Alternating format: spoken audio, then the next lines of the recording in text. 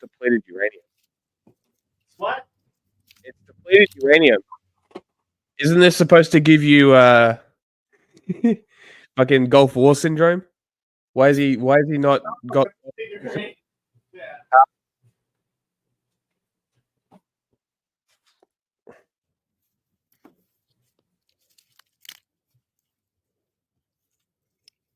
Oh damn, that's good.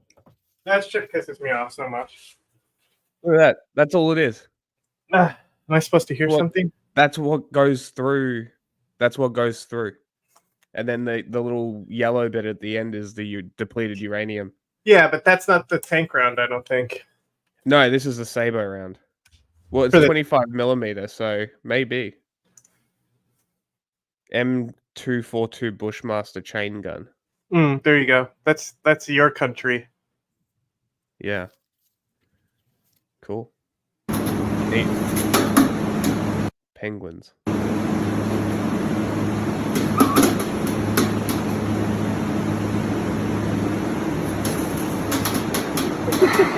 Just wants to run away. What's his problem?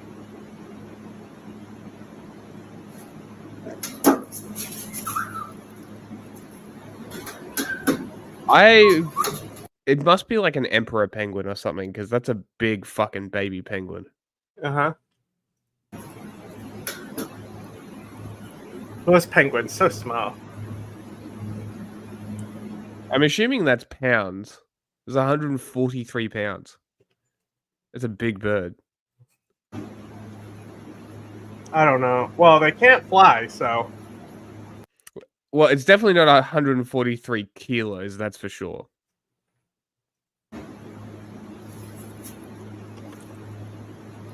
They can swim pretty good.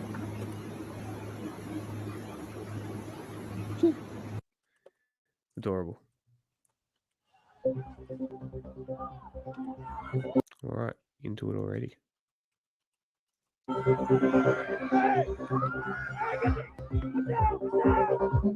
This is just audio. This is no audio. No voice over, sorry.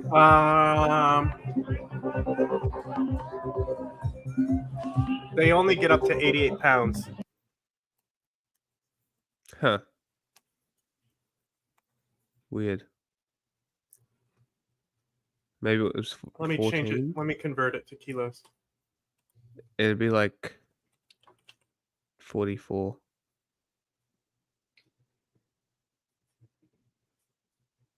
Ish.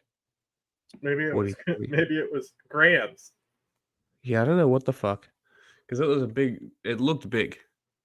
Maybe it was 14 kilos. Yeah, probably, because it says they start at 2.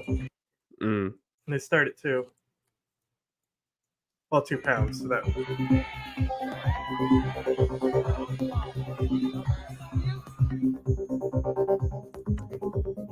I love that. They're literally putting Kerry Lake right there.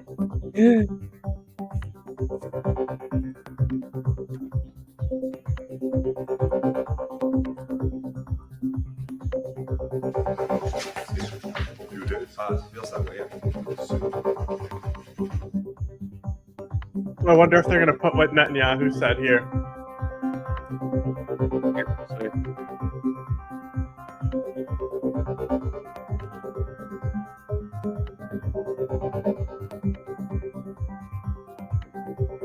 It didn't.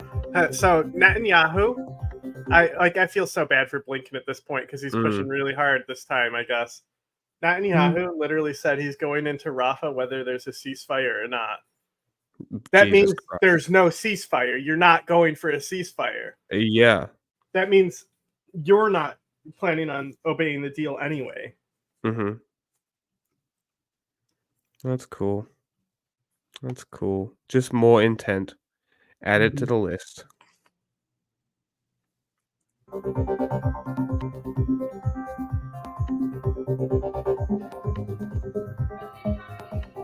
Yeah, bro.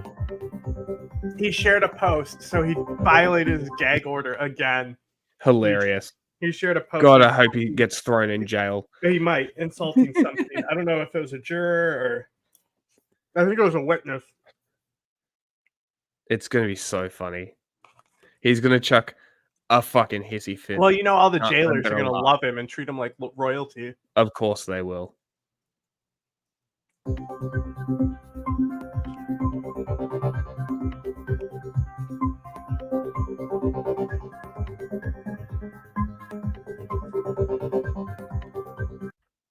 Amid the campus unrest in the U.S., Secretary of State Antony Blinken spent this day in Israel, insisting the time is now for a ceasefire.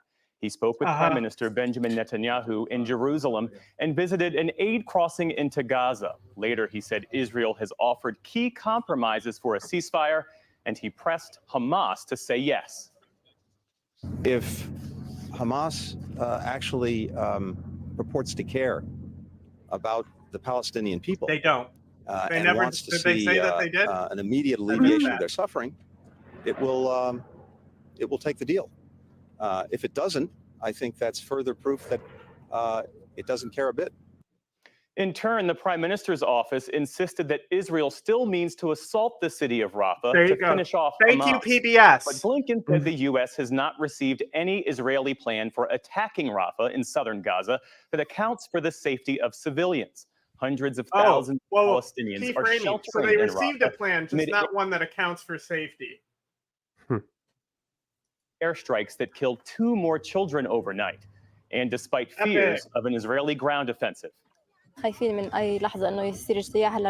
We are afraid at any moment that there will be an invasion of Rafah. That's Hamas. And even if the invasion happens, we do not know where to go. There is no safe place left. God willing, there will be a truce. Palestinian officials say the war in Gaza has killed more than 34,500 people It's like to date. so wild to me how few people can actually look at things objectively. Like, Iran is not good because Palestine oppressed. Okay, like Drew. Drew is like on the side of neoliberalism, and like I just said today, I was like, I can't wait for this conflict to end just so he stops posting L's. It's like, come on, dude. Like, he does need to stop. You had so much going for you. So much potential. What can you do? What can you do? Terrorists killed some 1,200 people in the October raid into southern Israel that sparked the war.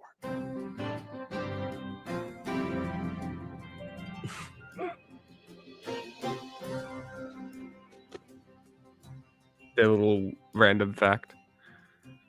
In the day's other headlines, the Federal Reserve left its key interest rate unchanged at better than 5%, acknowledging that inflation remains stubbornly high. That, in turn, jeopardizes plans to cut rates 3 times this year. Fed Chair Jerome Powell said he still expects inflation to drop this year closer to the goal of 2%, but there's no sign yet of that. We didn't see progress in the first quarter. And I've said that it appears then that it's going to take longer for us to reach that point of conference. So I don't know how long it'll take. I can just say, just don't let it when inflate. We get that confidence, then rate cuts will the money is imaginary, and I don't know exactly when that will be. Powell did say it's unlikely the Fed's next move will be a rate increase.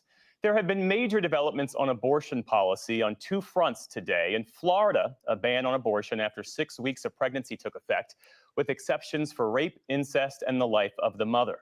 And Vice President Kamala Harris visited Jacksonville today and denounced the law. Voters will decide whether to add abortion rights to the state constitution this November. The Arizona State Senate voted today to overturn a strict abortion ban that dates to 1864. Democrats won over enough Republicans to carry the measure. Is there any coverage repeal that we narrowly got in passed there the of state Kamala House Harris last going on week Drew as 3 Barrymore? Republicans crossed party lines. The I can law look for provides it. no exceptions for rape or if it's incest. not, I'll find something, because obviously you can't probably show the I haven't Drew seen Barrymore anything, segment, but there's some really cringe stuff I've seen from it. So I bet. I haven't seen any of it on the playlist, so I don't know. Yeah, so I'll find it. In Congress, far-right Republican Marjorie Taylor Greene is vowing that she'll forge ahead with trying to oust House Speaker Mike Johnson.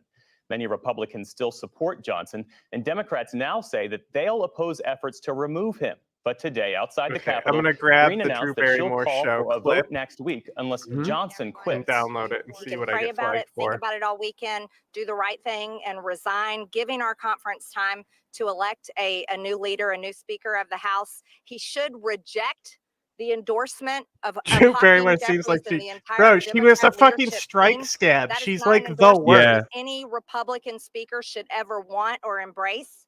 For his part, House Minority Leader Hakeem Jeffries says it's time for Democrats to help restore order in the House. House Republicans are either unwilling Whoa, whoa, whoa. or unable.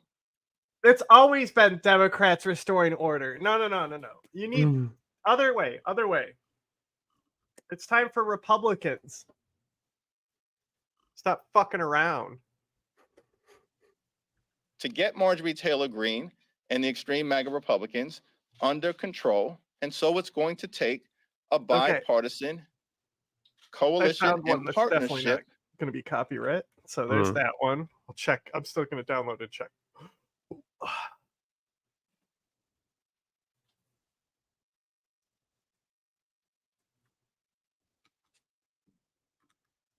To accomplish that objective.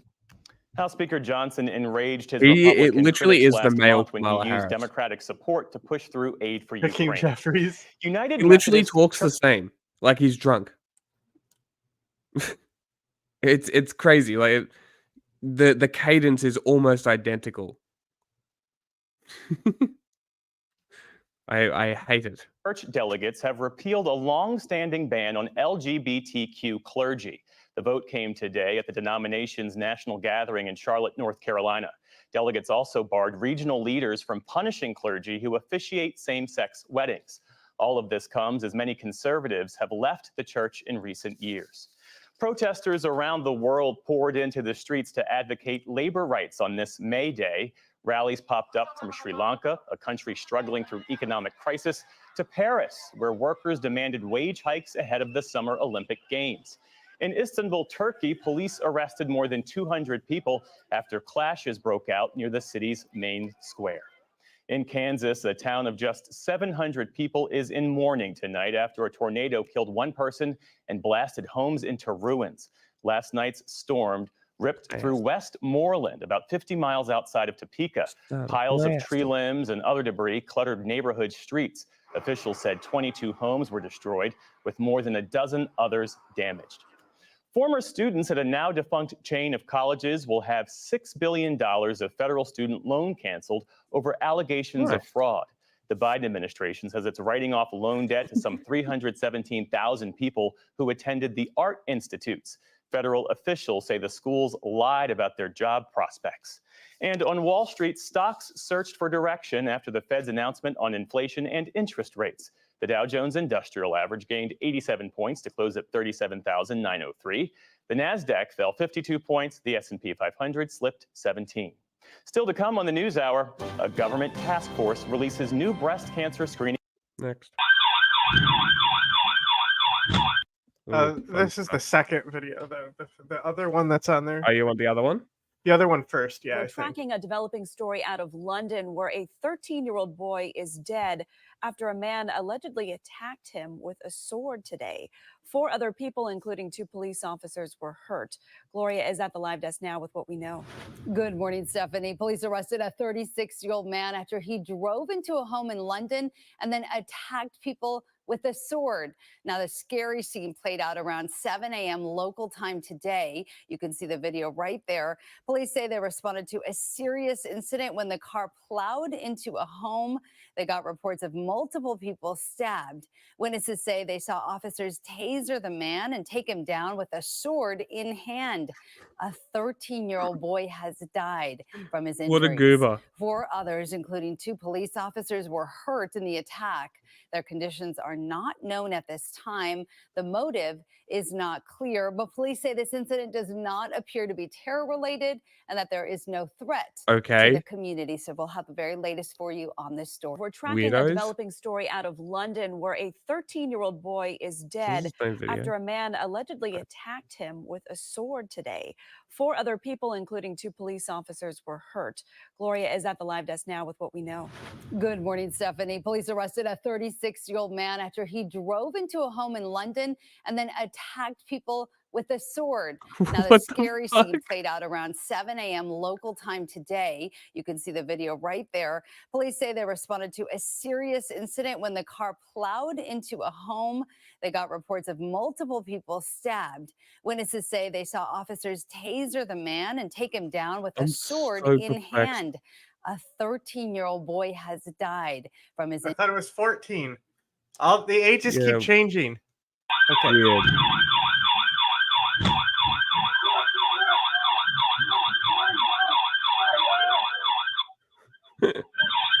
Are they yelling taser, taser at him too? I don't know.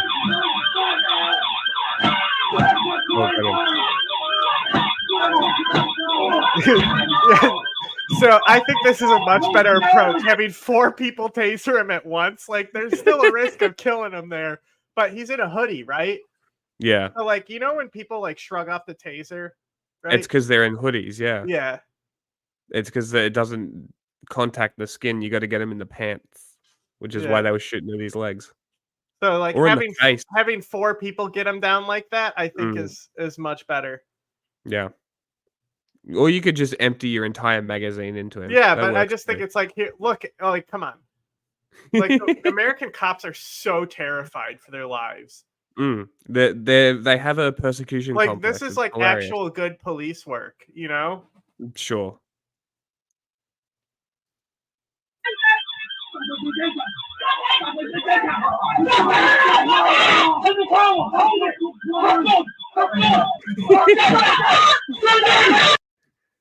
There's even a commander there giving orders to make sure everything's going right. Like, that's pretty cool.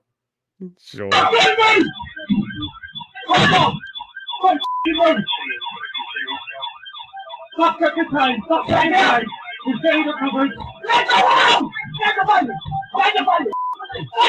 Why is this so weird? What is happening? It's like a fucking clown car. More bombs every... Look, here comes another one. So, like, you know, like, it's so much easier to be, like, better than American police, you know? Yeah. Like, there's probably not a single training. cop unit in Europe that's worse. Well, it depends on what we classify as Europe, because, like, Belarus and Russia could be qualified there. Maybe.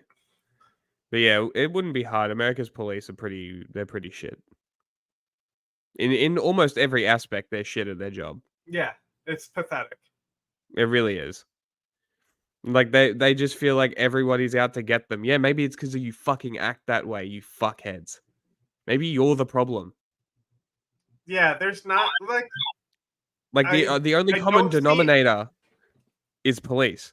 I don't see, like, the amount of anti-police rhetoric in other countries as compared to the United States. Yeah, no, not really. Just, yeah, it really depends on the country. Like, there's none, I would say, in Japan or Korea. I'd probably say there's very minimal. Most like, European if a cop gets killed in Japan, the entire country's in mourning. Yeah, it'd be something like that. Yeah. It's just like, I don't know what the deal is. Like, chill the fuck out.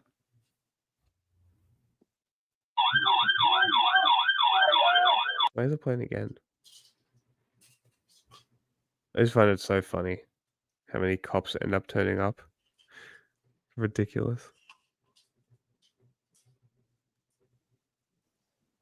Turkish President Recep Tayyip Erdogan's recent high-profile meeting with Hamas leader Ismail Haniyeh was an attempt to quell growing domestic criticism of his complicated stance on the war. He has maintained Israel trade links while condemning Israel's war on Hamas. Meanwhile, buying their weapons, voters that there is no working with them militarily too. There is no such thing as a hypocritical approach. Turkey might emerge as a potential candidate country to host Hamas if Qatar decides to, send Hamas members abroad. Turkey wants a wider role in resolving the Gaza conflict, and observers say Ankara sees an opportunity amid reports that Qatar may be preparing to expel the group. In his bid to boost Turkey's role as a mediator in Gaza, Erdogan has been stepping up diplomatic efforts with Egypt, recently hosting Egyptian Foreign Minister Sameh Shoukry. Relations between Turkey and Egypt have been warming after years of tensions, and analysts say there is room for cooperation. Both are very active in the rhetorical space in terms of their deep sympathy for the Palestinians in Gaza. At the same time, they maintain their commercial, diplomatic, and security ties with Israel. But analysts warn Erdogan's public attacks on Israeli Prime Minister Benjamin Netanyahu limit any mediating role for Turkey. The government has to moderate its tone, has to repair its dialogue with Israel, because as it stands, Turkey is no longer perceived as an impartial third-party actor which can take on a role as a mediator. And instead of perhaps advocating Hamas, endorsing Hamas, Turkey has to shift to a more balanced position. Erdogan this month blamed Iran and Israel for increasing tensions, a break from only criticizing Israel. Analysts say Turkey's close ties to Hamas could counter Iran's influence on the group. Observers see Erdogan's overtures to Hamas as a factor behind the postponement of a planned visit to Washington in May. It was blamed on scheduling issues. With the dramatic Turkey doesn't have close ties with Iran? Like, come on. Oh, we'll be more anti-Iran if they're hosted by us. No, you won't. Then Qatar? No, you won't. Gaza, Erdogan would have felt compelled to put Gaza high up on his list. And I don't think the White House is in a place, for all types of reasons, including domestic difficulty of this issue, to be hosting a world leader who's going to criticize in front of cameras U.S. position on Gaza. Despite the postponement of Erdogan's visit, both Washington and Ankara say they remain committed to high-level cooperation. Dorian Jones for VOA News.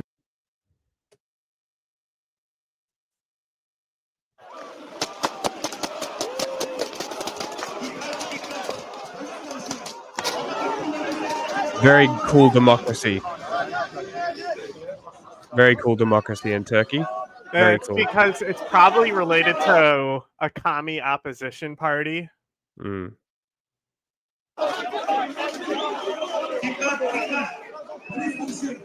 They said something pro-Kurdish. Yeah, maybe.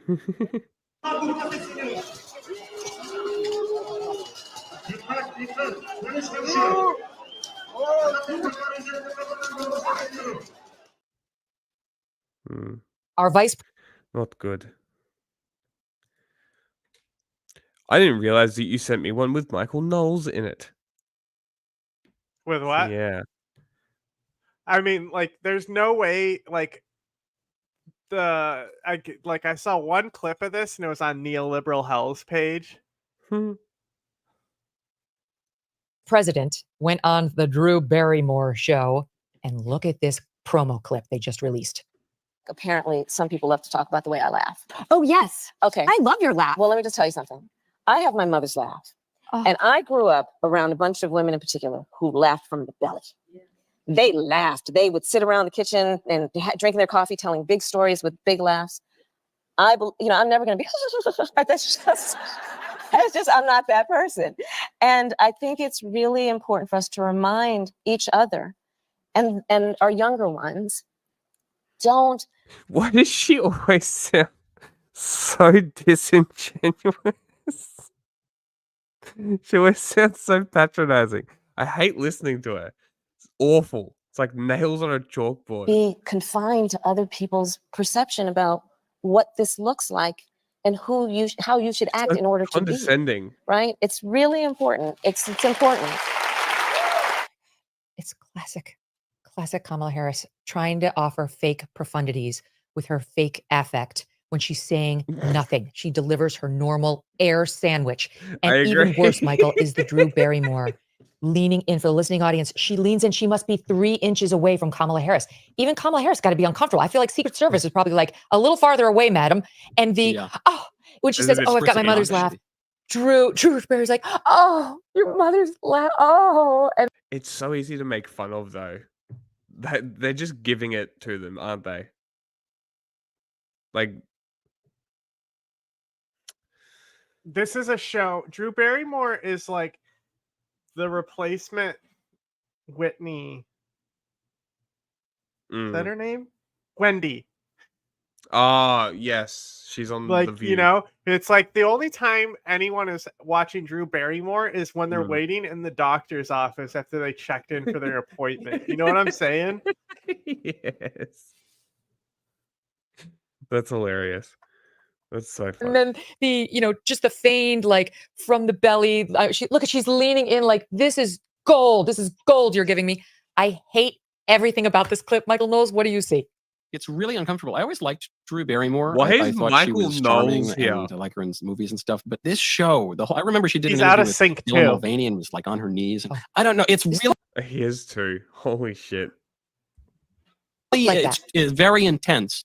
And then you took the words right out of my mouth when I was watching that clip. All I thought was, this He's back.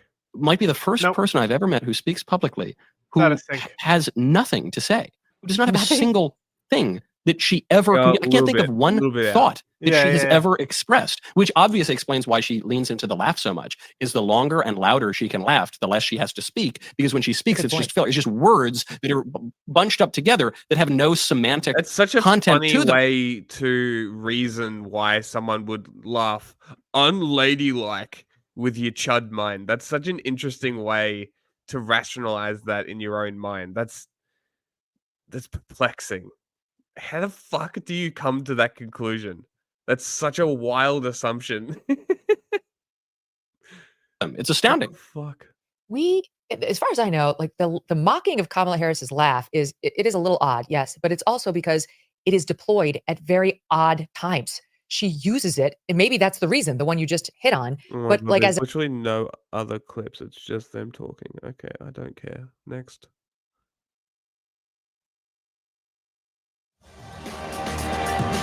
With Drew Barrymore yesterday when the talk show host told the vice president, we need her to be the mamala of the country.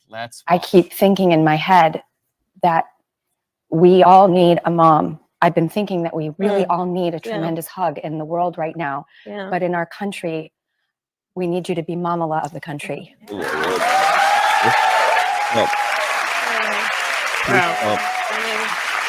No, please stop. no. Yeah. Hang on. You tell me now. Imagine it's just as stupid as a pun or something like that. All right, but Hillary Clinton is there. Better or worse? Worse. Worse. Much Also, worse. Mamala. That's is this soundbite worthy or is it just like who cares? Is it funny? Not it's the way she says it, it could be. But I'm trying to figure out how we get them to have Pokemon go to the polls. World right now. Yeah. But in our country, we need you to be mamala of the country. I don't know. If people want it, maybe.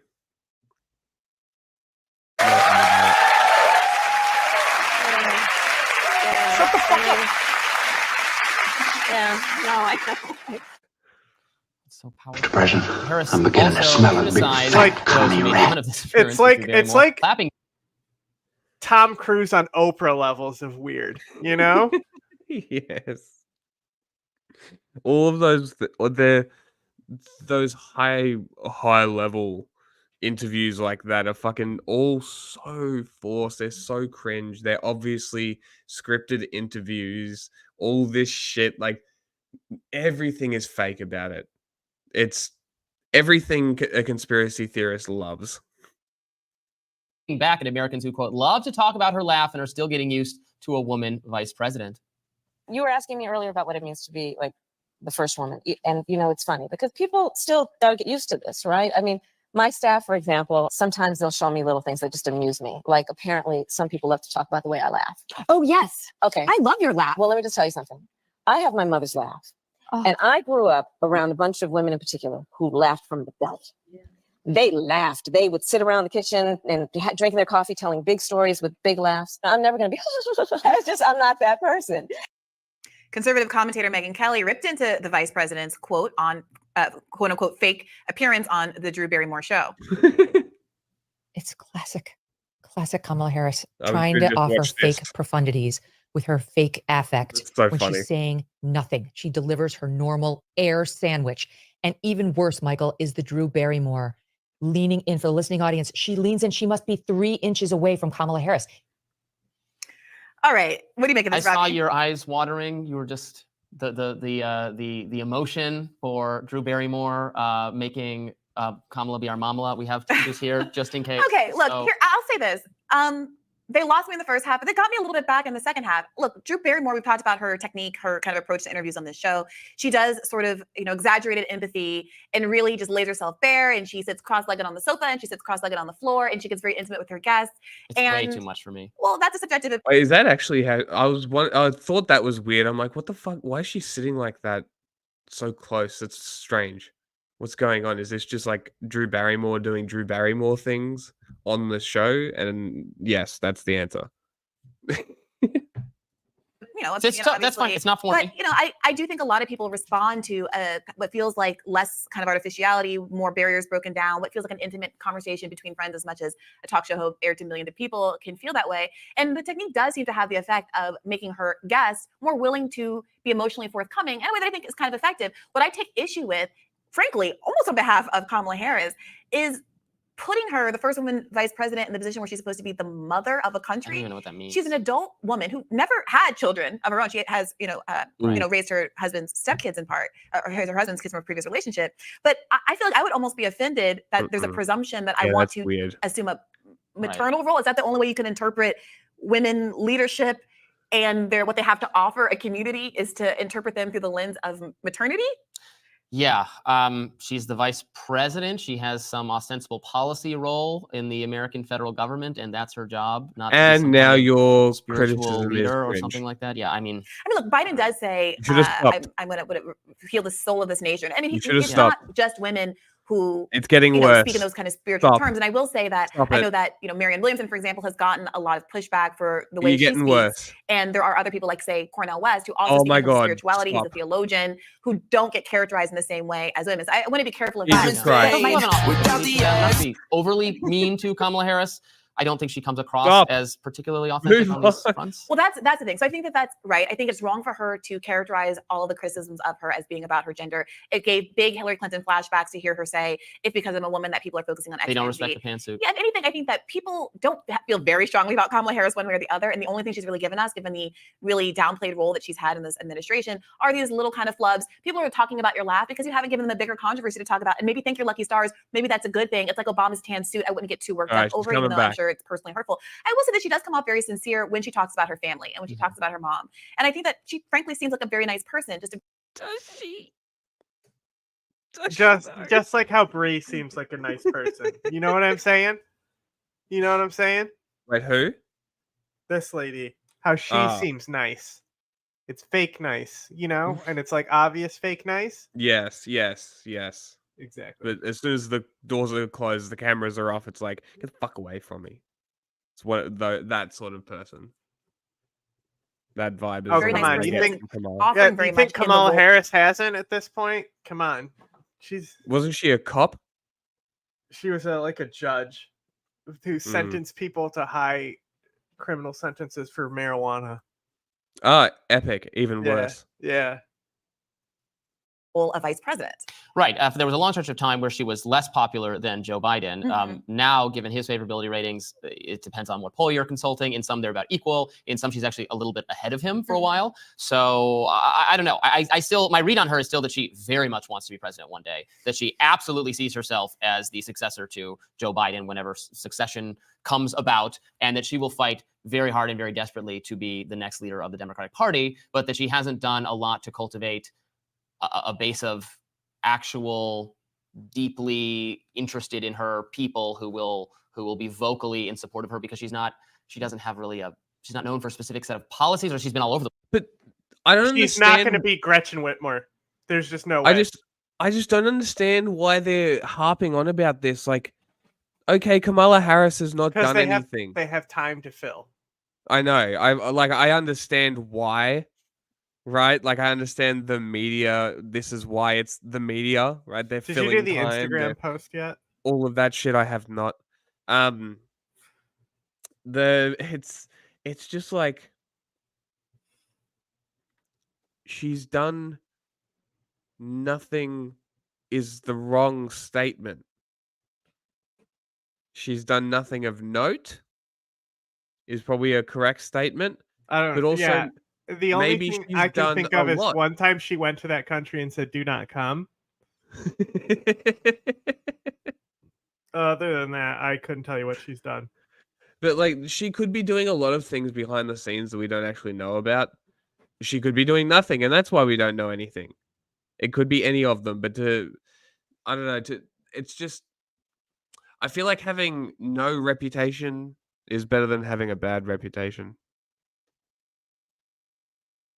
Like a reputation as a politician, anyway. Is like just existing, doing things. The place, frankly, on policy. She was a tough on crime prosecutor, and then wanted to refashion herself in a post Black Lives Matter world as a totally different character. I think that has not been particularly persuasive. And then you got to flip back I can when tell. you become the VP to the fund the police more guy in Joe Biden. So yes, I think the biggest issue that she will face, if you're right about her wanting to have a longer political career, and that if she doesn't think that this is the peak, which if I were her, I'd be very happy with somehow getting to this It's place. definitely the peak. Then she's gonna But yeah. have to contend with all of that again. And in fact, I found myself sitting here Unless she thinking, got well, Supreme maybe it is Court. tough for a VP to ever really transition into the presidential role. That hasn't happened so frequently that I completely forgot that Joe Biden is currently the president right now. Yeah. But he took a mini bite to the apple. And of course, he didn't run immediately after he left the White House. So it could be that Kamala Harris is a relatively young woman, and it could be that that's several years out now. But I think the problem for her right now is, what role is she playing in this administration? What role is she playing to help Biden win? She was selected with the idea that having a more diverse ticket would bring in a more inclusive voter base. But we're seeing is that younger voters, Black voters, a lot of the demographics that Biden relies on, and relied on not just to win in 2020, but to win the Senate and to win the state of Georgia, are now deeply frustrated with the administration. Not, I think, because of anything Kamala Harris personally has done, but That was a much more in-depth analysis than I expected from them on that clip. Weird. Anyway, next. Congresswoman Marjorie Taylor Greene says she will force a vote to oust House Speaker Mike Johnson next week. Greene has repeatedly denounced Johnson's leadership, and she argues that he failed to deliver on promises by negotiating with Democrats and breaking procedural rules. Our favorite to pass salt mine. legislation. CBS News correspondent Nicole Killian brings us more now from Capitol Hill. Nicole, you've reported on this previously, so I'm still wondering, does Marjorie Taylor Greene have enough support to oust Speaker Johnson? Well, she already has two other Republicans on board, and quite frankly, she doesn't need much given Republicans a small majority. But she says that she feels betrayed by the speaker for a number of reasons, from his handling of government funding earlier this year to most recently the passage of this huge national security supplemental package, which included funding for Ukraine. She also faulted him for his handling of a recent vote that passed with respect to FISA reform. And I'm not saying Hitler was a program. good So guy. all of that combined, she feels is reason enough to move forward with this motion to vacate. She feels that the speaker too often has been working in tandem with Democrats, or kind of having to build what she calls a uniparty to get legislation passed. And she says that that is at odds with the Republican agenda. She says she will move forward with this motion to vacate next week. And I asked her about her response to Speaker Johnson, who was asked about this motion just last night and called Congresswoman Greene not a serious lawmaker. I'm not into personal attacks. That's not why I'm doing this. This has nothing to do with Mike Johnson as a person. But this is about his job performance, and I believe in accountability. I voted for Mike Johnson as speaker, and every single day when I'm out and about, She's actually talking to folks full in of my shit, district or isn't I'm she? traveling across the country, the one phrase I hear over and over again is "keep fighting, keep fighting." They do not want us to back down. We have people, yeah. When she said we have people, that was also in response to my question about if not Speaker Johnson, then who? Because as we know, part of the issue when former Speaker McCarthy was ousted is we saw them go round after round trying to find these candidates who ultimately couldn't muster the votes, which is how they landed on Speaker Mike Johnson. So as you heard her say there, you know, she has names, but that It's going to be so fucking funny if Hakeem Jeffries gets the speaker. He will. It's going to be so fucking funny. It's going to blow up in their face, and then they get Well, their no. They're not ousting him. Johnson's not going anywhere. Oh, you don't reckon it'll succeed? No, he gave him the aid. They're gonna stand by him. They're Democrats. They don't fucking do fucking Mitch McConnell shit like that. Fair enough. That being said, you know, There's because this Democrats have made clear they will likely in the video game Fight Night, right? I don't know what won, right? But there's this announcer, and like he says like the dumbest John Madden shit, and at one point he goes, like if you're not throwing enough power punches, they'll start criticizing you, being like, you know, some guys they get in there, they think if I don't hit him hard, he's not gonna hit me hard. I mean, that's not how it works. You know, and that's how Democrats are. They think if they don't punch the Republicans hard, they won't get punched hard back. It's Charlie Brown football shit again. Like every time they fuck themselves with this shit. Yeah. Need to table any motion to vacate if Congressman Green brings it up. Then, as of now, it's unlikely to succeed next week. Well, interesting, Nicole, to even hear that audible laughter when Representative Marjorie Taylor Greene said she's not into personal attacks. But let's shift gears because today the House is holding a vote on a bill to combat anti-Semitism and anti-Jewish hate. What more can you tell us about that? Well, the House is poised to take up and vote on legislation called the Anti-Semitism Awareness Act, which this would is modify like the working definition this of type of anti-Semitism shit is when it like comes to the fucking enforcing act that anti-discrimination laws. Russia But separate made from that's that, of like course, we know against Nazism, and then the tankies and shit and the Russia stance always post it being like, how come America is the only country that didn't denounce Nazism on this like UN thing? And then it's like, you look it up and it's literally like, oh, this is just Russian propaganda meant to like endorse them going into Ukraine. Yeah. Right. Same shit. Always. This is literally Russia shit that's going on right now. that just yesterday, Speaker Mike Johnson announced what he said would be this House-wide crackdown on anti-Semitism on college campuses. And we have already seen a step today on the part of the House Oversight Committee with some members saying that they will visit the campus of George Washington University here in Washington, where there has been an encampment set up for a number of days. They also are calling a hearing for next week where they have asked both the mayor of D.C., Muriel Bowser, and the chief of the Metropolitan Police Department here in Washington to provide answers about the city's handling of this encampment. And then separate from that, we are also hearing lawmakers on both sides express concerns about what we saw unfold yesterday at Columbia's campus when the NYPD came on campus and arrested dozens of individuals. For instance, Congresswoman Rashida Tlaib, Congressman Jamal Bowman, both progressives really decrying the use of force on campus, but other members of Congress, we just heard from Republican senators, for instance, who felt that that was a Okay, we're not there yet. Let's turn to what's going on in D.C. today. This is a sort of a funny little drama of people I don't like. And so I'm enjoying it. Mike Johnson is probably the second most powerful theocrat we've ever had in office in this country. The first being Mike Pence. And of course, he was vice president. Mike Johnson. Is he a Dominionist? Pence? No. I mean, I'm sure he subscribes to like the Dominion theology of like the global caliphate, but he's not like well, when we say Dominionist, they subscribe to the like the Seven Mountains mandate theory.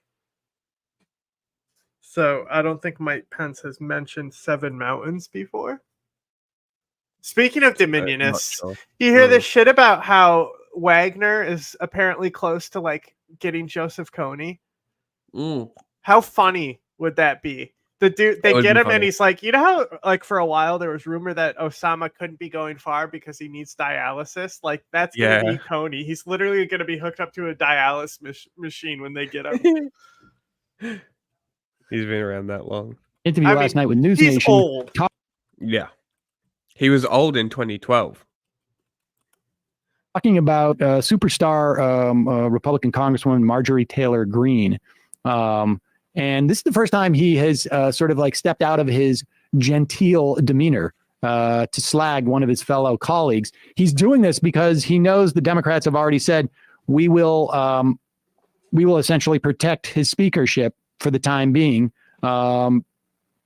Basically, I think giving us an indication that there was a trade over the supplemental war aid, Ukraine, Israel, Taiwan, and some aid to Gaza.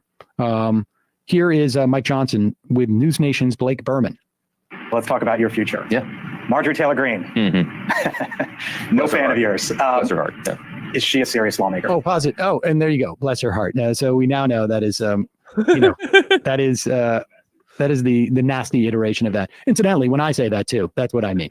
Yeah. I mean, F them. It's different coming from like a very religious fundamentalist to say bless. Well, exactly. Yeah. It just goes to show like I'm also insincere when I say it in a way that seems like I actually do care about that person, but go ahead. No fan of yours. Bless her heart. Yeah. Is she a serious lawmaker?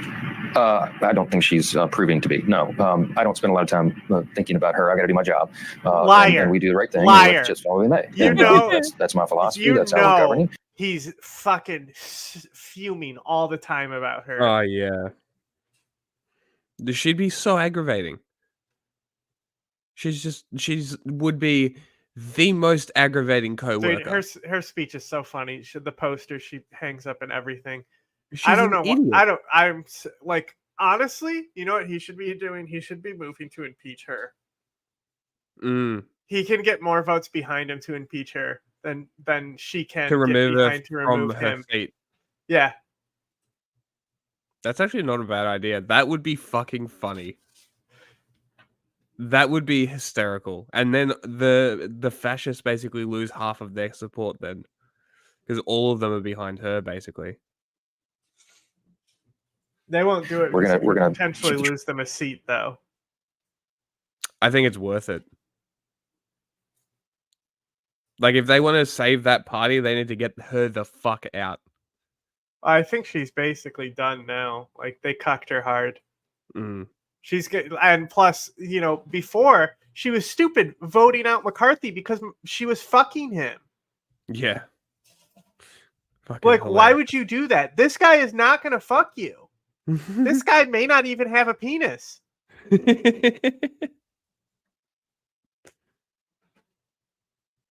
Train on the tracks and show the American people that not just what we're against, but what we're for. That there's a conservative agenda that is necessary to get the country back on the right track. And then put and the way somebody for us in the position where she can't Gamergate on them. That's such a funny way to fucking describe it. to do that is to keep and grow the House majority. Descending into chaos and closing the House down and vacating the chair again is exactly the opposite of what needs to happen. Let's talk about what a rhino this guy is. Marjorie Taylor Greene, she's always standing by the bat phone. She's got all of her Google alerts going and I mentioned constantly updating. And as soon as he says that, Marjorie Taylor Greene schedules this press conference for this morning. I think the American people need to see a recorded vote of does members of Congress support the Uniparty? Is this what they support? I think every member of Congress needs to take that vote and let the chips fall where they may. I am going to be calling this. Pause it for 1 second. One of the things that I think people aren't talking about is how much Mike Johnson and Marjorie Taylor Greene agree on chips and chips and gravity. Those two have found common cause for chips falling where they may. I do look forward to the vote on does members of Congress support the Uniparty. Well, this is the interesting dynamic here, and I think it's part of the Democrats' calculation.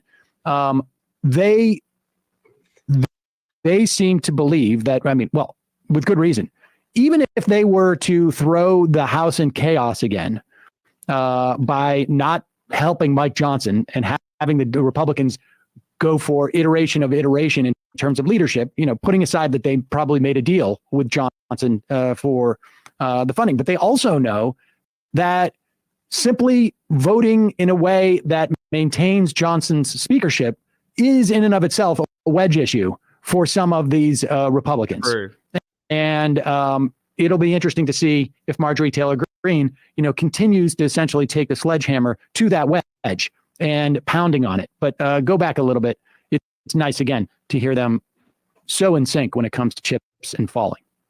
Every member of Congress needs to take that vote and let the chips fall where they may. And so next week, I am going to be calling this motion to vacate. Absolutely calling it. I can't wait to see Democrats go out and support a Republican speaker and have to go home to their primaries and have to run for Congress again, having supported a Republican. Yeah, it's going to be hilarious when they explain why. It's like, because fuck her. And you know what they'll all say? Fair enough. Also, now they have leverage. Are you a fucking idiot? Politics, everybody. She is a literal idiot. Yeah.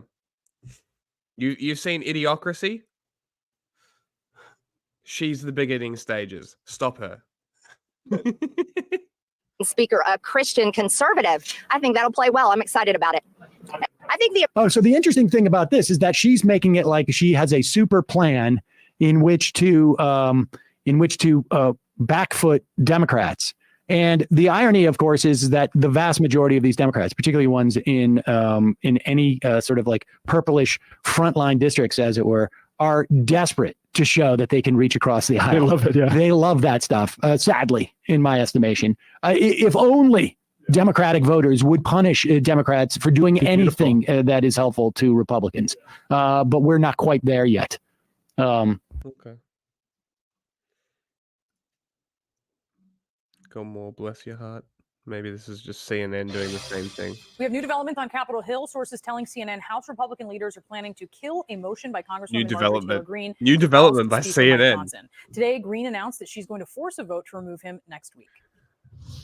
I think every member of Congress. New development on CNN is a press conference. Yeah, We that's don't how, need to like watch her. Go to her actual press conferences because, like, And then we came back. Like, it's sort of in the beginning of it when she gets the hat out. Oh, you want the hat bit? Yeah, it's very funny. Also, you got to see the pictures behind her. Like, the other guy talks as well, so she only talks for half the runtime on this. I am not listening to her talk.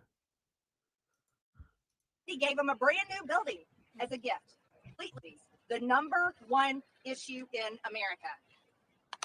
So I entered a motion to vacate, but I didn't call it for a vote. I was controlled. If I was quicker, I would have hit a soundbite I was there. being conscious and caring about my conference and our majority. It was a warning to stop serving the Democrats and support our Republican. She's pointing at the pictures. Show the pictures. They're very funny. Didn't do it. Mm-hmm. And we all went home. And Republican voters everywhere, Americans were raging at Mike Johnson. And he doubled down. He didn't change course. He continued. Shut the When we fuck came up. back, he reauthorized FISA. And he was the deciding vote himself to stop the warrant requirement of FISA. He voted it down. When only 6 months before that, before Speaker, he was for it. That was the second betrayal. And then we all went home and America raged, and I was still responsible. I was America still patient, raged, meaning, and I was you know. still being careful. You with have our never been responsible, lady. I don't give a fuck because Twitter's not a real place. Then we came back. And that's when Mike Johnson fully joined the disgusting business model of Washington, D.C. to fund forever wars. Yeah, that's what this is. The Uniparty is Make Ukraine Great Again. The Uniparty is all about funding every single foreign war. They think this is the business model that needs This to be done. was such a misstep by her. Oh my god. To fucking have that hat made. Such a misstep. How are you so dumb to know? She does like, not understand the meme fact- warfare. Like, it took maybe 10 minutes before people were already making those and selling them to raise money for Ukraine. Like, you are so dumb. It even had a tag on it, you know? Yeah, it did. So like, where's that from? You know, You she could must probably have, figure that out. you know, like what is that tag? Somebody must have been like, hey, look. Can you know that hat you made for that crazy psycho blonde lady? Can you make a shit ton of them? Yeah, but but like, it looks like it was like bought out of a store because it's got a tag on it. Mm. The mall probably got it embroidered. That's right. Because look, here's the thing. She pulls out another. Now, if you go to the later section, she pulls out another hat, right? And it's just as shitty. Like this is like something that like my uncle, not my uncle, but my great uncle, like my grandpa's brother. That's the type of hats he wears or wore. He's dead now. But like that's what he wore all the time. That was the type of hat he would wear. But it would always be like, you know, the Elks Lodge or something, you know. He's a good guy. I can't quite make out the tag. Yeah, I think they're right. Mall kiosk. Make Ukraine great again. The Uniparty is all about funding every single foreign war. They think this is the business model that needs to be done.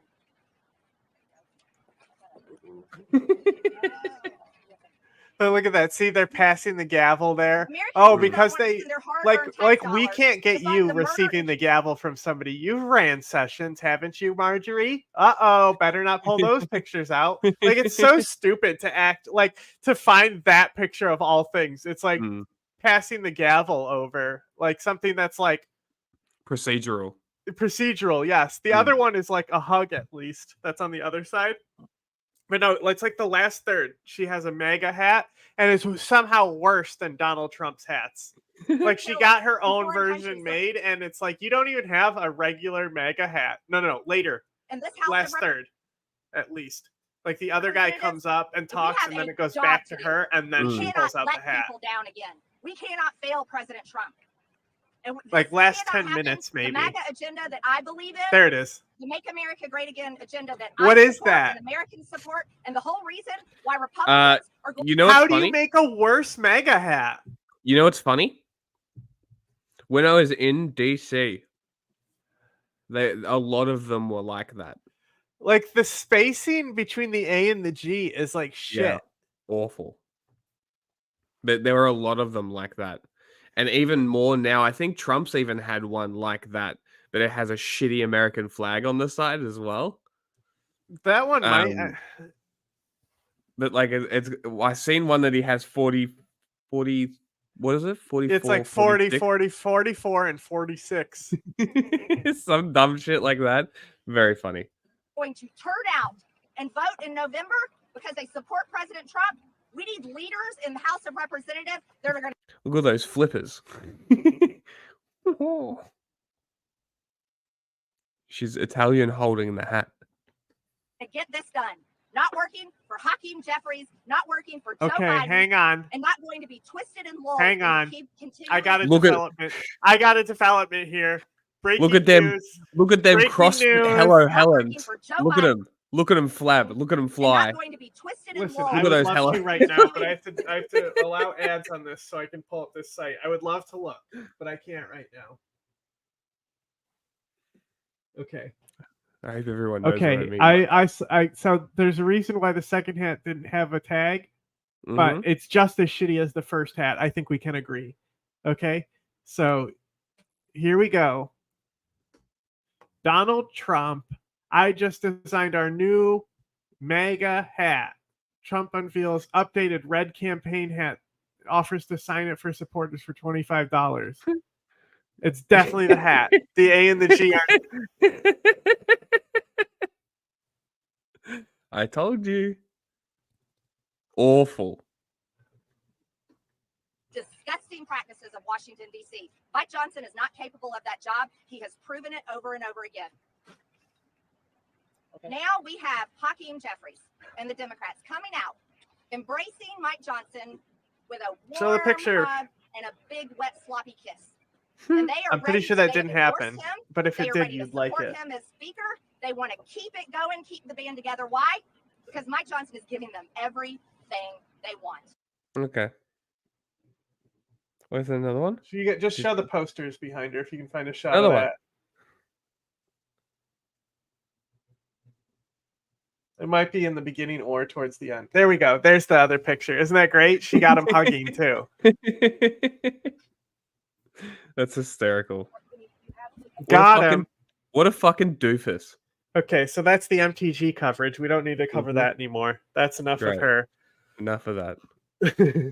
Let's do some The quick Port of stuff. Barcelona is one of the key entry points for Chinese-made EVs to the European market. In 2021, nearly 2,000 Chinese-made Of course vehicles it's arrived at Barcelona. docks in Barcelona. Those fucking commies. Last year, that number reached In 87,000. Barcelona. Those Yep. numbers are And now they're stuck with shitty Chinese EVs that they can't sell. Great. Commie bastards. Concerns expressed by EU officials, including European Commission President Ursula von der Leyen, about growing trade with China. What we want is China to respect the level playing field when it comes to access for our company. Hey, Europe. They don't care. It's so funny that both Europe and the United States are telling China to fuck off with their shitty EVs. They're not. They're like, please respect our laws and our rules and Yeah. But China's like, we have to dump these somewhere. We're running out of space. Mm-hmm. They're running out of dumping ground. We need to use your port as a landfill for our fucking EVs. The amount of people who fucking died for these fucking Chinese EVs is so tragic. You know, people always are like, the lithium in your battery. And because people think it's like an own. When they're like, they grind up animals for fertilizer when they farm vegetables, so you're not a vegetarian. It's like, okay, dude, like the vegetarians don't care when you say that.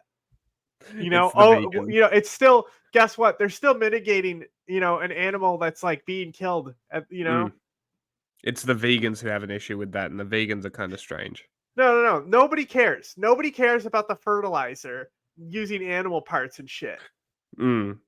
Like, who the fuck cares? Yeah, also, when they also kill bugs when they fucking harvest the crops. Well, that's another thing that people say. Like, who cares? They don't care. It's where your morality line like, is.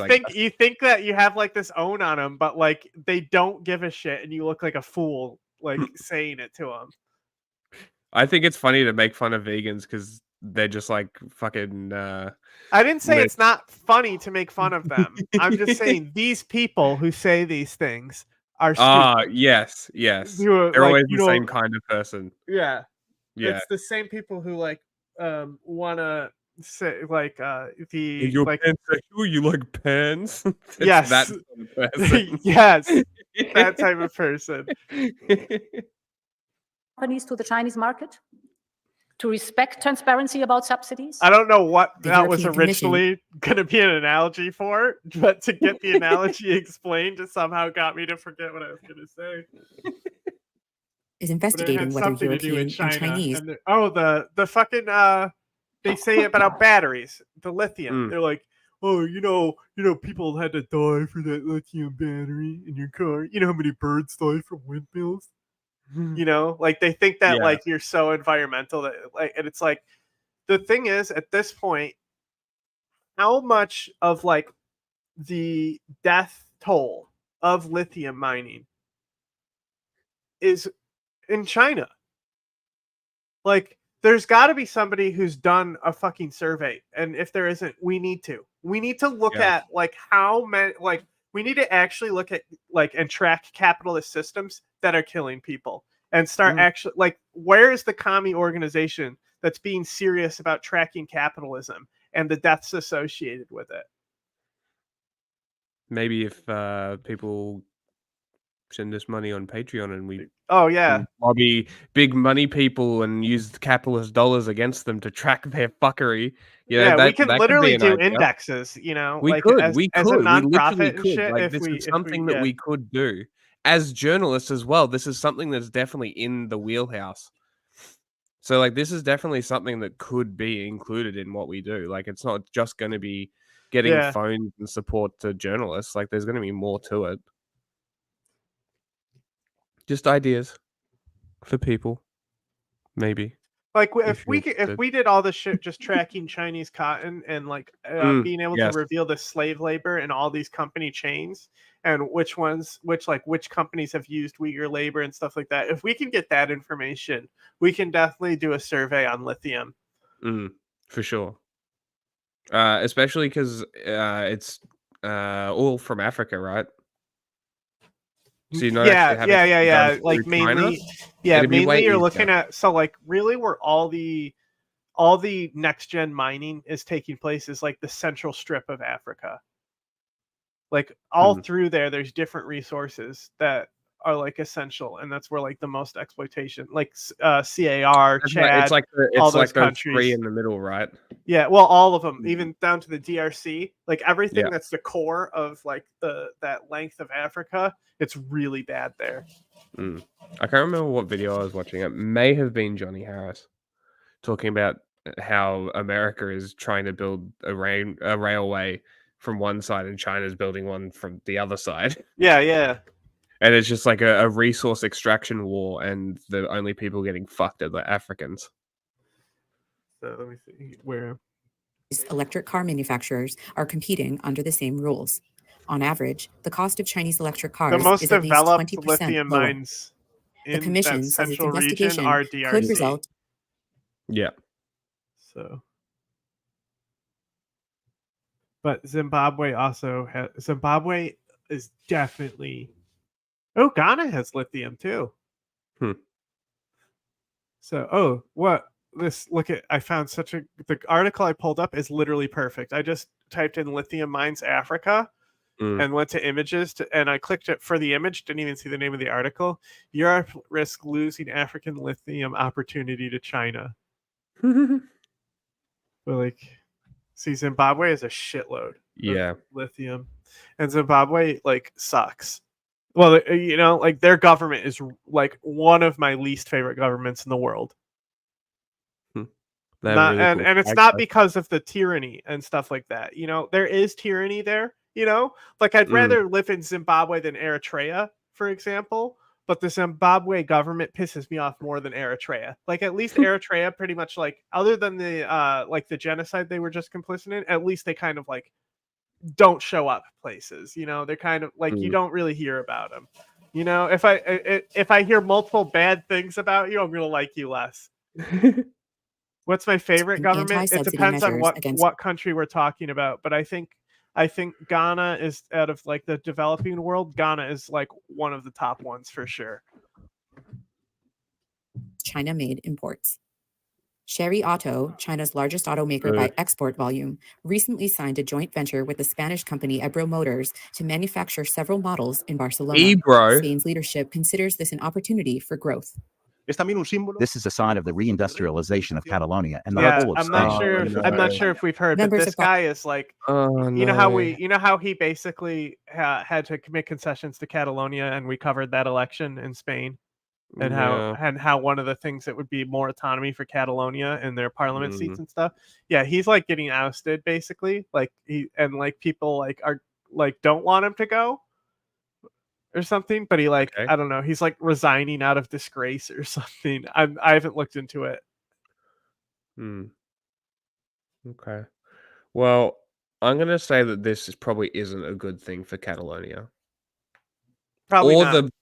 the Spanish company that they partnered with. No, like Spain is, I think, but Spain, it's Catalonia super left. They're commies, like they're fucking insane commies there. And true, maybe they'll love the boot. And so like the minority party along with Catalonia is also pretty Marxist. So while this guy is more center left, the main party, the like two other parties that like make up his party, I'm pretty sure are pretty out there. Like Assadist level out there. Then they'll definitely love the boot. I hope they enjoy it. Barcelona's car industry agree. What Europe needs to do is promote EV manufacturing here in Europe, whether it be of European.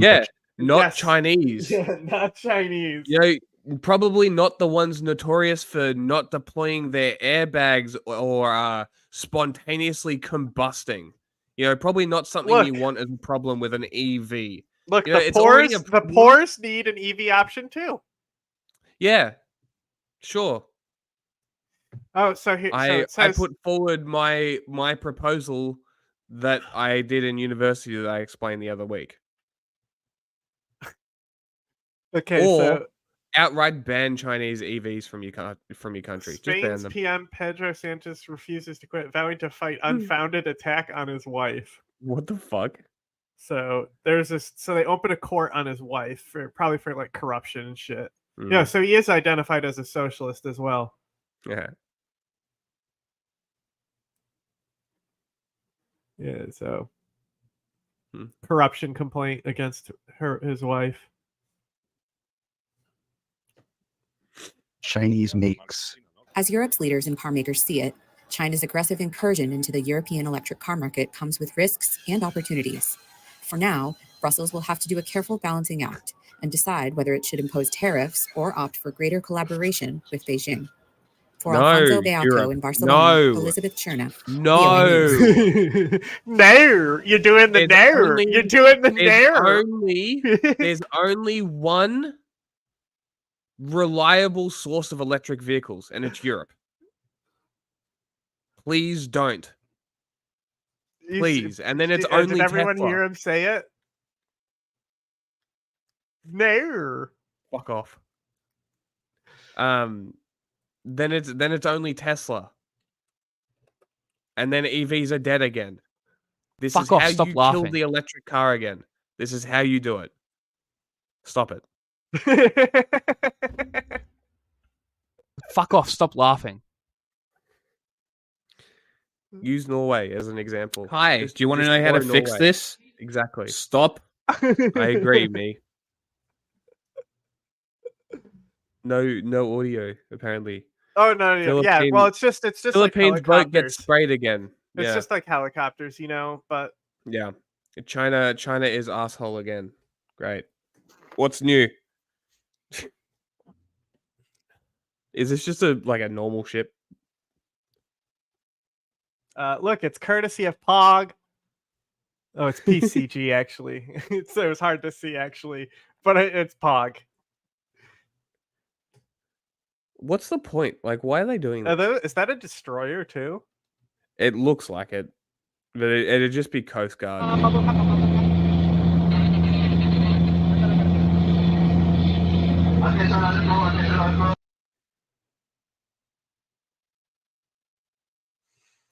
Isn't that epic? Yeah. What would be cool is if the Philippines is like, we're gonna mine certain parts and only gonna tell everybody else. Have fun. Just leave little gifts for them around the place. Fine, we'll get rid of them once you fuck off. These are the first photos. I think that's a great solution. Of the new pier, Somebody the US was like, military is this building cost off like whatever $1 billion, and it's like, and they're like, how could this coast this much? And I wrote shipping and handling. Like, come on, bro. You think you're just looking at a thing. You're not even this is the issue with fucking capitalists and shit, right? They don't even account for labor about anything. They just fucking think shit materializes. Yes. When how long did it take you to learn that there's not an infinite amount of stuff out there, and everything, it's not created magically in a lab. All these resources have to come out of the ground. How old were you? Pretty early. When you really actually process that. Very early primary school. I was in high school knowing I wanted to do science and shit. I was pretty on top of it. So that sort of stuff, religious stuff never got through to me. It was always a joke. It just never made sense to me. How do the Philippines relate to China over Taiwan? Would they be involved? Okay, so this is a multi-tier question. Jack is going to explain more, but I'll answer the first part of this question. The Philippines, because of China's bullying, they have actually, and remember, we have a colonial history. We tortured these people with water torture, right? And people defected because it was so bad. So they just got U.S. troops out of the country. They now have a deal with the U.S. where the U.S. is coming in, building bases, and they're going to stay in those bases for a certain period of time, and then after the Philippines gets the bases. So the Philippines are fully on board with the U.S. against China. Now, Jack is going to explain more of what's going on in the South China Sea. Yeah, so basically with so the real conflict is obviously the economic the economic zones, exclusive economic zones. So I think there's like 8 or 9 countries that claim parts of the South China Sea, and then China be like, it says China, it ours. That's basically China's justification for all of this. And then all of the conflict is between specific island chains inside the South China Sea, which China is trying to claim these specific ones is over a specific island called the Thomas second Shoal? Thomas Shoal. Second Thomas Shoal. The Philippines crashed a ship into it to lay claim to it, and they had a group of Marines on the ship since. Permanently, It's been about and 24 years, those I Marines believe. have to get supplies. So when they Yeah, attack and these that's ships, they're yes. supply ships to these Marines. So that is where the conflict is coming from. Because they also do it to fishing vessels, and they don't really give that much of a shit about it unless they kill somebody. It's just sort of an inconvenience, even though I think they are now pushing a little harder because it's impacting the fishing industry. Also, you've got like, as you can see, like Brunei and Malaysia, they all have claims over these islands.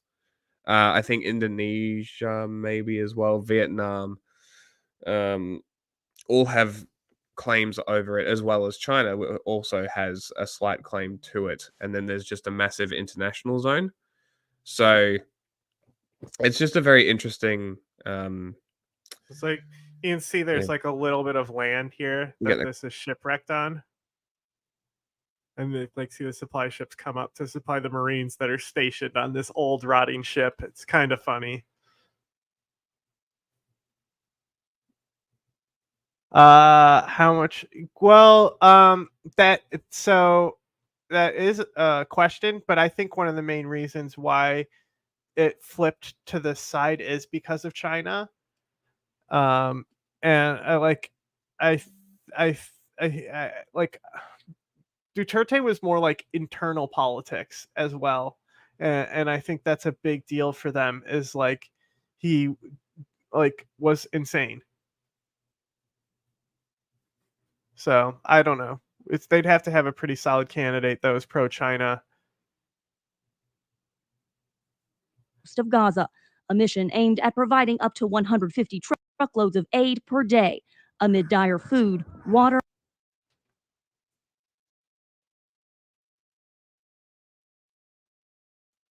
and medicine shortages there. But not everyone is on board with the plan. Some legislators worried on Capitol Hill Tuesday that the American troops building the pier are unnecessarily in harm's way, despite President Joe Biden's assurances that no forces will go into Gaza. And U.S. Secretary of Defense Lloyd Austin. So if someone from land in Gaza shoots at our service members who are on the $320 million pier that we're building, you're telling me our service members can shoot back? They have the right to return fire to protect themselves. You guys seem to be sort of saying that boots on a pier connected to the ground, connected to service members shooting into Gaza, doesn't count as boots on the ground? It does not. Austin told lawmakers that Israeli forces will help the U.S. secure the pier, which raised further concerns. I just think, given the differences I think we have with the Israelis on civilian casualties, we better get right clear about what the response is going to be when we are shot at, since I don't think many Americans feel that it reflects the same values that we have here. More than 1,200 Israelis were killed in the October 7th Hamas terror attack. Israel has since laid siege to Gaza in an effort to rid the enclave of Hamas militants. Austin stressed that Israeli forces need to do a better job of protecting civilians. When he was a general, he oversaw the U.S. withdrawal from Iraq in 2011. Damn, he's like a big motherfucker.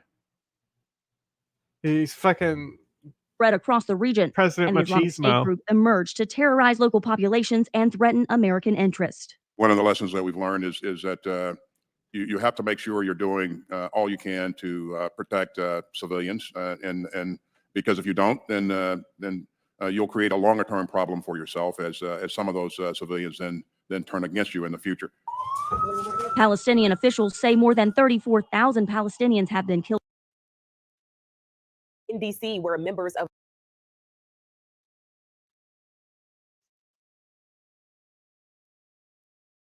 the House are voting today on a bipartisan anti-Semitism awareness act. The bill would mandate that when the Department of Education enforces federal anti-discrimination laws, it uses a definition of anti-Semitism put forward by the International Holocaust Remembrance Alliance. Supporters say this is going to help combat anti-Semitism on college campuses where pro-Palestinian protests have sprung up recently. But opponents say the act overreaches and threatens free speech by equating criticism of the Israeli government with anti-Semitism. What was that at the end there? For more on this potential marijuana. In D.C., where members of the House are voting with anti-Semitism.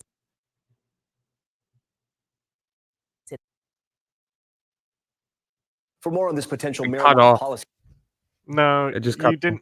You didn't click. You didn't click to the end where I wanted. You were too far forward. In D.C., where members of the House say the act overreaches and threatens free speech by equating criticism of the Israeli government with anti-Semitism. Interesting. I told you. I knew exactly what that bullshit was when I fucking heard the name of it.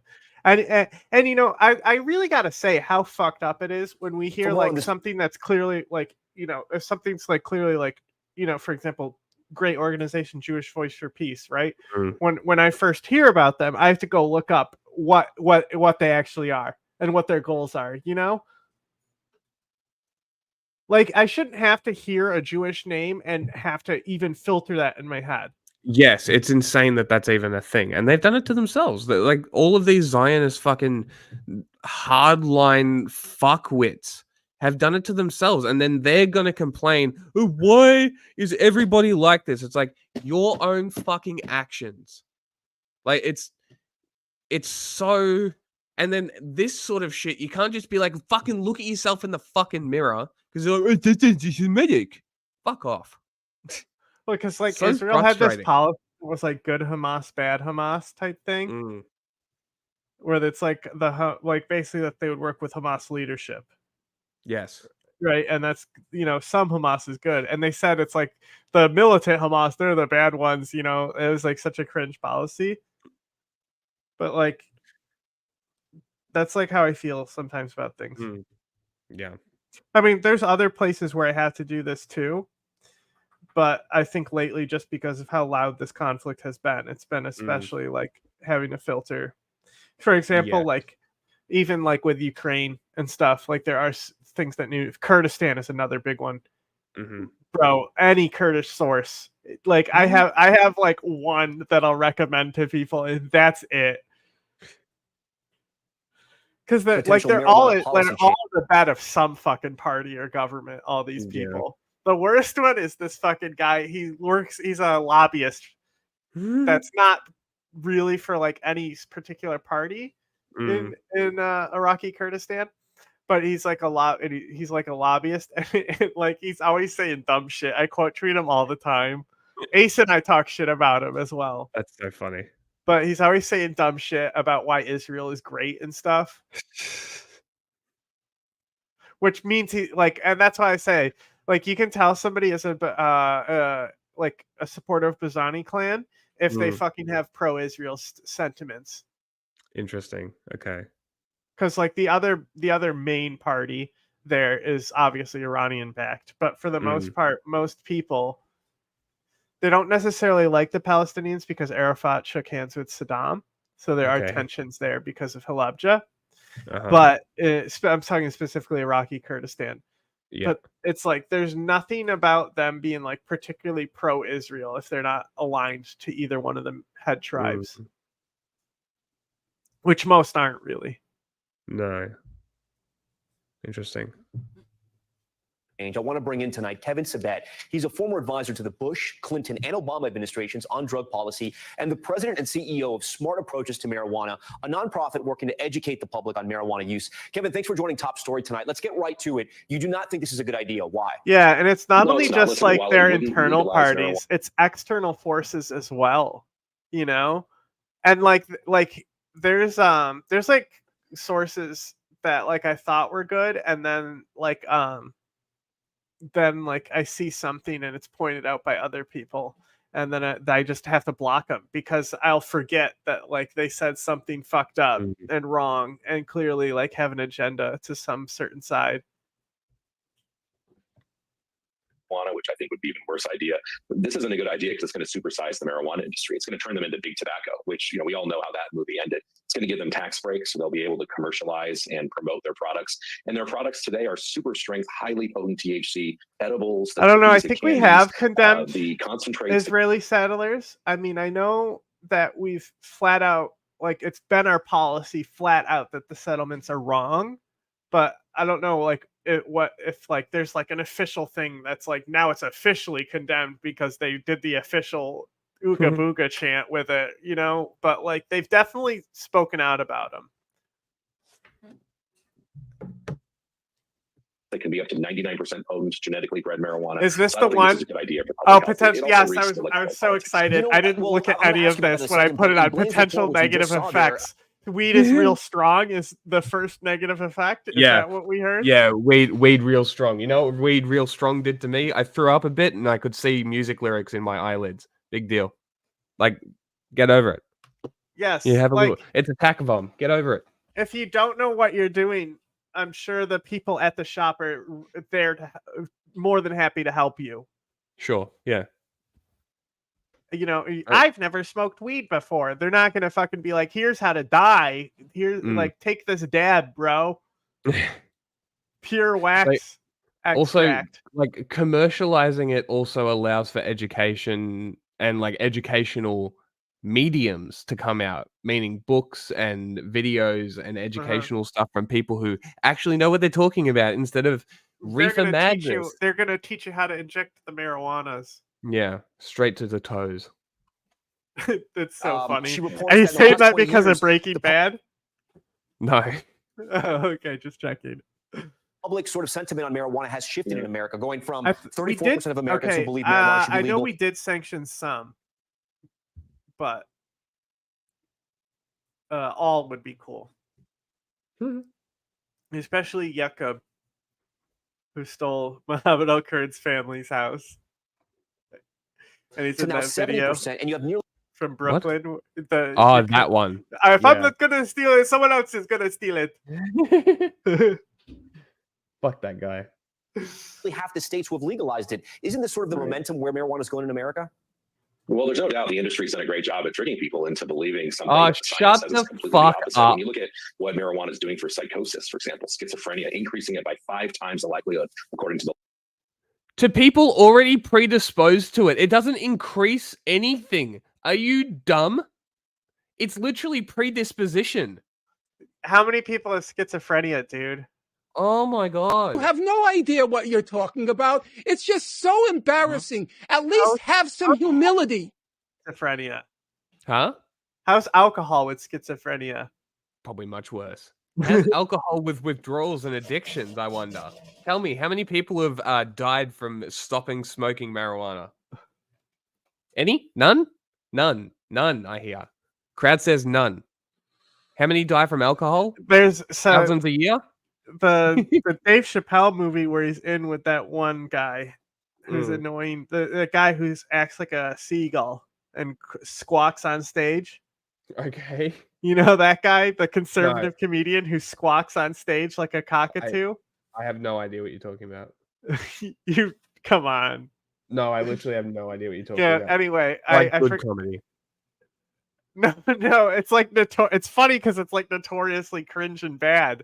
His whole Sure. act, because he does this whole like he just screams on stage and makes noises. Sounds like bad comedy. Yeah, and anyway, in Half Baked, there's this scene where they're in like rehab for weed. Mm.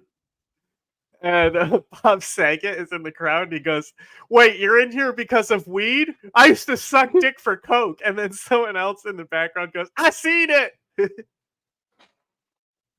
That's awesome. That's fucking hysterical.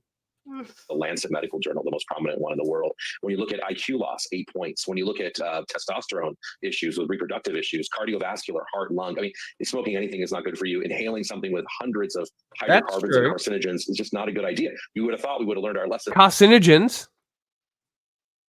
In weed? In straight weed? I don't think so. Maybe talk to the idiots in Australia who fucking put it with tobacco It's You know, the you cut it with snow. tobacco. Not good. Not good. Not good. With tobacco, but it seems like we need Don't to learn do again. that. And then, but along those lines, I mean, should alcohol also be illegal? Yes. Well, I mean, alcohol, is not legal because it's good for you, right, Tom? Alcohol is legal because it's been around Western civilization, used by 80% of, Western civilization for the last 5,000 years. That's why it's legal. And by the way, it's not. we have considerable damage from alcohol. Don't get me My wrong. man. My dude. They have fossils. I'm pretty sure I'm not talking out of my ass, and I've actually seen like fossil records of marijuana. So like I'm pretty sure marijuana has been around since like ever. So fuck yourself. Wrong. I mean, alcohol is the #1 drug of abuse for violence and even incarceration. But, if your headlights are broken, you don't try and break your taillights just to be consistent. We should learn from the alcohol example and not normalize and commercialize today's highly potent marijuana. And you believe marijuana is a gateway drug, Oh, right? so Not you would only is be it bad mindset- pro-prohibition if it was, if it wasn't so normalized here. Sure. I guess that's what he's saying. Sure, the smoke, sure. I use screens. I don't know how much that helps with the tar, but whatever. But yeah, but he's also against edibles and the high concentrate vapes. So you can't win. The guy's just a fuckwit. There are so many different ways that you could find any way you wanted to work for you. And he's just like, all you do is smoke with the joints and the bongs and that sort of shit. It's like, fuck you. What are you, 90 years old? Shut the fuck up. I don't even need to say it anymore. Where's the soundbite? Shut the fuck up. Exactly. But it could also lead to other bad choices. Well, it can. I mean, we see that people, if you use marijuana, you're much more likely to use other drugs. But obviously, if you've, use marijuana, it doesn't mean you're definitely going to use other drugs. But again, if you look at people who use cocaine, methamphetamine, heroin, fentanyl, 98% of them started with alcohol and marijuana, the two most widely accepted and available drugs. So yeah, it's also not a good idea on that. But I think on its own, this is a Aspirin is a drug. different drug than it used to be. It's not Woodstock weed. I don't think you should go to prison. I don't think you should go to jail. Don't get me wrong. I don't think you hate should that be fucking criminalized. argument. But why do we need to go to the other extreme and commercialize it? So that's my next question. Why do you think President Biden wants to do this?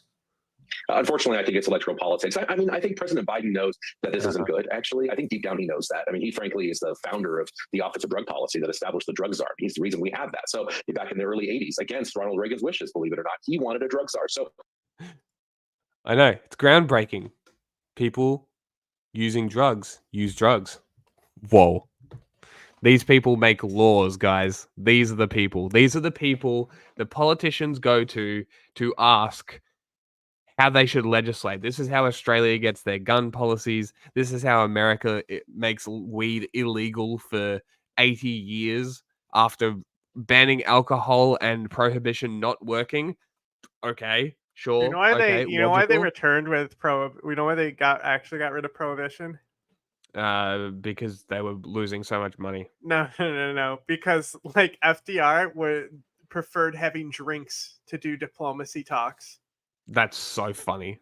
So because he was already drinking, and it was like against the law in his country, he was like, I really gotta make this legal, shouldn't I? So he could openly be having drinks with foreign diplomats and stuff instead of doing it in secret. Yeah. Well, I mean, it's not like it was that secret, but it's just like, like at least he like stood up to being like, I'm a hypocrite if I'm doing the illegal thing. True. True. Openly being like, I'm a hypocrite. Yeah. Look, it's okay. This guy has probably tried cocaine,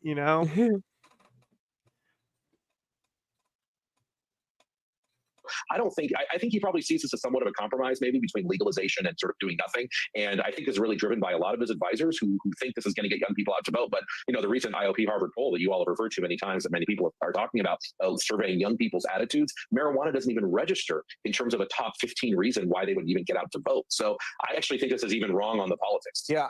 I do want to ask you, that you mentioned about alcohol being around for so long. I mean, marijuana has been around for so long, right? Oh, yeah. And you have so many crimes. You have DEA agents who spend countless hours stopping marijuana smugglers as well. It's clearly in the country. It's being grown. It's legalized. Wouldn't it be better to sort of make laws, cater laws that get it maybe under control? I mean, and did help you the listen country in some way, to or do you the see that as Patreon episode that we have up right now? Because that's in there. We talk about the jazz clubs being linked to outlawing of marijuana. It's also what's his name? The paper guy. It's mostly Hirsch. jazz. Hirsch It's also had also a hand to do with it's it. just like opium didn't get banned until the Chinese came. Marijuana gets banned because of Latin Americans and shit. It's completely impossible. We've tried that I think it's impossible, Tom. We've tried that for over 10 Like years in Colorado cocaine and was California. fine and What's happening, legal. we have an underground black market bigger than before legalization, because when you increase the demand, you increase the ability, you increase the ability for the black market and black market actors. We have Chinese national smugglers are connected to the Chinese Communist Party that are now part of the marijuana industry in this country, growing it in legal states. So, I don't think that is the answer. I'm not saying we should be arresting people, throwing them in prison. No, seriously. Okay. Nothing to get anybody. Like, oh no, a foreign business venture in America. like okay, That's never happened. the Chinese Communist Party, bro.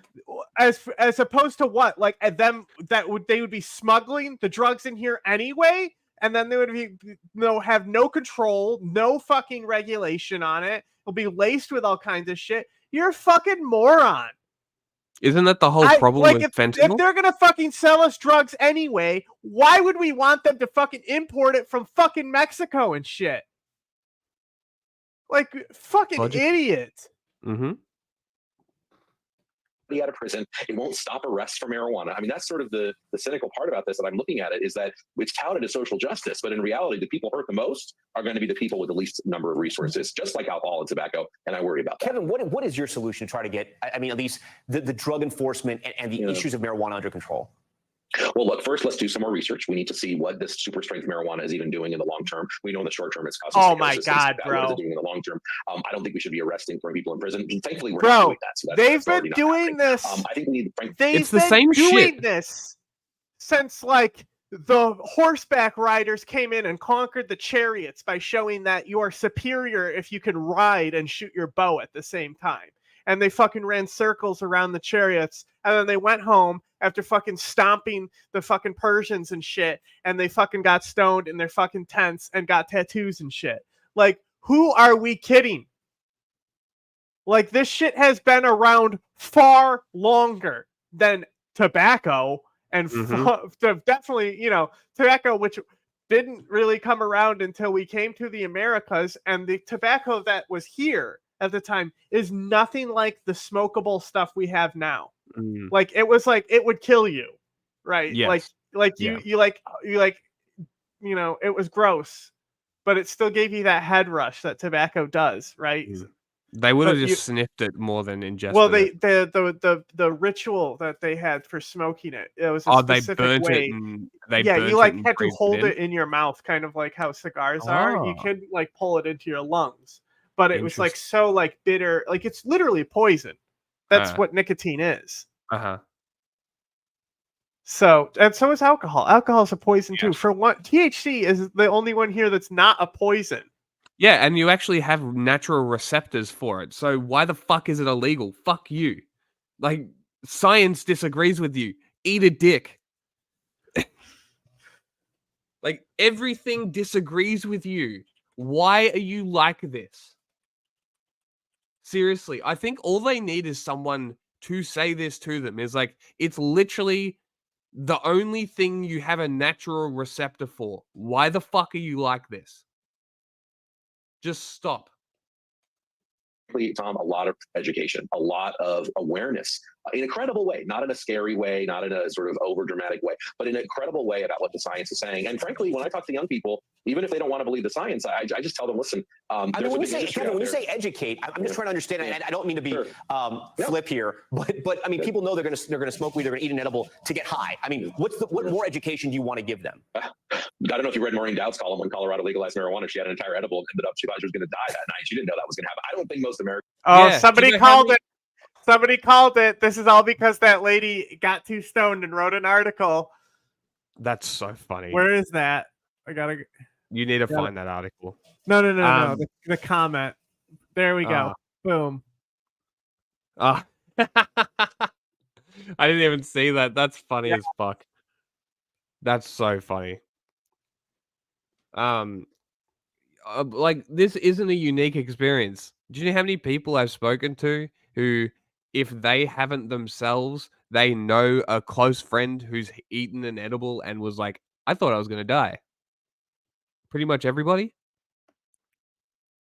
Americans realize that it increases psychotic episodes by 5-fold, that it increases suicidality, that it's the #1 drug among youth suicide, people who die by suicide, who are young people in Colorado and other legal states.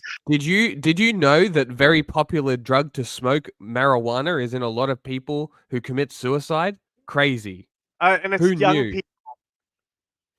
This is as dumb as the Australian laws around driving with THC. If they detect it even a little bit, done. Right? And it's because it takes 3 days to exit your system, but it stops affecting you really in like couple hours, depending on you. So it's like, how are you supposed to test for this when it's person specific? Kind of like alcohol, but they figured that out, didn't they? So maybe if we legalized it and we figured out a way to test blood THC levels, whatever, maybe. And that's why it's illegal in Australia, is because they can't make money off it, they can't fine you for it, and they can't tax it. That's why it's illegal here. But America, it's obviously a bit different. The history is a bit different. I don't think they realize it doubles your risk of a car crash because you've lost depth perception. I don't think they realize that it's causing cardiovascular incidents. Major study, thousands of people just released by JAMA a few months ago on that. I just don't. I think the industry's done a great job. And again, you mentioned alcohol. I want to go back to that because I'm not trying to sidestep that. Yeah, it's true. Marijuana has been used for thousands of years in different cultures. Never to the extent of alcohol. You can't compare. It hasn't been 70% of Western civilization. So I think that is a huge part of this. But also historically, it's an unfair comparison because I mean, like there were times in the Middle Ages when it was safer to drink beer than it was to drink water because the water was contaminated, Sure. you know? It's not a fair comparison, but alcohol destroys lives. Alcohol has led to countless deaths and injuries, and the advertisements. I mean, that's a whole, we could have a whole show about that. Part of the reason that's the case, Tom, is because it's been legal and commercialized by a for-profit industry. It's not just the alcohol. It's Oh yeah, alcohol, that's never happened before. This guy paid by the alcohol industry. I'm calling it. Tobacco, same thing. We used tobacco for thousands of years, and people weren't dying of lung cancer until we had big tobacco. I get it. Are you? Oh my fucking God. This guy. Yeah. They weren't dying of lung cancer. They were just dying. You fucking retard. Oh my God.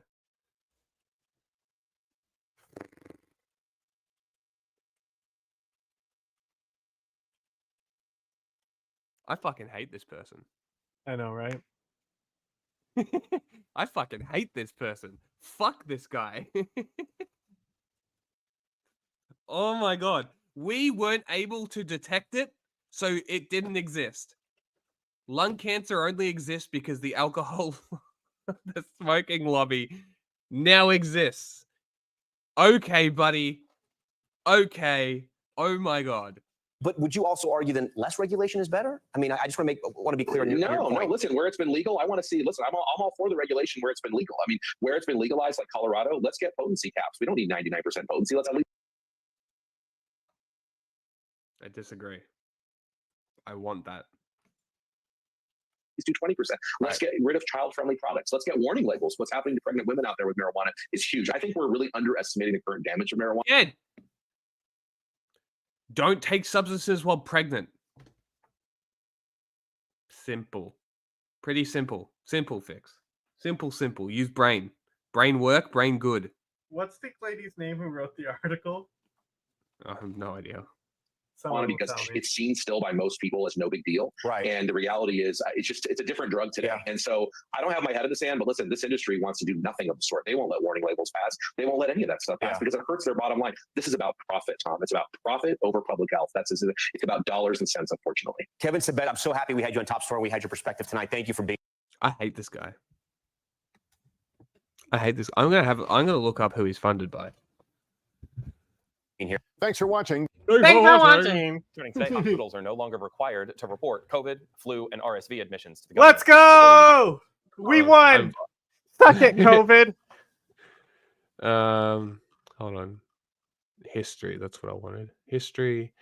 Cannabis is indigenous to Central or South Asia. Used for fabric and rope dating back to the Neolithic age.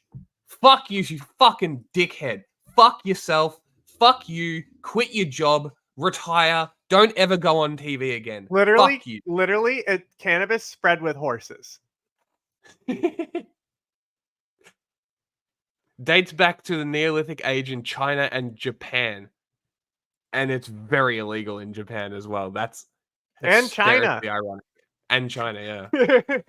That's very funny. So the literal Stone Age. They were probably smoking weed from stone bongs. And now you can pay $1,000 to buy a stone bong. Began in 2020 as part Ironic. of the COVID-era mandates. Last year, flu and RSV were added. Public health officials have used the data to track the spread of viruses and hospital capacity. Many of you have used information from online dashboards to take extra precautions during times of high virus activity. Officials. Yeah, how does he think that they get the the THC content on the jar? Dude, they It's almost like they test shoot it. it with laser beams, bro. Why? I mean, that's like the spectrometer. Ah, That's what they are. right. They're laser beams, you know? Like Sure. we use spectrometers when we test shit for lead too, you know? But like they do all this shit. Like I can Yeah, get medical they don't stuff they that ain't has shooting alcohol stable- with laser beams. I'm telling No. you right now, or tobacco. I literally With so the like Virginia Department. when I lived in New Hampshire, these growers like it was still illegal there, but they were basically like setting up so they would be the first growers in the state. Yeah, And it's they a good had idea. like a whole indoor op and stuff. With like a I've been bunch of contemplating plants. doing it for Victoria, but I just don't But know they where. they literally had like a thing. It literally looks like a scale, like a handheld scale. But it was literally you take a piece of bud and you put it in the fucking slide of it, and it shoots laser beams at it and tells you the potency and contents of it. So they Damn. literally had a handheld spectrometer. That's very cool. Yeah, that would have been very expensive. Yeah, they were like the guy was like a botanist. Oh, okay. Yeah, they were like serious people. Like they had like maybe 30 very tall plants, like over 6 foot plants. Yeah. Which isn't that much, but it like Mm. even like places where it's legal, you can only have like 5. Yeah. Personally, yeah. Department of Health say that they will still be able to watch disease trends even with He wasn't without just a reporting. botanist, he was like a specific evolutionary botanist. Interesting.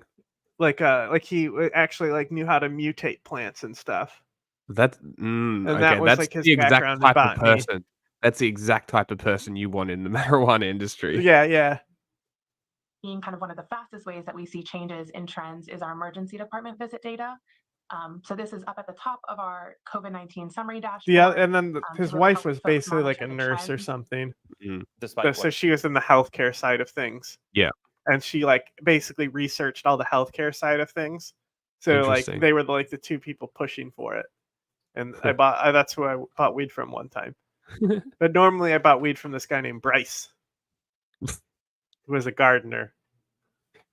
A gardener, yes, he was. Well, it was, my boss bought weed from him, so I bought Oh, weed that's from funny. him too. But health officials hope that hospitals will continue to provide the data either voluntarily or through a newly proposed rule. The Centers for Medicine and Medicaid Services wants reporting to be required again beginning October 1st. The U.S. Drug Control Agency is looking to make a historic shift by changing marijuana's classification. Marijuana would move from a Schedule 1 drug to a Schedule 3. Other Schedule 1 drugs include Isn't that where heroin you said and you'd put it, LSD. if The change anything? would also acknowledge the medical uses. Is that the same as like codeine and shit? Yeah. Where it's kind of prescription, but you can kind of get it easily. Yeah. Yeah, it's like, oh, I have a little bit of pain. Do you want some codeine or weed? One of those things. And the less abusive nature of the drug. However, the move would not legalize marijuana for recreational use. The proposal still needs to be reviewed by the White House's Office of Management and Budget. Well, it's specifical Tylenol with Now, in codeine Florida, is abortion what they Yeah, have yeah, for yeah, Schedule 3. unfortunately, the Yeah. people of Florida woke up to one of the Which coolest realistically, that should be pretty fucking easy to get. Yeah, So, ketamine. okay. Yeah, Well, if so, it's in the but it's same lower same than brand as it's lower than Adderall, so Huh. it pisses me off how much I have to go through because of fucking having Adderall. Mm. Like, why can't y'all It's just extreme. behave and let me? Like, it's like with like if Ozempic was actually taking away diabetes medicine, that would be Yeah. like just as bad. Most dangerous abortion bans in the country. Starting today, Florida is outlawing most abortions after just 6 weeks. That's Just 6 weeks absurd. before many women even know Bro, that they're pregnant. Let me say that again, I because the just found American people something need to great. hear what Republican-led states are doing. It said this was. I had to reveal this as not safe for work content. Okay. But again, Reddit as the source here, even though it says here, I'm getting this from Reddit, right? So it's showing it's how poisonous and toxic something is, and then it's colored by what the schedule is. Look at the schedule one, the 3 lowest ones, right? Yeah. Yeah, LSD, psilocybin, cannabis, Yeah. of course. Mm. I've never like GHB is like such a new thing. Like Yeah. I've never been around it. Don't touch it. Very bad. No, I mean like I've never heard somebody who's even like done it here. It's like just not a thing. It's huge in Australia. They It's call just, it like, not a juice. it's not like a thing people here. overdosing on GHB, they call it a blowout. Because basically what it does is it sits on top of whatever's in your stomach, and as soon as it hits your stomach, you're done for. So if you take too much, you are fucked. And people just drop. It's a really bad drug. It's up there with like the date rape drug and shit. Mm-hmm. Well, actually, the date it rape, might date rape actually drug be is that. on here. See, rufinol is right here. Mm. So Interesting. rufinol, less worth than tobacco, I guess. Whatever this chart is actually measuring. New Florida law goes into effect today that bans most abortions after just 6 weeks, before many women even know they're pregnant. Florida's new abortion ban is draconian to the core. It rips away women's freedom to make their own decisions about their bodies. And you should have the freedom to be able to make that choice, and that is the only argument that should be required for the legalization of marijuana. It's as simple as that. It blocks thousands of women from accessing basic reproductive care. And horrifically, it leaves millions of women across the Southeast already an abortion care desert with little or no options. If you live anywhere in the Southeast, the odds are now you need to drive as far as Virginia or further just to get reproductive care, a burden most people can't really That's pretty realistically take insane. on. It's utter cruelty. The supposed global hegemon. Here's Chuck Schumer, the weed man himself. Bans like the one in Florida didn't happen Chuck in a Schumer vacuum. wants to Today is legalize yet weed another so bad. consequence of the hard, Oh, right, really? MAGA Yeah, it's his Supreme big Court's thing. disastrous decision to overturn Roe v. Wade. Like federally. It's the consequence of decades of the hard Yeah, right trying to pack our courts with He's radicals, like pushed with for it jurists. multiple times. And He in has case stuff people on the forgot, table for it. President Donald Trump He's proudly a big reminded us a proponent month of ago legal that he weed. and MAGA He's Republicans like the are to biggest blame in for the upper annihilation government. of Roe. Yeah. To this day, Also, like the commercialization of it also means like consistency. So it's like that is something that I would like as well. Look, so here we go. Literal update. Breaking news. Mm-hmm. Breaking news. Here we go. What a shit fucking headline from Axios, but what would you expect? Schumer's marijuana moment. Great headline, bro. So, Democrats are making a very public push to get marijuana legislation through the chamber, blaming Republicans for blocking the progression on the bills.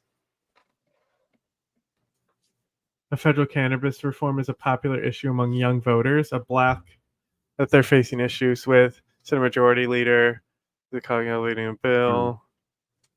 Oh, okay. So what he wants is he allow banks to lend to the cannabis industry where states where it's legal. And they have 2 other Democrats introduced a bill on Wednesday that would end the federal prohibition of marijuana. This is not the first time he's done this. Okay. So he's had it like I could find a picture of him standing next to like the boards. You know how they bring out the placards and stuff, and it's just got weed on it. Like I know I can find that no problem. Like he is the Snoop Dogg president. I think there is footage of him with Snoop Dogg talking to Snoop Dogg about marijuana. Yeah, here we go. Easy peasy. Oh, this is such shit quality though. But see, he's got the Cannabis Administration and Opportunity Act, ending federal cannabis prohibition. So, oops, I muted that. Anyway, awful acronym. Former president and MAGA Republicans continue to boast of their radical views on abortion, despite those views being wildly out of step with the American people. Let us not forget that the majority of Floridians, the vast majority, don't agree with Florida's new abortion ban, much less the vast majority of Americans. Make no mistake, Republicans will have to answer for their anti-abortion records today, tomorrow, and at the ballot box. I knew there was a picture I was thinking of about We're also weed. continuing to cover the historic abortion ruling here happening in Arizona. I knew this existed. Like something in my head said, there's definitely a picture of him, you know. There it is. Amazing. Right? This is why Chuck Schumer definitely could be president. Because he's that cool. Yeah, you know what else he is? An old white guy. Less of them, please. Bro, even better. No, but even better, though. This is from his official Twitter account. Hi, from me and Snoop Dogg. That's fucking hilarious. Okay. He's white. What's the most random link up ever? And he quote tweeted, hi from me and Snoop Dogg. The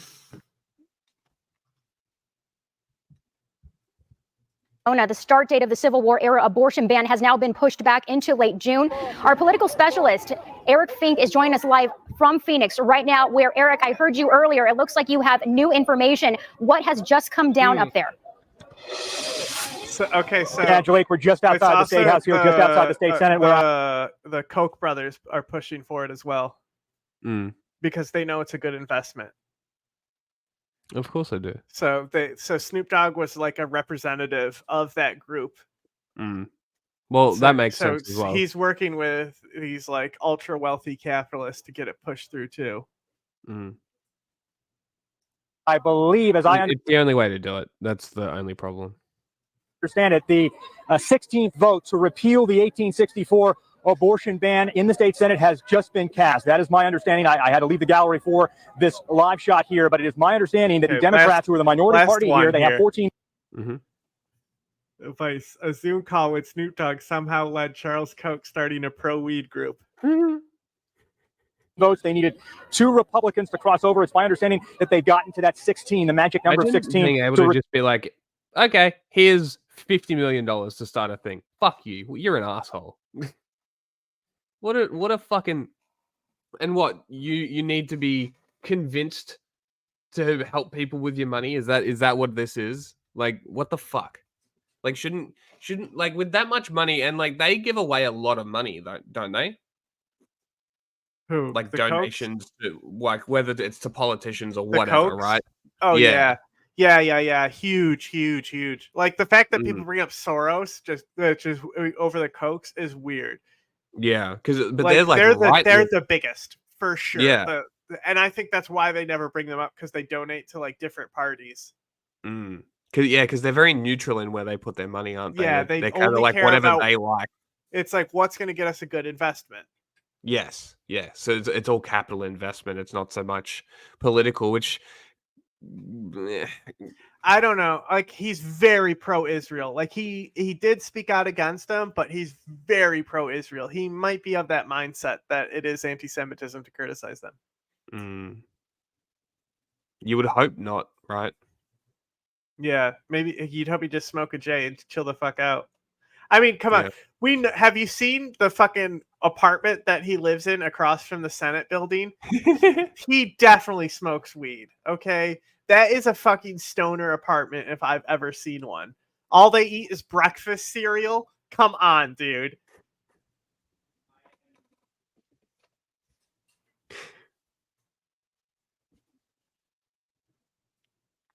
No, okay. I didn't say neutral. I said more neutral than purely political tribal bullshit. You know, like direction brain idiots. Yeah, that sort like of thing. Soros is more democratic.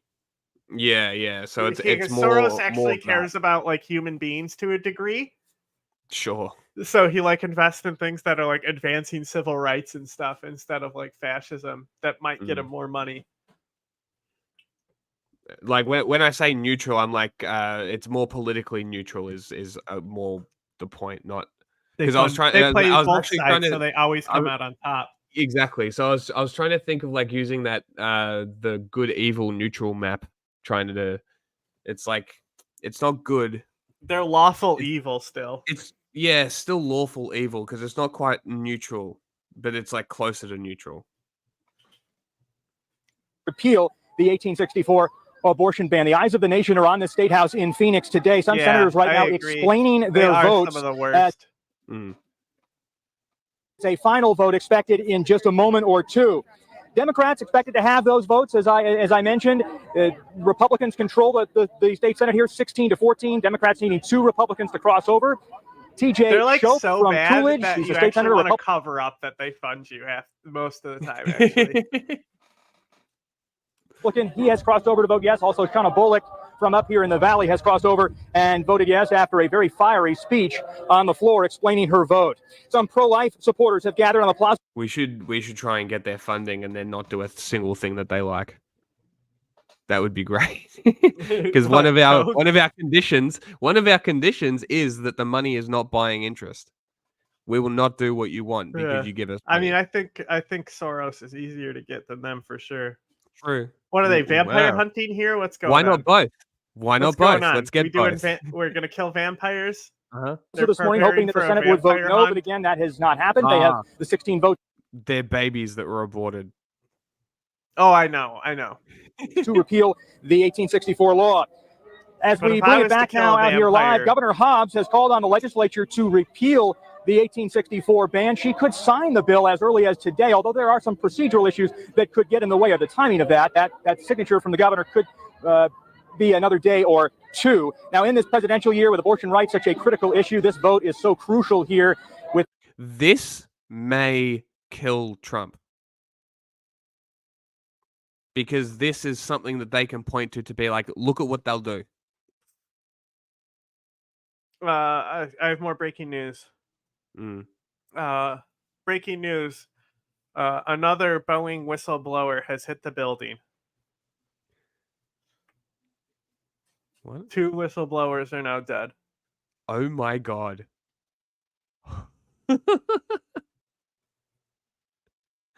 That's awesome. That's all right.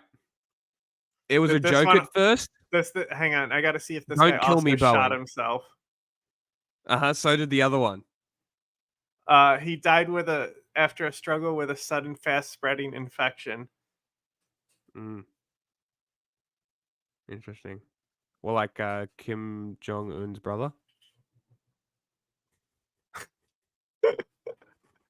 One of those infections. MRSA. I don't know what that is. Not SARS. Staph. The staph really infection. interesting. Yeah. The eyes of the nation watching. The Democrats are expected to hold a press conference with. Yes. Or that's more libertarian. They're libertarian. They're masquerading as libertarians. Not so much neutral. They're pretty open about. Like they're pretty obvious. I mean, yeah. I mean, like look at the what was that fucking what's it called? Rage Against the War Machine. That was the most obvious thing they Dirty could have hospital ever done. disease. Dirty hospital disease. Yes, but it's also something that can be used as a biological weapon very easily, and we know this. So, like, it spreads by contact with the infection. So it's a cross-contaminant spreader, right? So It's someone not could have wiped dirty shit on him. Yes. And he was apparently known for being really healthy and stuff. So he had to encounter Interesting. the contaminant. So it is something that's very common that people just croak from all the time, though. I'm just saying, I'm not saying it's a Interesting. conspiracy or anything like that. I'm just saying that, you know, it's not that it couldn't be a conspiracy, is what I'm saying. Not that it is. It's unlikely. We could totally create this conspiracy. We always said we were going to. Yeah. We could totally do this. I mean, take down Boeing. Can you imagine? That'd be fucking great. Within the hour here to update us all after the vote. Let me just and type we will in continue to have bioweapon after this. I've just been listening Bioweapon. currently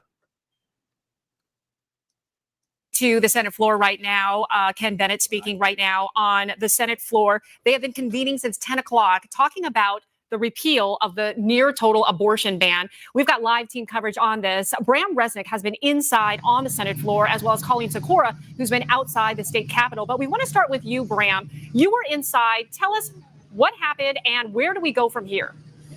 Well, let's start with the bottom line. The Senate passed the repeal by 16-14. 2 Republicans voted with Democrats to pass the bill. The gavel hasn't fallen yet. Every member, largely Republican members, are being allowed to have their say, and they're speaking for 5, 10, in one case almost 30 minutes, explaining their votes. It's a tradition, but usually the explanations are much shorter. But Senate President does give them plenty of leeway to say, express their feelings. And those feelings are heartfelt, emotional, angry, a lot of anger from Republicans directed at the 2 Republican members who voted with the Democrats.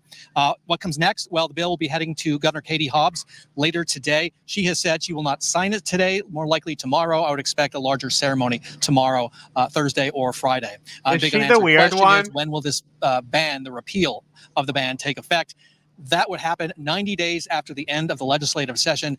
We don't know when that will be. The best guess, it'll be June. I think she's the weird one. 30th. Typically, it ends around then when the fiscal year ends, the budget is done. Factor the time in, that would bring you to October 1st. The ban would be repealed. In the meantime, Chris Mays, the Attorney General, is trying to get as much time as she can to delay the start of the ban, because the ban is still law. It is supposed to take effect. Chris Mays is trying to delay it as long as she can, that effective date. And right now, that could be close to when the repeal starts. So we're watching the calendar. Unclear. It is likely the ban will be in effect for several days or even several weeks before the repeal takes effect. So again, the repeal passes by a 16-14 vote here in the state Senate. It passed the House, but by a 3-vote margin, again, with Republicans helping out Democrats to cross the finish line. And that's where we stand. A very bitter, emotional, heartfelt day here at the Capitol. Not a debate anybody is going to soon forget. Colleen? Yeah, and we've seen some of that debate even play out here, in between the 2 chambers here at the Capitol lawn. People on both sides of this issue, very passionate pro-life folks, as well as passionate people who are for abortion as well, and concerned over even the repeal going into effect and still the 15-week abortion ban on Arizona's books. We have seen, looks like people are just starting to file out here as well from the Senate chamber. The gallery was very full. Yeah, there are about 120 people in the gallery today, full up at times, heckling the speakers, heckling the Republicans who voted with the Democrats for the repeal. At one point, a woman screaming, enough, just vote already. This is disgusting. It was, again, very emotional. We don't doubt the sincerity of anybody in that room. It was a really tough day, a day many thought would never come. Yes. Bram, I wanted to ask, you were talking about some of the anger that these Republican lawmakers have towards the 2 that flipped. Last week, we saw 3 Republicans flip and vote with Democrats, and one of the members of the House was stripped from the Appropriations Committee. Are you hearing anything, any backlash that these 2 could face? Is there any disciplinary things that they could face for voting with the Democrats? That is possible. They were, each of them, dressed down by their colleagues, several of their colleagues, in the harshest terms. One Republican who voted against the repeal compared the vote of Republican who voted for it to Nazi Germany. It got pretty ugly in there. So yes, there is the possibility of discipline. I'll tell you this, the discipline arises not so much for the vote they cast, but for having voted against their caucus and voted against the leader of the body, Republican Senate President Warden Peterson. You heard the phrase, you rolled the Senate today, you rolled the president. That's what happens when Republicans turn against their leader, or Democrats. That's based. The situation reversed, and that is viewed as... Well, I'll tell you what, when you are trying to... What's the population of Arizona? I'm not sure. 15, 20 million, something like that? I don't know. Whatever. Enough people. You're trying to take half of that population's fucking rights away? Fuck yourself. I got an Those update. Republicans should be fucking celebrated. I Fuck got an you. I don't give update a on, shit about your pleas when MRSA, you on MRSA filibuster being used bullshit. as a bioweapon. Okay. Mm-hmm. Now, I've found nothing saying that it's been developed as a bioweapon the way that, say, anthrax has been researched and developed. But because MRSA specifically means like basically it's like a antibiotic resistant form of staph, right? So because it's already an altered form that's resistant to certain drugs, it's studied in biological weapons as like how it obtained that mechanism. Okay. So when they can develop more lethal bioweapons, they can look at things that are mutations from this. And I found one interesting thing, and this is from the government, U.S. Customs and Border Protection.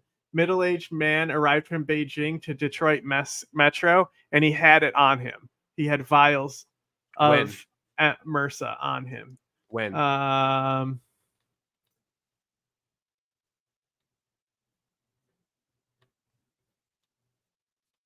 This is just like how they detect it and stuff. I think it's more. This is last modified 2022. Interesting. So it is something that they look at and definitely is researched along with obviously other things too, not just bioweapons, but you know, other like looking into how to resist these antibiotic resistant drugs and things like that. Is a very grievous sin. Punishment is possible. I had to leave before the gavel came down on the 16-14 vote, but we'll keep an eye on that. Oh, Arizona, good job. Good job. Doing a basic fucking thing that shouldn't even happen in the first place. Great work. Voting on it. Just not letting this fucking law that hasn't been implemented for 150 Literally, years. they weren't a you were state. even able to vote before you were a state. Like, what the fuck are you thinking? And even now, this is going to ruin the Republicans in Arizona. You guys are fucked. Like, wild. Bram, you were talking specifically Shauna Bolick. She was up in a pretty tight spot because she's in a swing district. So if she didn't vote to repeal this ban, she could have lost her seat. Well, she is running for re-election, and she could still lose her seat. Shauna Bolick is an interesting example. About 2 months ago, she stood on the Senate floor with a bunch of other fellow senators and recorded a video urging Arizonans to vote against the ballot initiative we expect to see in November, the Arizona Abortion Access Act. They urged folks to vote against it, and she invoked God's will. It is God's will when it comes to the birth of a child. And here she is today, voting to repeal a ban, which for many pro-life advocates is their ultimate goal, banning abortion. She wants money more than God. Pro-life legislators, and the Republicans in the House are pro-life legislators. God doesn't as pay well, the bills. voting in a pro-choice manner. Did you do that so Instagram Shauna Bolick will post still have a yet? tough. You have one duty. Yeah. Duty. Running the stream. Duty. I'll do it now. Election. It's a swing district. She spent about 30 minutes today explaining her vote, and I'll concede it was kind of tough to follow exactly why she voted the way she did. All right, Bram and Colleen, we thank you both for your live team coverage outside the state capitol. Of course, we're going to hear much more from you coming up on our later shows on 12 News at 4, 5, 6, and 10. We appreciate it. Again, we just want to recap for you that the state Senate, they just voted to repeal the ban, the near total abortion ban. 16 yays versus 14 no's. We're still waiting for the gavel to come down Excellent. and make that official. But as it stands right Very, very, very good. 16 gays? Time tensions are on the rise. Okay. 16 gays? Yeah, it was only a matter of time. It's happening. It's done. They're dying. At USC and UCLA, the USC campus remains closed at this hour, and officials at UCLA have declared the pro-Palestinian encampment unlawful and have warned students to leave. Students who do not leave face possible suspension or expulsion. John Fenolio is live at the Westwood campus, where scuffles have broken out all day. And John, what's the situation like at this hour? Sure, Micah, good evening to you. All clear now, but earlier today we did see one person arrested. We also saw a few skirmishes break out between protesters and counter-protesters. Now, they as a result, say. UCLA officials have increased the number of unarmed security as well as campus police officers here near the encampment. It's They also crazy say that they are they're asking literally police to doing investigate. the thing that everyone was mocking Trump for. Mm. There are good and bad people on both sides. That's literally all the fucking reporting on Yep. this shit. Mm-hmm. It's actually really good. That's a really good point. Investigate recent acts of violence. Tonight, the pro-Palestinian encampment that has overtaken Dixon Plaza at UCLA is spreading. Demonstrators now occupying portions of the steps and sidewalks of Powell Library and Royce Hall. My favorite thing More is unarmed it's like, security also on you're hand gay to and you separate encampment support dwellers from a Palestine. smaller but vocal group of pro-Israeli counter-protesters. Yeah, one of the guys that did peaceful it was most of the day. that exact dude I said who was the Kurdish lobbyist who's always posting dumb shit. Hilarious.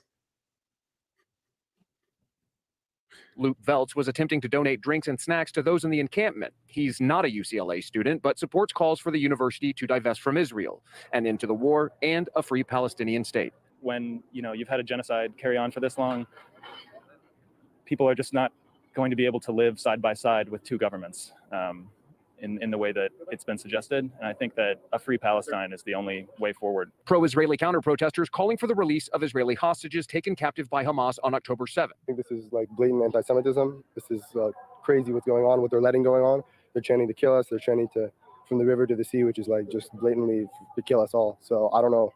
Sure, bro. Going on, and it's like scary. Tuesday morning, You protesters seem terrified. So terrified. You have no idea what you're talking about. It's just so embarrassing. At least have some humility.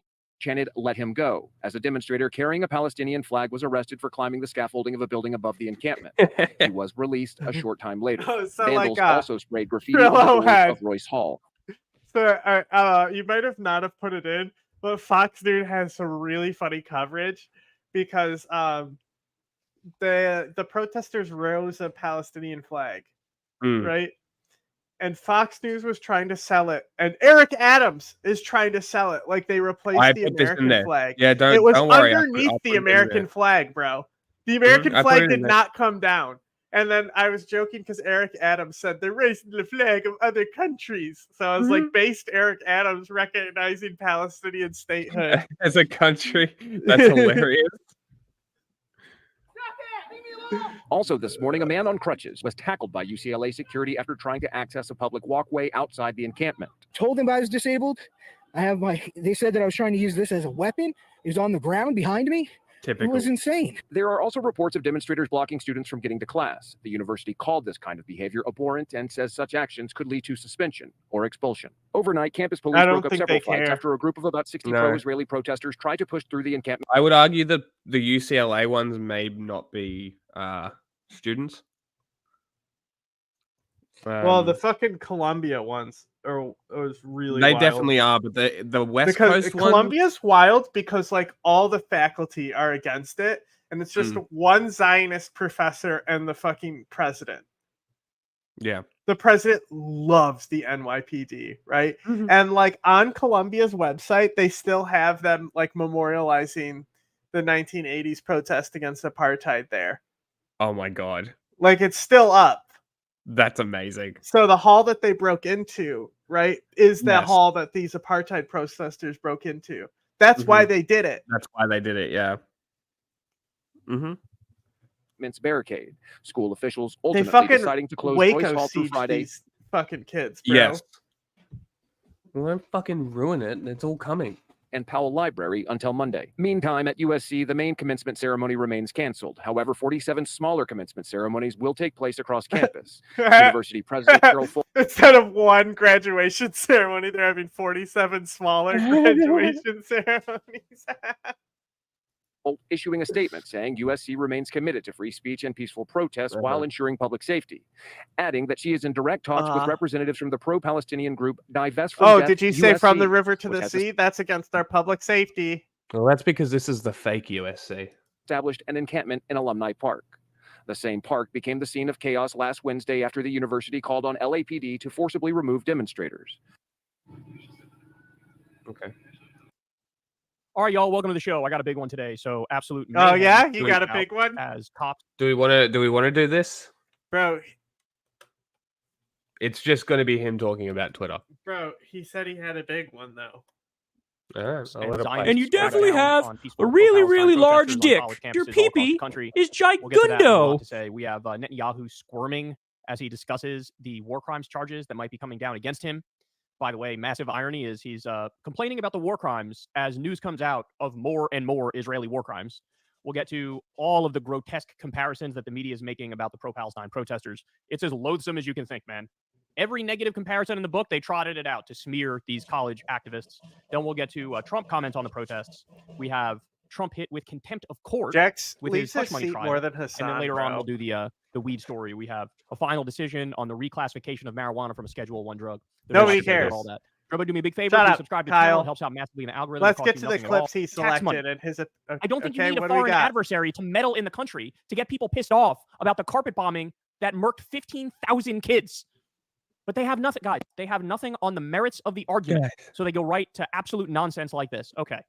How are the resistance liberals feeling at the moment? Well, we have David Axelrod. He tweeted. Why are they pointing at arrested in Russia? Hamilton Hall at Columbia are You actually fucking students. So this is what it is. idiots. Oh, Like- these are agitators. These like, aren't actually come students who go to on. Columbia. That's what's what going it was on. like. Remember when Pelosi was like, "Go back to China" to those one protesters? Like Pelosi, Yes. these are the IRGC people, not the China people. You have them confused. Here. So they're trying to say the reason these protests are illegitimate is because it's not actually the students, it's outside agitators. So therefore, it's okay for us to violently crack down on it. Somebody responds to Axelrod and says, I'm interested to see how many are being paid by Putin or paid by GOP dark money to distract from the Trump hush money trial. Oh my god, Bro, I want to reiterate this. Bro, When you is have he to for real? to this level, Bro, this is funny because Scott Richards fucking made fun of somebody. He's just supposed to GOP spend money because someone said something this stupid about the GOP funding them or something. The angry staffer account. And they're trying to Amazing. say that these protests aren't organic. They're totally spreading organically. Are these ones totally mimetic organic? Like they're Jewish Voice for totally- Peace being the ones who originated it is good. That's one of the best things that could have happened. And then also, ironically, Colombia immediately banning outside agitators, being like, you need to like show an ID and present this. Like, who are they kidding? They won't even let like press in without like these school IDs. Who are they kidding? Outside agitators. Yeah, they've been in there the whole time, just like Hamas hides among the civilians, bro. What are you talking about? you clearly have no response to the protesters on the merit of what they're doing. It's all, let me go after your intentions. Let me go after your And then character. people are saying, how is Let me this say different you're from not- Jan 6? Because they broke into a college building. Yeah. Maybe it's because it's not the fucking Senate. And like, also there's been occupations of many buildings. Like they occupy like local sessions and stuff, the local government buildings. They occupy them all the time and do sit-ins there. All the time. Mm-hmm. It's almost like Gen 6 has replaced 9/11 for the allegory for terrorist attack, and now Gen 6 is just the allegory for any occupation of a building. Fuck off. But grow up. Not who you say you are, and you're some outside agitator with unknown murky. They nefarious damage purposes. property. How is this That's what's going different on than here. Jan But we're just 6? getting warmed up, man. So look at this. This is some local news anchor from New York. Breaking: New York City Hall sources tell CBS New York evidence that the wife of a known terrorist is with protesters on Columbia University campus. They deleted this though. Now, as you Like, can see she it went on right to there delete at the bottom. Yeah. Why? Because this is rank, disgusting propaganda to build up the will for people to say, yeah, go in and bust up these totally peaceful protests. So just, no fact checking. I don't no think we skepticism. need to frame it Hey, as what did like the fucking peaceful mayor's office say we right need before to, they did like, authoritarian? shut up with the peaceful protest shit. Just say protest. They're just Yeah. like all protest. This whole narrative of lawful protest. Oh, they're not sanctioned protest. Go fuck yourself. All right. Stop with the fucking adjectives to describe what a protest is. It's a protest. Shut the fuck up. Crackdown. Let's run with that as the narrative. I mean, this is beyond Shut pathetic, the fuck man. up. every single power center in the country, whether it be the politicians or the media, and when I say politicians, I mean state or federal, they've all failed you repeatedly. They are all actively lining up on the wrong side of the street. Oh no! Here we go, Kyle. They're all lining up on the wrong side of this. We just need a better covered state. lots of this sort of We stuff just need around a the world. better state and better candidates, Kyle. Yep. Okay. Like, come on. Open your eyes. Police moving into one area. So this is what happened. This happened in a number of places, but Columbia in particular. It's just like the people, NYPD broke out. People the being freaking like, riot. "This is Joe Biden's America." Okay, bro. Like, remember when Donald Trump used fucking mercenaries on people? Gear, the heavy military gear, and they decided we're gonna bum rush this thing and shut it all down.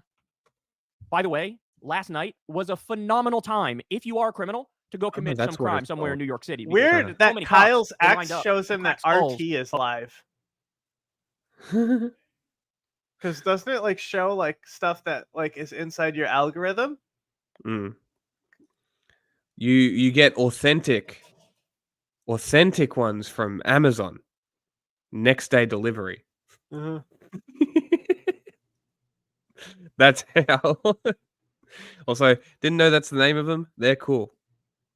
I like them. Of college peaceful protesters. All right, let's watch this video. And police clearly getting ready to go in. I've covered lots of this sort of stuff around the world, and I've never seen this many police moving into one area. Okay, let's talk about the shot we're now. Hey, Miguel, the shot we're seeing now. I've never seen this many police moving into one area. I mean, I believe him, like, because it was a ridiculous response. But people equated this being like that. It was like more extreme than other countries, like police crackdowns and stuff.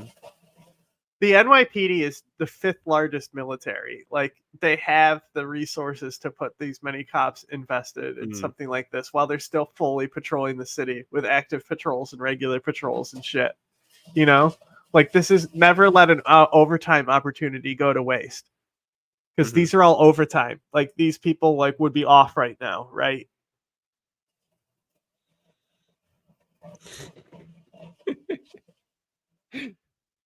Today, the symbol of Palestinian identity is now largely imported from China. Fuck's sake. Well, they can't export them from Palestine. No, I know. Israel blocks it. I know. Made by Uyghurs, probably too. With the scarves' growing popularity in the 2000s, Chinese manufacturers entered the market, driving Palestinians out of business. With Uyghur, that would be with Uyghur labor too. That literally, so like when people say that this shit's not connected, you know, like Kami Star, she was like, why should we give a fuck about the Uyghurs? It's not connected to Palestine and it's just fake anyway. It was Mother Jones. Mother Jones article is the source. I'm going to read this. Absolutely insane footage of the NYPD entering Columbia University. Mass repression to protect a foreign country's genocide. Our ruling classes are absolute psychos. Look at this, guys. Look at how many cops they're bringing in for people doing a peaceful encampment to say, hey, please don't fund a genocide. Hey, please divest from said country doing a genocide. This is the reaction.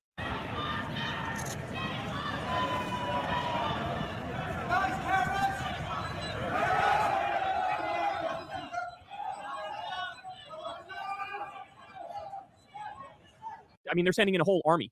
They're sending in a whole army here. More. Michael Tracy, he was on the ground. NYPD riot cops are officially storming Columbia University. I was just chased off the sidewalk. Thank you so much for keeping us all safe from non-existent anti-Semitism. Hopefully now Israel can continue to pulverize Gaza in peace. Watch this.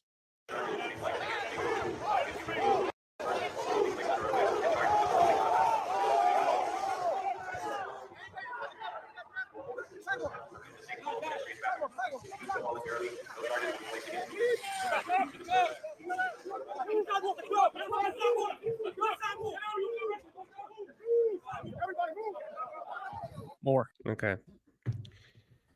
It's so incredibly clear that the police stood aside and let a pro-Israeli lynch mob run wild at UCLA. They did nothing for 2 hours as violent Zionists assaulted students, launched fireworks into the encampment, and sprayed mace on students. We got a lot of videos. At UCLA in particular, it was extra violent. And it was the Zionists doing the violence. Here, we got a whole bunch of videos for you on this one.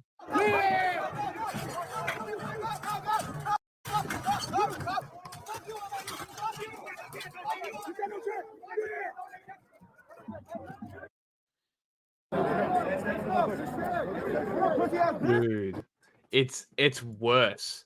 It's worse. It's not just the Chinese ran the Palestinians out of business. There are no Palestinian-made ones anymore. So every single one is made in China. I'm trying to figure out where. You are likely bang on. Yeah, that the weaker cotton's banned now, though. Do you think Chinese manufacturers give a fuck? Do you think the Chinese manufacturers US sure, Customs but does. how are they going to double check if they're like, no, it's not? And it's Chinese manufacturers. China's government isn't going to make sure that they put correct labeling on. There is no guarantee. Dude, if it is made by the Uyghurs, I swear to God, this would be a massive story that nobody's spoken about. It would have definitely been before the That's ban. what I'm saying, is that surely if it was, that would be something people have spoken about.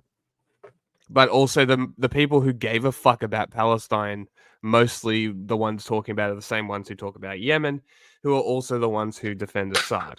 Obviously, there's exceptions. There's always exceptions.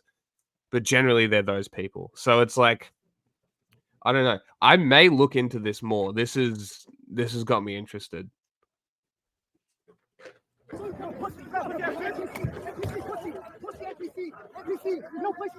I said people are buying it as a symbol of anti-genocide and could be supporting an entire genocide by buying them. Yeah, like that. Jesus fucking Christ. Okay.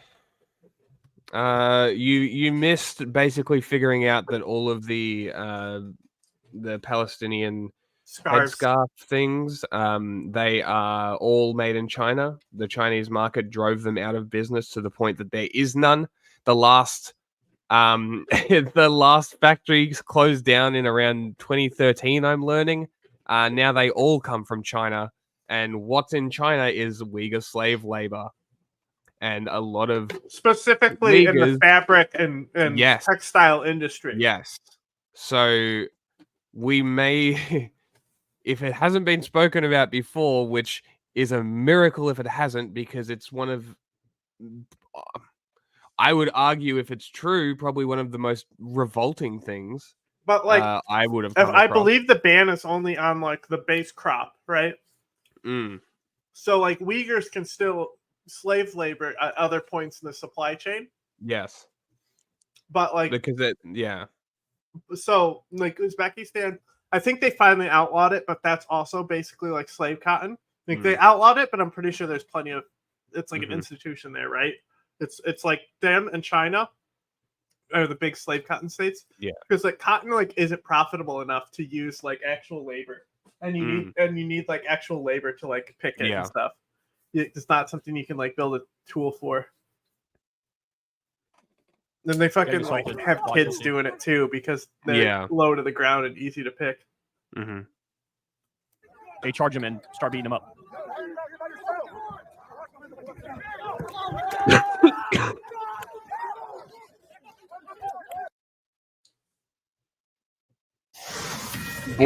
Republican senators that but like you see the video, it was literally they pulled a protester out from the line, the fascist, the counter protesters.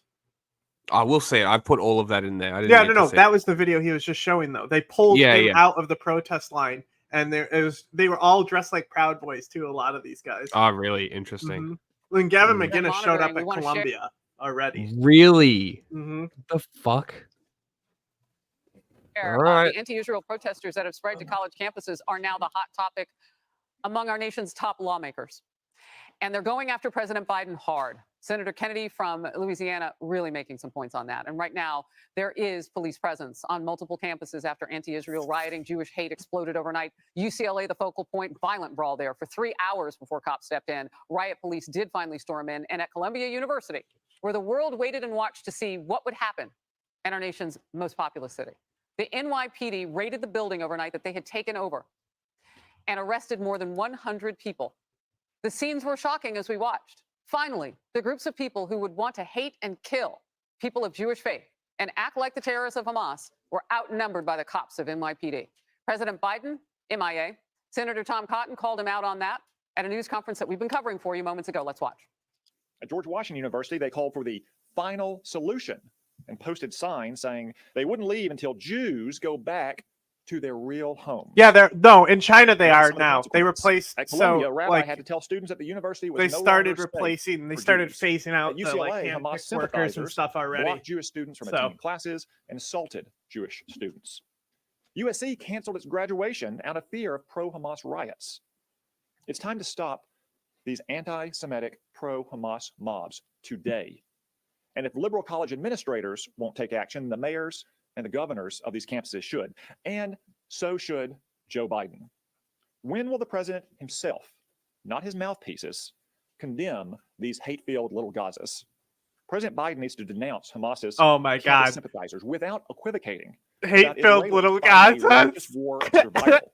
And that's how we start Outnumbered today. I'm Harris Faulkner here with my co-host Kaylee McEnany and Emily Faulkner. Campagna joining us today. Hi, Cheryl Kaylee. Casoni, host of American Dream Home on Fox Business, and Fox and Friends co-host Brian Kilmeade, also host of the Brian Kilmeade Brian Radio Show. We Kilmeade. joined each other this morning a little bit earlier, and One Nation with Brian Kilmeade on Saturdays. Brian, I do come to you first. You and I watched the mayor of New York earlier together from your studio. He said some things that surprised me. And then reflexively went back to, well, I don't know what's going to happen next if it happens again. Outside forces, the thing that stuck with me, and he had a long speech, and it was good to see someone speak extemporaneously and choose to do it at 9 o'clock in the morning, saying, I have something to say. Last night, I'm going to start today. We wish we got that from the White House. I don't even care if the message was bad in the White House. They should have a message. But speaking of this mayor, he says there's forces on the outside looking to corrupt our youth. Yeah. And that's what you keep in mind. There's some people on the outside are going into these campuses, and people on the outside are funding people to go into these campuses. We have to take a step back and look at the Ford Foundation, the Rockefeller Foundation. Look at George Soros and his group, these Palestinians for liberation groups. Double Jew, back to back. What America thinks? Here we go. Oh, they're anti-Semitic protests. Jew fund.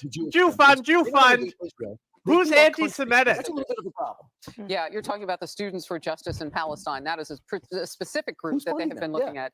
And a student that I talked to last, and then it was like Columbia University named them too. rapid fire. I don't have proof of that, but that's what I'm hearing here on campus, paying for the tents and doing all of that. You've got information on the numbers. Well, look, I mean, follow the money, obviously. It's Brian's point. And, you know, we had a Department of Treasury official back in November testify in front of Congress and say that these groups need to be investigated because where they're getting their funding. Many of them don't file tax returns. That's the easiest way to track where the funding is coming from, but they do not, these smaller groups. The Rockefeller brothers, that foundation in particular, $100,000 to one of these pro-Palestinian groups. One other point, Senator Kennedy just making that in that news conference just moments ago that you were covering about pulling federal funding from these universities and colleges. Elise Stefanik has already been very vocal saying that's what should happen. Let me read you Title VI and what this is. It is on the books. It is a law. IRGC funded groups, but let's pick the Jews specifically who fund them. Federal funds must comply with Title VI. This law bars discrimination based on shared ancestry, ethnic characteristics, or national origin. Schools that violate the law are at risk of losing their federal funding if they do not comply. This could happen through the education department. It is not. All right. So, Emily, you know, our reporter William so they're saying they're going to threaten to take away schools' federal funding for allowing anti-Semitic free speech protests by the little Gazans. Okay. We need that as a soundbite, by the way. We need that as a soundbite. With the terrorists. No. And we call them that, at least I do, because they put Jewish stars down on some of these campuses and tell you to step on them, which is effectively telling you that they'd like to kill you immediately. And oh, by the way, everybody who's standing around, step on this Jewish star. Okay. So we know that that's Let's happening. cut the footage of that, please. Negotiating with these Yeah, people. please. I mean, Show me. what position does that put legally the university in? Let's see that one Hezbollah flag, that one weird kid wants. If something happens, if we're talking about the violence we're seeing on the left hand of this, I mean, there is absolutely no excuse. There's nothing peaceful whatsoever about a lot of these images that we've been subjected to, and certainly not especially to Jewish students of faith. So absolutely, I hope there's some type of accountability. It seems, however, that these academics have been allowed to fester in an insular environment where there has been no consequences because all they do is float from their homes to campus and back, and they foment this kind of discussion. What about you? Where do you 100 go? professors at Columbia signed on to that disgusting letter that the students germinated after the massacre of October 7th, calling it a Hamas military action, right? So this kind of stuff to them, it's the natural, logical evolution of such. There needs to be accountability. But 2 quick points. Number one, to the outside agitation. Remember, we saw this over 4 years ago and all the riots since, where when we see the booking photos, when arrests finally occur, it's everyone standing there in their kaleidoscope with different hair colors, and their places of origin, where their driver's license says they live, is nowhere near where they were setting fire to. Remember the Portland riots? They were coming in from other states. Seattle, they were coming in from other states, and they certainly in no way looked like the people they purported to represent. And then finally, just remember that campus is a place of education. So I hope the education these protesters are getting now is that there is consequences for when you break policy and break the law, and when you are anti-Semitic. So, you know, just in terms of letting strangers onto campus where there are some. You want to hear that? Fox News calls for consequences when you're anti-Semitic. Okay, make sure we hold them to account on that one. I will. These Jew-funded anti-Semitic Hamas protests. Up to so much, not just people pulling the money out and not wanting to fund them as donors, but also just their student ranks. I wouldn't want to send my kids to a place where I wasn't sure that they'd be safe, but I was sure that the university would do nothing to keep them safe. Yeah, we've heard there's outside agitators from Glenn Youngkin, Mayor Eric Adams, several of the universities, the list goes on. Let me address the White House, though, for a moment. Growing up, we had a game. It was called Where in the World is Carmen Sandiego? We need a new one, and it's not a game. It's a reality. Where in the world is Joseph Robinette Biden? Look, when the president wants to speak on something, he knows how to speak. Reporters are teaming around the White House. He could put out a statement. President Biden found it within him in his name to put out a statement this morning. I saw it about 5 a.m. about babies being protected in Florida. Kaylee was like, when I was a kid, we played a geography game. He can speak if he wanted to speak. If a A president game doesn't that want to was speak, he knows meant how to not teach kids Stir geography. Green one, They would Halloween. give you So clues, rapid and then fire you'd have to just say, lots of words, don't even look their "What's way. this country?" You know, it's like, "Oh, she's by the pyramids." What country? Oh, I wonder where Carmen Sandiego is. And then you're like, "Oh, it's Egypt." I learned geography.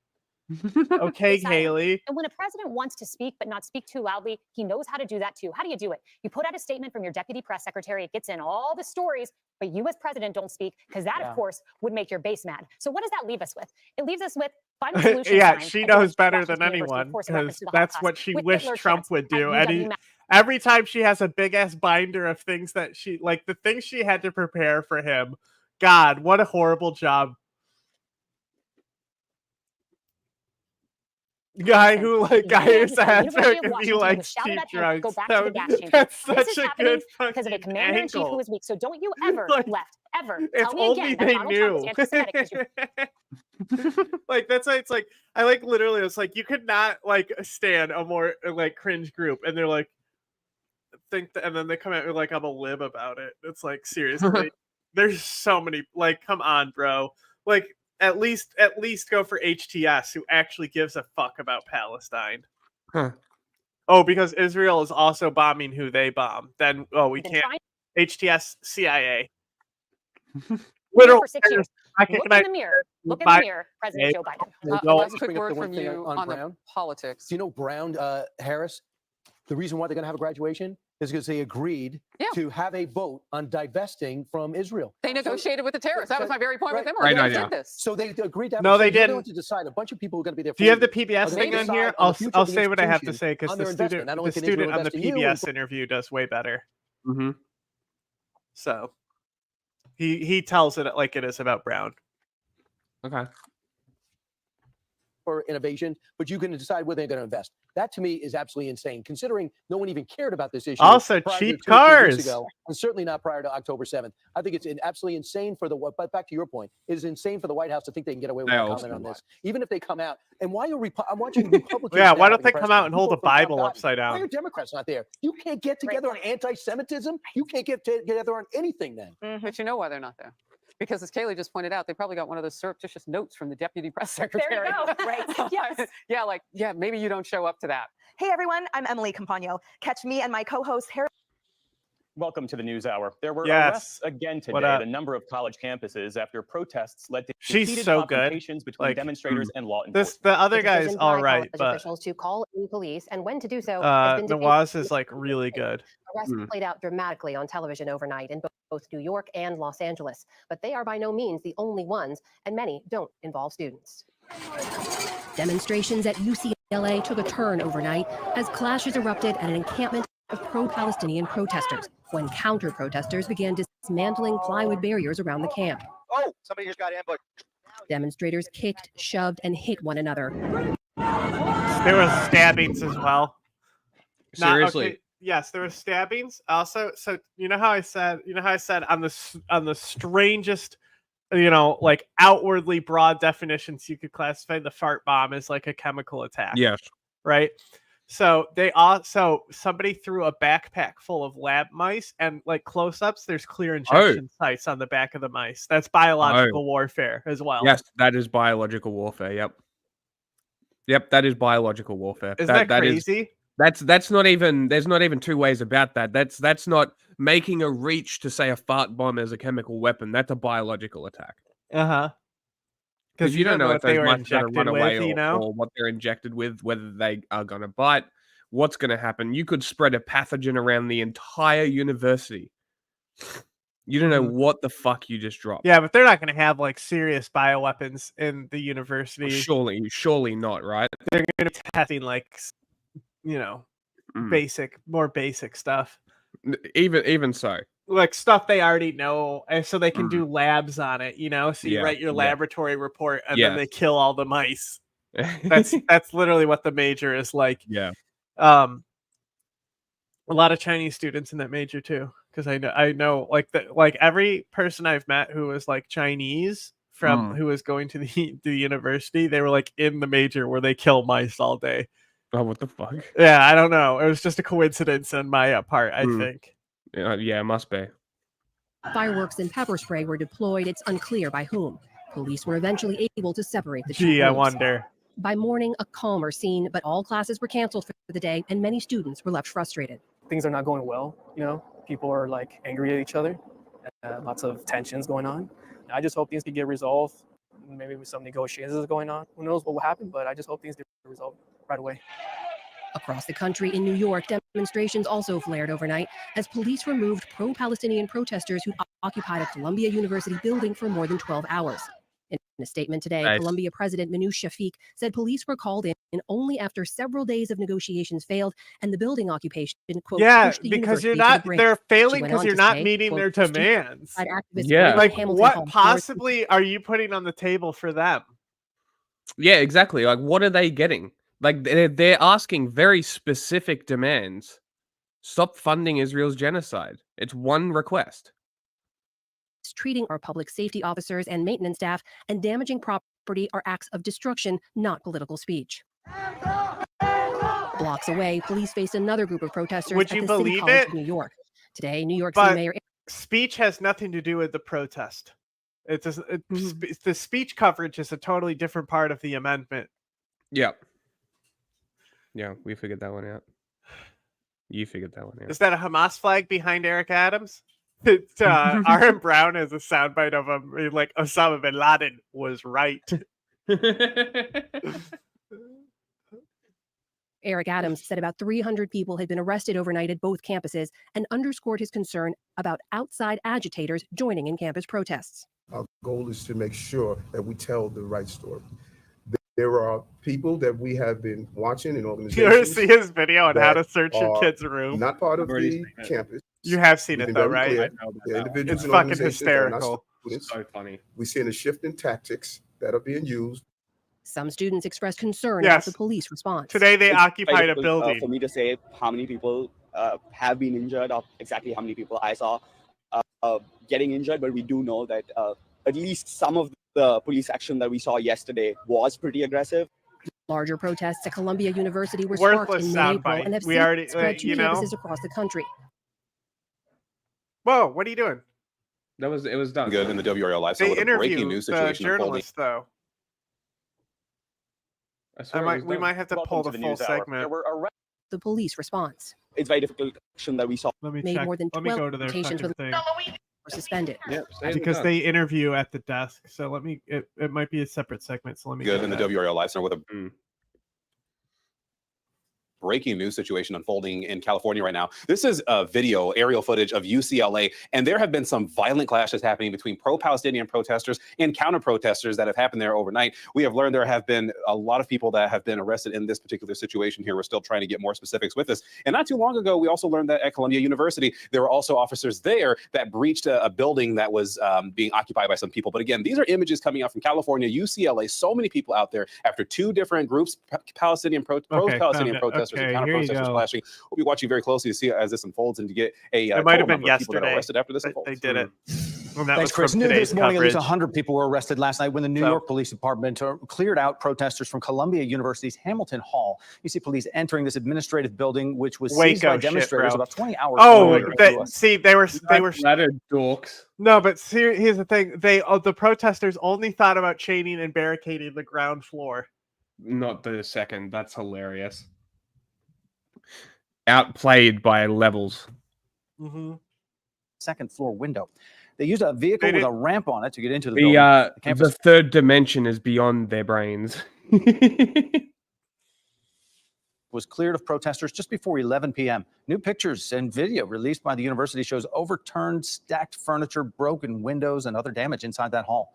The university has asked the NYPD to monitor campus through at least May 17th. Exactly. Why did you make me break these windows?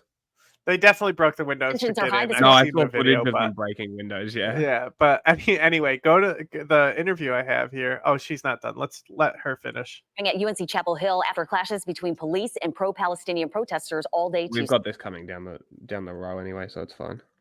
Oh, that is in there. The student journalist? Yeah, I've got all of that sort of stuff. Okay. I was just... Student protests over Israel's war in Gaza and U.S. involvement continue across campuses nationwide.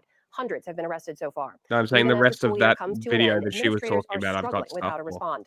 Joining us now for a view from their campuses are Spencer Friedland, managing editor of news for the Emory Wheel at Emory University, Arya Mukherjee, student life reporter for the Daily Californian at UC Berkeley, and Neil Mehta. He's editor-in-chief and president of the Brown Daily Herald at Brown University. Welcome to you three. Thanks for joining us. Spencer, you have said it's been extremely tense on campus at Emory. Tell me why. What does it look and feel like right now?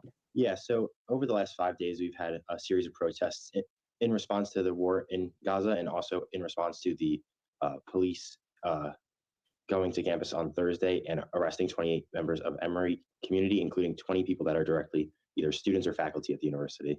And when you say it's tense, what does that mean? What does that look and feel like there? Yeah, so every day people are on edge when there are Emory police coming through campus. A lot of what's making people feel unsafe? At the protest on Thursday, and a lot of the student protesters in ESJP or Students for Socialism have kind of been, I think, affected by the way that the protests were handled on Thursday and have been scared of student protests. And then additionally, I believe a lot of the Jewish students on campus are uneasy with the content of what has been going on in protests when chants such as from the river to the sea have been used. I've spoken to students that have called that anti-Semitic. Arya, what about UC Berkeley? I mean, you said that the encampment. Isn't that great how he didn't present any of that his views? And have you seen any kind of the tension that Spencer's talking about there? Yeah, I mean, this started last Monday, and now we're up to about 150 tents when I last checked last night. I mean, so it's been growing considerably, and I mean that comes from just students from all over campus just setting up on Sprout Hall. And I mean, as to the police attention, there has actually been very little at UC Berkeley as compared to some of these other schools, but it's been fairly, I guess, reserved. And the encampment right now is at least pretty peaceful. Have there been any of the allegations, like we heard from Spencer, about some of the protesters engaging in anti-Semitic remarks? Yeah, I mean, like Spencer said, there has been some calls for, from the river to the sea, chants like that, which I spoke to some Jewish students who, feel as though that is anti-Semitic. However, I would like to point out that, I mean, some of the protesters at the encampment themselves are Jewish. I mean, Jewish Voices for Peace, I've spoken to many members who were there, and they don't feel as though speech like that is anti-Semitic. So, I mean, it depends on who you talk to. Neil, meanwhile, at Brown, we know many of the protesters across campuses are looking for divestment from their universities, from any financial ties to Israel. And there's news today from Brown, your highest governing body, the corporation, is going to vote on divestment after university leaders met with some of the protesters. How did that come about? And is that kind of divestment likely in a vote? Absolutely. So to answer the first part of your question, while on the surface it does seem that Brown's encampment popped up alongside these. This guy's the best out of all three. Divestment has been a question at Brown for quite some time. Back in 2020, an advisory committee at the university recommended divestment, but the president said no, citing the fact that it was what she characterized as a contentious geopolitical issue. As a result of that decision, there was quite a bit of action. He's just doing a script read. Isn't this really good reporting though from all three of these kids? Yeah, he's just doing a script read. It's great. Now at Brown was a success for the protesters in a way that they haven't seen before. It's hard to say what's going to happen in October when the Brown Corporation votes on divestment. Good photo. But so far, the administration that runs the day-to-day of Brown, yeah, they're cutting to the photos to cover the edit. Skepticism about divestments. But demonstrators are really optimistic about divestment, and they say that it would be important symbolically, and it could spark a broader divestment movement across the country. Neil, we should point out there were some students who were arrested during a previous sit-in. After these meetings with university officials, what happens to the charges that were brought against them? Definitely. So those 41 students that were arrested in December in a pro-divestment sit-in did not have their charges dropped. That was a demand that these encampment protesters that have been going on for roughly 1 week had, but in the final agreement with the university, there was no mention of these charges being dropped. Aria and Spencer, I want to come to you on this divestment I don't understand issue why they would charge them. Why be a cunt? Just briefly, I just don't what get do it. you know about the possibility of your university? Like, you're already fucking them for life with their student loans. Why fuck them even further? Like, what the fuck is your problem? Right. Get the fuck over yourselves. Seriously. Engaging in that, being able to see that through. Aria, I'll begin with you. Yeah, I mean, obviously, divestment is one of the key aspects of these encampments. I mean, the coalition that is supporting the encampment is called the UC Berkeley Divestment Coalition. And I mean, their primary goal is the complete divestment from the UC system as a whole and UC Berkeley specifically from any organization, company, corporation that supports Israel's war in Gaza, as they say. And I mean, we've talked to some campus administrators and they say they have no plans for divestment at this time. However, the protesters themselves, I mean, that's their primary goal. We've talked to them. They said, you know, they're willing to be suspended. Constant sourcing, and as they say, he even threw in there at the end to recall like the sourcing. Mm-hmm. Like this is like what I'm talking about when the people with the most potential are coming out of schools and stuff before they're fucking sold out and corrupted by the fucking capitalist system of news. And like these are the types of people we want to keep pure and be able to fucking have a career where they, you know, like they're not like Ken Klippenstein who's fucking sucking Assad's dick over at the fucking, like, he just retired from the Washington Post and shit today or something, wherever he was at. Fuck that guy. This goal of divestment is met. So they're really at a stalemate here between the administrators and the protesters. Yeah, I mean, I told you we'd win you over.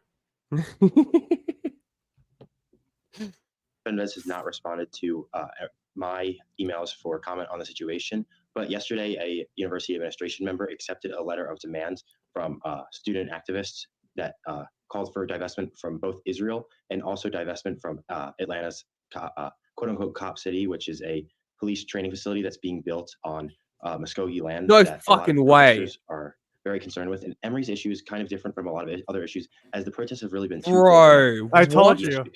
I told you, right? Also a Stop Cop City movement as well.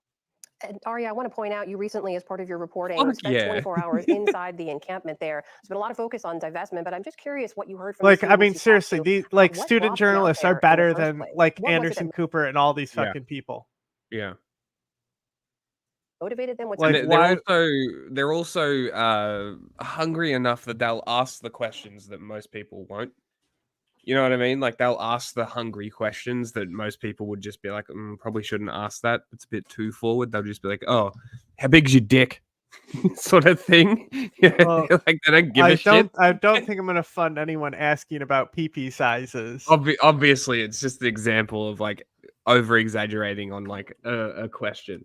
But, like, you know what I mean? Like, they're more and you definitely enthusiastic have about it. a really, really large dick. Your peepee is gigundo. Yeah, so I mean, we didn't spend necessarily 24 hours inside the encampment. It was more observing. So we're sitting right outside. But of course, we went into the encampment on many occasions. I mean, we spent a lot of time with people inside the encampment. We interviewed many people, and I mean, there's this kind of feeling of community within the encampment where people feel as though they're moving, they're trying to gain something great. You know, they feel as this is a national movement where people from around the country are coming together in support. And I mean, it's honestly very happy and lively within the encampment. They have people playing music. I mean, they have all sorts of activities planned throughout the day. You know, they have teach-ins about divestment. They have teach-ins about what's happening in Gaza. I mean, it's pretty lively attitude. Whoa! Go back. I just think I saw something.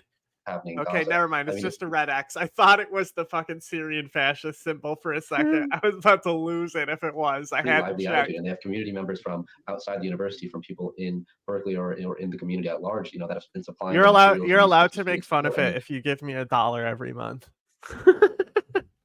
it's come to the point where the just think about it. You won't have to hear my laugh anymore, and I'll just like be advising Obviously, the rest of the country other and some parts of the people. world are paying attention to what's happening on each of your campuses, but you are there. So I want to ask you, and Neil, I'll begin with you. What do you make of the way that the national news media has been covering and talking about what you're living through and covering there on your campus? One thing I want to really commend the national news media on doing is centering the voices of student journalists. You know, these journalists know Have the they, administration though? and their campuses and other students. It's just only in because and out, especially their that's demands the and the only history of actual these sources actions and from movements inside the they've been covering campus, them you for. know? I'm really glad that student journalist voices are being platformed as national media takes a look at what's going on with these encampments.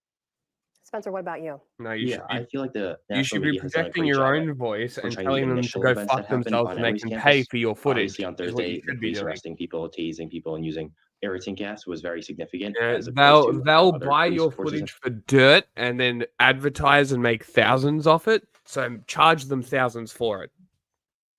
That'll be our model. Because we'll have footage Tell the that they capitalists to cannot. go fuck themselves. I mean, because it's like We will have footage they cannot. Uniting with all get. the unions and making all of it like Mhm. union owned and protected. Like it's gonna Yep. fuck them so hard. It's gonna be so good. And that's going to be the best part is being like, oh, you want this footage? This really, really, really good footage. Yeah, you basically have to we've sign been able on to and get? support a fucking union to get Yeah. access. Yeah, exactly. It'll be free as long as you support the union. Yeah, everybody has access to it, but you have to. Yeah, You know, like you need whatever, to hire whatever you need the, to hire whatever the people thing has from to this do. union. You need to do this from this union. Or whatever it might be. You have to. You know, we'll figure out the specifics later. But that would not be a terrible idea. Encampments. But one thing I would say is that after that initial media coverage, we haven't really received as much national attention for the peaceful protests that have been going on in the recent days as other schools have their encampments, and the news media coverage has kind of moved on from Emory. So I think it's kind of been a little, I would say, quick to judgment almost about like, or not even quick to judgment, but very over the top on the days where there is violence and there is brutality by police possibly, but not so much when there is just peaceful protests that have been happening in the days since. Well, I want to thank each of you for taking the time to join us and for continuing to He cover said the this story of national journalists news media on is your too own campuses. focused That's on the Spencer violence. Friedland from Emory Of University, course they are. Arya Mukherjee from UC Berkeley, He's calling them out straight to their face. It's great. and Neil Mehta from Brown Well, University. she's not. Thank you to you all. She's government media. Did we write these guys' name down? I mean, no, but they're from. We should. And they go You back can talk and to write their any names down. in any of these student heads and stuff, any of these papers and stuff. You look up any student magazine, there'll be papers from different. So if you start Hundreds of messaging different students- journalists Yeah. from these Yeah, you papers, put democracy in, this is not the playlist somehow. oh weird, probably because you made it the video I sent, and it took you off the skipped playlist. Yeah. All right. Let's see where we're at. I'm like democracy now. Strange. Okay, where are we at? UCLA. We done with UCLA? Yeah, I guess. I mean, we saw there's conflict there. Yeah. All right. Here's a good one.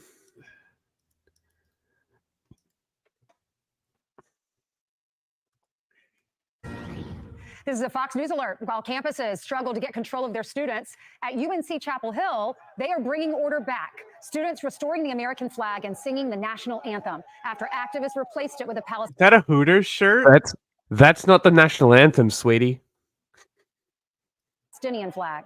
Chanting American flag and USA. singing the national anthem. It is a Hooters shirt. That is fucking phenomenal. After activists replaced it with a Palestinian flag. Oh, they put it. They just put the Palestinian flag underneath it. I'm pretty sure. Here This, with reaction. that You know might what this be the is? Columbia one with the cops. You know what this is? This is cringe. This is Yeah. cringe. Yeah. This is You very know what this cringe. is? Nationalism. Yeah, this is cringe. Fox and Friends weekend co-hosts Pete Hegseth and Will Kane. Hey guys. The thing is that there Good morning. So, there Pete, already since you fought for our is country, a I will ton start of with- unions, and like a lot of the basically, if you're independent, you get your press access through the unions. So partnering up with these unions to circumvent like people's need to like search for like a local affiliate, like capitalist, day in, day out job. And you could also have some kind of emblem or symbol or patch or mark that says, "Hey, we're associated with this," and that'll give you your But quality again, I always like to cite Scootercaster because she all these journalists in New York's basically she runs and sells their footage and stuff. so she does it for them. Yeah, she'll credit who took the footage, but it'll still be Freedom News TV. Right. So it's still her that's she runs a news desk. Right. Okay. So she's able to do a bunch, and there's the other guy who actually does more on the ground stuff. It's like Rod or Rob or something, but he's always they always get those viral footage that you see online and stuff. Yeah. With you, even though I know you're very patriotic too, Will. But I wanted to start with you, Pete, because it's on one hand so exciting that finally, these Americans are praising America and doing the right thing. But how sad is that? That campus to campus to campus all over our country, they're replacing the flag with Palestinian flags. They are yelling, they hate America, wipe Israel off the map. But at this campus, they got it right. Hey, Israel's not America, you fucking numbskull. The fuck are you talking about? Yeah, I mean, we should take heart and remember that the majority of would you be angry if someone put up an Israeli flag and then somebody took it down and raised an American flag and started chanting USA? Maybe someone should try that. If somebody raises an Israeli flag, do that, lower it, take it down, do nothing with it, fold it up respectfully even. Then start chanting USA after raising an American flag. See what Fox News says. I'm genuinely curious. That would break them because castles. They would have no clue. It would break their brains. It would be like, but we're pro-Israel, pro-America. Then they would short circuit. They would short circuit. Have you seen Inside Job? How the robot news anchor short circuits? That'll happen. people, even still today, respect and love the country. I mean, this is a reflection of probably the majority of the campus of UNC, but our conversation is being driven by a very noisy, very powerful, very influential minority of people who simply hate the country. I mean, taking down the American... Look, I didn't go to UNC, but I went to USC, and there was a little white kids using the N-word, so... Bro, I'm going to say that this is probably not out of the picture. This is just being recommended to me here, but they fucking... They fucking had a historian come in to debate Graham Hancock on Joe Rogan, who's like an Ancient Aliens level of like crackpot. Yeah. Hilarious. American flag and putting up the Palestinian flag is effectively saying, I reject the place where I'm being educated completely and all that it stands for. We should get, UNC should find those kids, by the way, and give them a study abroad semester in Gaza. You know what? You love Palestine so much. Okay. Where? Hey, buddy. What university will they go to? They're all gone. Yeah, that's what it's like. People are like, go to Gaza if you love it so much. Okay. Go to Israel if you love it so much, I guess. You know, like whatever, dude. Okay. Gay people wouldn't be accepted in Gaza, yet they're supporting Gaza. Oh, don't they see how dumb they are? Again, it's the fucking people who tell you that fucking, animals are used in the fertilizer process to grow the vegetables you eat.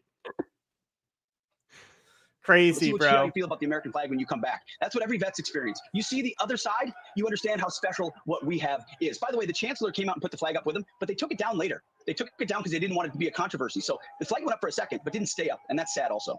Well, okay, so you mean to tell me that the school came out and said, hey, all you fascists, this is no. Get out of here. The full story is pretty fascinating in that they had already replaced the American flag with the Palestinian flag. These North Carolina frat brothers saw it, were upset by that. Of course, it was the frat at that time came out and re-raised the American flag, and everybody broke into the national anthem. But once the school administrators and school security left, then the protesters began to take down the American flag again, and that's when the guys stepped in and protected the flag. They said they, one of the frat brothers' name's Guillermo Estrada Ainsley. He said that he and his brothers protected it for an hour. By the way, his parents, immigrants in the military, they protected the flag for an hour. They were pelted with bottles and rocks. But those are the type of Americans that I agree with Pete. Their love of country and their patriotism, I don't think are as... These are the type of Americans that we can fool into the military to die for the country. Fuck yeah, we need more of these. Well, they're already at college, so the military missed their chance. Look, they're in a frat. Rare as we want to believe. A lot of people love America, but what they should be celebrated for, and what be more rare, is their bravery. Their willingness to stand up and exhibit that patriotism and protect America. Brave. That's a rarity. My God. In my mind, that's the kind of student you want at North Carolina. You might as well give them a full ride and go Tar Heels. Thanks, guys. Y'all have a great weekend. We'll be watching. Oh, wait, this is Wednesday. What am I thinking? I normally interview on Fridays to talk about what's coming up. A couple more days. Okay, so I'll talk to you on Friday about what. Good one, idiot. The struggle to control the ongoing at college campuses across the United States. Poggers! Just a little while ago in Madison, Wisconsin, as police and protesters clashed at the University of Wisconsin. Watch this.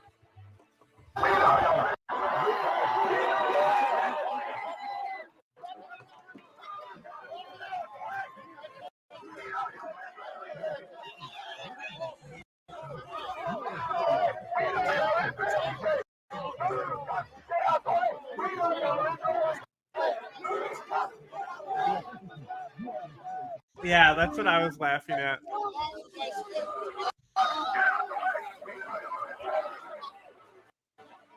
According to the student newspaper, campus police gave protesters some 15 minutes to remove their tents. It's not clear if any arrests. Yeah, he kind of looks like he wants to throw up all the time.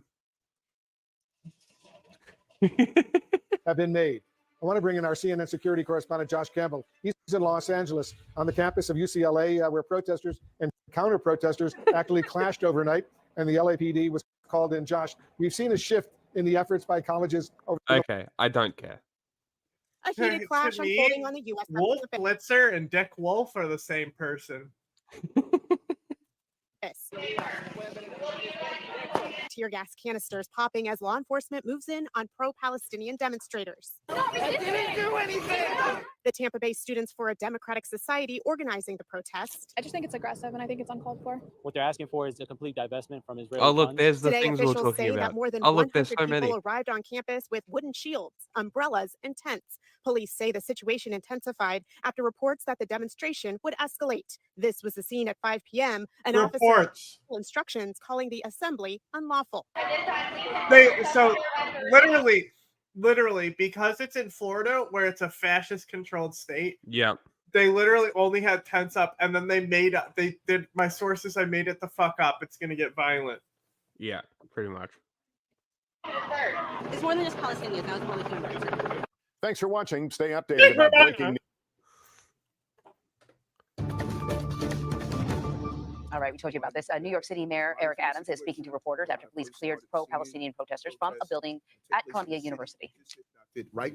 I saw similar indicators from the Black Lives Matters march when it was brought to my attention that there were those who came to the city to disrupt our city, and she was able, through her team, was able to conduct an investigation, and what I feared was actually materialized and actualized by those who were on the ground.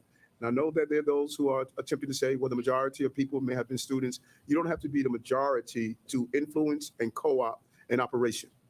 That is what this is about. Hi, everybody. So if we want to play the Actual word Nazi police, here. You could do so. Why are I'm you going gay? to play the New York City police, but we're going to protect our city from those who are attempting to do what is happening globally.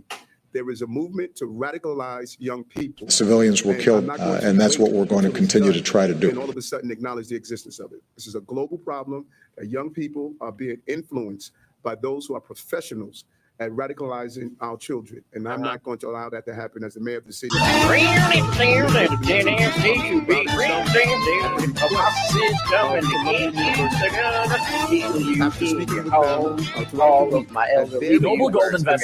right.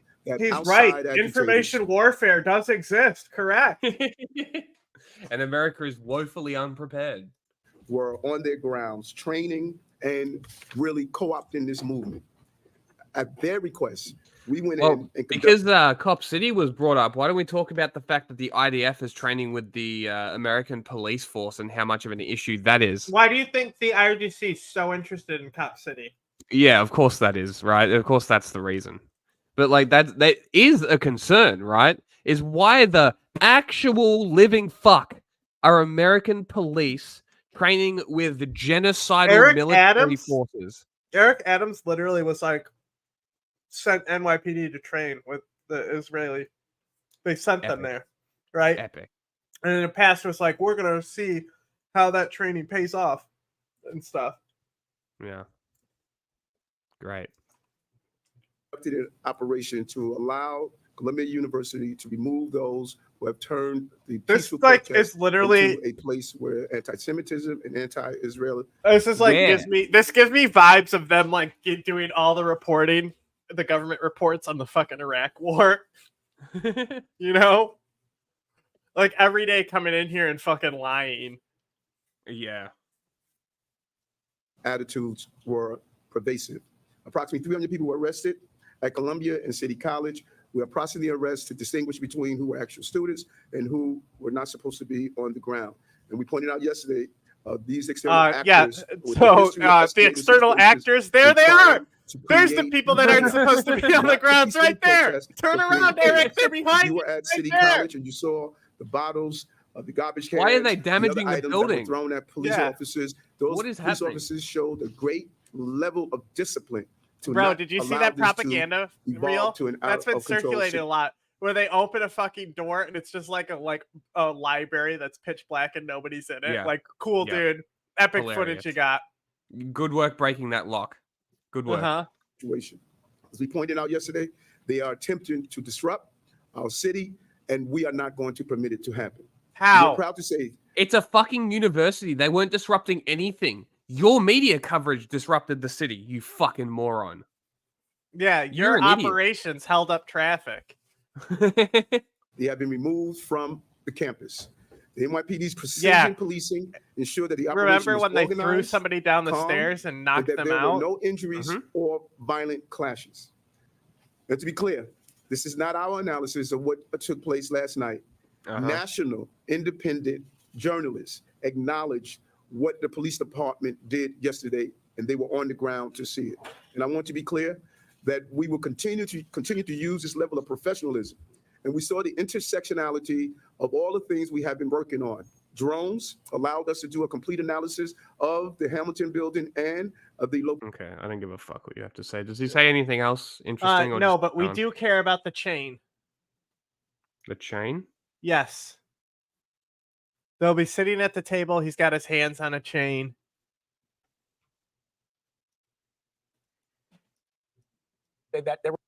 It's definitely in the Eric Adams conference. They're gonna talk. There's the chain right there. You see, it's next to him. You see it right there. There's the chain right there. We did talk. York City. There it is. Eric Adams. His assertion is that part of the reason, and the Columbia University says this as well. Part of the reason the NYPD went onto Columbia's campus and into Hamilton Hall. Oh, I just realized what that flag was. Oh, behind him, it's the fucking it's the police flag. It's the NYPD flag. The cringe NYPD. No. I just realized, and you only just showed me what it was. Thank you for introducing that horror to my existence. Not only were there students protesting, but they were outside agitators, as he called it, people who their evidence the university and is this chain, the city right? Were creating a more dangerous environment, and there was. Now he does. This guy, same guy. He does. He does like press coverage, right? Where he brings the chain on like some morning show, and it's like, this is what we saw at every door. You know, that's how we know they're outside agitators, because of this chain and lock. Okay. Could they not have bought them themselves? It gets better. I need to just find the source, but keep going because I'll find it and pull it up. Students at the University of North Carolina were seeing. I don't care about Fox. Think these pro-Hamas students are crazy? All right, Just wait this I until do Joe want to see, Biden though. dumps the real thing in your town.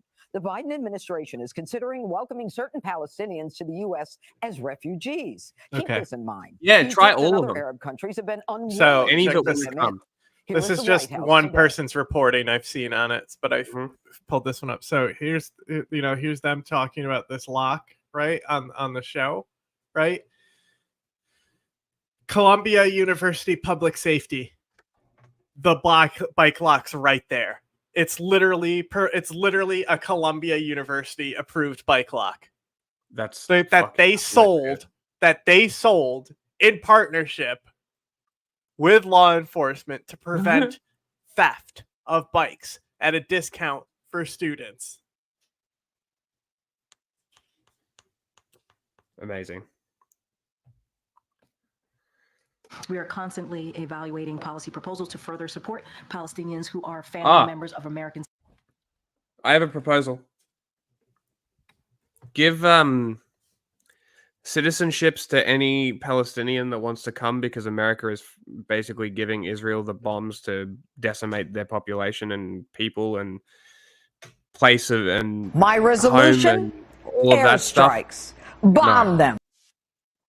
So, give all of anybody who wants it a citizenship, and in exchange, send anybody who wants to go to Israel. Send them. Oh, you want to go? Okay, here you go. Bye-bye. Bye-bye. Swap your citizenship. We'll make it easy. Limited time offer. Streamline citizenship swap. You can swap it. You can go there. Live there. Stay there. Enjoy it. But they can, if they want to come to America, they can come Sounds to like America. you're just assisting the genocide. Beat that one black and tans. Oh, God. That's why I said if they wanted to.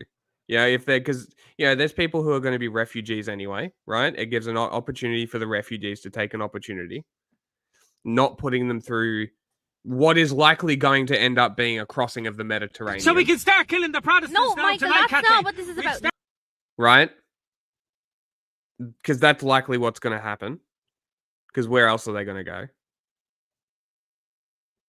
No. Home. Yes. That's assuming Israel isn't going to try and wipe them all out. Obviously, that's the preferred solution. Civilians were killed, and that's what we're going to continue to try to do. But if there is going to be a refugee crisis from Palestine, how are they going to get places? They're going to walk back through Gaza? No, they're probably going to go the Mediterranean route, right? Yeah, but Israel kills people trying to go to the Mediterranean from Palestine. They're literally fucked. They literally can't get out. That's the thing. This is what I'm saying. That you could literally offer a direct line. Yeah, but that's the whole reason why Egypt and Jordan won't take Palestinians in, is because they don't recognize want that to. it assists the they recognize it assists Israel in the genocide and ethnic cleansing of Palestine. Mm.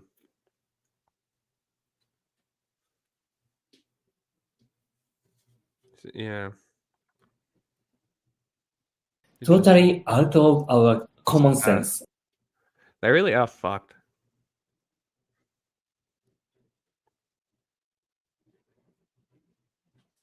Maybe they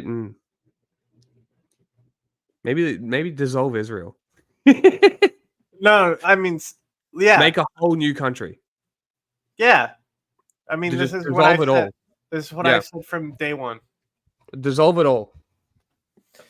They can even keep calling it Israel. I don't give a fuck, Call it whatever you want.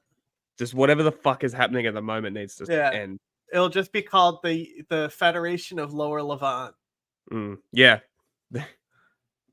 Citizens and may want to come to the United States. So we're evaluating it. I don't have anything to announce at this time. Biden's plan to take in Palestinian refugees is no doubt an appeasement to the squad. The merry band of radical lawmakers were outraged by the police crackdown on anti-Semitic students at Columbia. AOC was lobbing threats at Mayor Eric Adams, saying, quote, "If any kid is hurt tonight, responsibility..." Hey, she's right. ...will fall on the mayor and university presidents. And her comrades are also also seething. How is that a threat? I'm not sure. These state-sanctioned violence, including the arrest and threatened felony prosecutions of students, can only be seen as an explicit effort to silence students and she's take away their First Palestinian. Amendment rights. The anti-Semitism bill that Mike Miller has a definition that is so Same broad statement at one point, that many right? of the Jewish groups like J Street and Nexus and others cannot support. So why would you do that, except if you want to weaponize anti-Semitism? I thought you said the squad. As a political ploy. Yeah. Jayapal is You know, the Jesse, squad biggest, now. or one of the biggest I don't issues, think one of the so. biggest two issues in this country right now is immigration. And Joe They're Biden really believes bad that at the their way to job. solve it is to Hey, bring in more assholes. Palestinians when their own, the people in Egypt and Jordan and Saudi Arabia and Lebanon will not refuse, actually, to take them in. Have you seen the polling on Palestinians? That's funny that this came up. Hey, question. Hey, question. Out of the 5 people here, who do you think is the stinkiest shit? Out of these 5? Because for me, like a ticking it's time bomb. gotta Of be course, Joe Judge Biden says, "Come Janine on in." Pirro. Now, Judge, if someone steals my car and they go on a joyride, I call 911 and I say, "This is what the suspect looked like. This is what my car make and model is. This is the last." Yeah, he was a date and Jew. time He I had saw a the Shylock nose. Like, what are we doing here, dude? What? car. I don't call them and say, "You know what? Can you please not do any foot pursuits? Please don't have any high-speed chases. And when you pull the guy out of the car, if he resists arrest, just let him go." No, I want my car back. I don't try to tell the cop to de-escalate. Okay, these people are adults. They can vote. Yeah, I want They- brains, they can brains blown out on a fucking car. sex changes. They can drive. They can own homes. All What? of a sudden, Okay, now they're we're saying, bringing no, they're trans snowflakes. people We were into arguing this? they weren't What is snowflakes. Now all of a Always. sudden, they just Always. shape-shifted in January 6th into this building. They See, smashed windows. shape-shifted. They had anarchists pile in through windows and hold Anarchists. hostages. They No, should be that's- treated like adults, There- not snowflakes. there was All right, Kevin, anarchists you're that a money broke guy. in Joe to the Biden hall. is going to have to throw a lot of money. Seriously? Oh yeah, support our troops. Hilarious.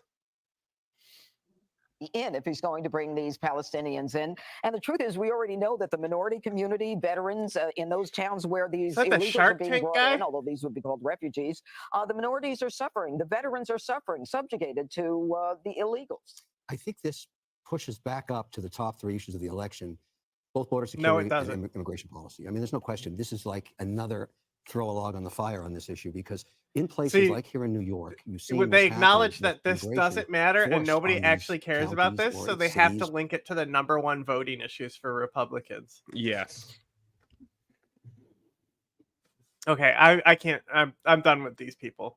Great. We'll never finish one of the 5 videos. As we do often here at 10 a.m., we begin with the breaking news. A massive show of force to Why crack do down on police college need campuses this? in New York City. Why NYPD couldn't they moving just in use huge a machinery ladder? to get into Like, a building occupied by seriously, students can and we other talk people, about perhaps, this? on the Columbia Why campus? did they need the special MRAP to drive down? They don't have fucking ladders. It was Well, a they had spectacle. to use It it was like for the spectacle.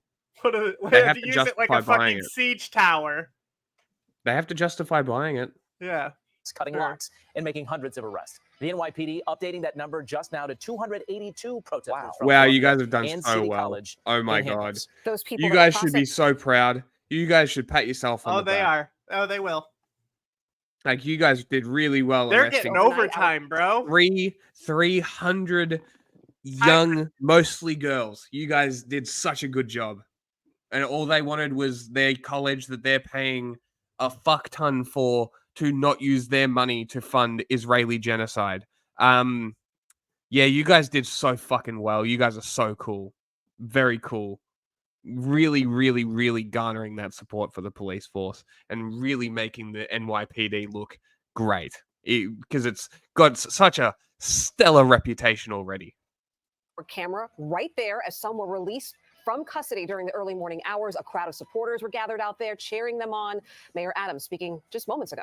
We said from the beginning that students have a right to protest, and free speech is the cornerstone of our society. But as our major concern, we knew and we saw every that time there were those who were never concerned about free speech. They were concerned about chaos. That news conference with the mayor and NYPD officials continues right now. We are anytime you qualify a statement of I support this, but no, you don't. No, you don't. You just support what you think is right. You support what matters until it offends your sensibilities. That's all. You don't support shit.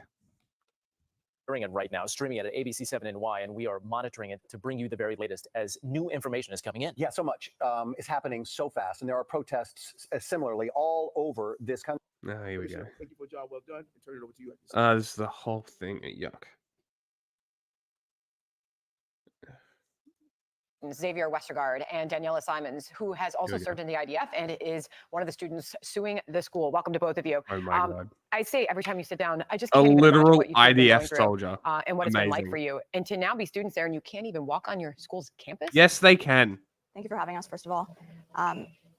It's come to a point where really I'm speechless. I have nothing to say. I think back to October 7th and the events that ensued on campus shortly after, and I think it never had to get to this point. What do you think, Xavier? Why did you make us do this? Why would you do it? Why would you make us do this? All you had to do was give up all of Hamas fighters, which is every Palestinian, and die. That's all you had to do. Why couldn't you just do that? Why did you make us do this? Hi, everybody. Actual Nazi here. Xavier? I mean, I really don't 2 weeks ago, know I came which onto of this these show Nazis to and was afraid support. to They're walk on both campus. pretty good Now options. we don't have to be afraid about walking on campus because we're not even allowed to walk on campus. Yeah, the NYPD came in last night after 2 weeks of mixed messages and total, what's even the word? Lack of communication from the university. I The fucking only hate communication these that we got was people. that there were ongoing negotiations with some of the student leaders of these protests. This is These one are of not- the most forced fake interviews I've seen covering any of these protests so far. Like these two are 100% they've planned this appearance, and they've got marks that they're gonna throw to each other and everything. You've already seen it twice in a minute. Like they're either media trained agents or they're doing rounds. It's one of those three. There's no fucking way. authorized protests, which had already been condemned as being against university policy, but the university didn't do anything. What's the point of having a policy if you're not going to do anything? Exactly, and they only stepped in when the facilities workers were held hostage inside Hamilton Hall. And in the email that was put out by the president, it was she said the facilities workers shut the fuck up, and then she listed the anti-Semitism. Like, it's always a forethought, right? The chair will It's never advise about that the breaking rules do university care. policy. It's as it relates to anti-Semitism. So lawlessness, Yes, you know, complete anarchy. no rules. You can break the rules. There's, no consequences. And it seemed it struck you a moment ago when we were talking to Laura Ingraham, and I reported what we heard from the White House, and that was through the press secretary. The United States still, amid this chaos all over the country, has not gotten on the phone and spoken with a school administrator or a university president. You said, we really haven't heard anything that the White House has had to say. We turned to this exchange with our own Peter Doocy. This was live in the briefing just a moment ago. I want to get your thoughts out of this. Some of these encampments, they have matching tents. We're being told that there are professional outside agitators involved. We don't know if they're being paid to sow chaos by domestic folks or foreign entities. This Proof. president want his administration to Proof. find out. Give me funding. proof. But I can say,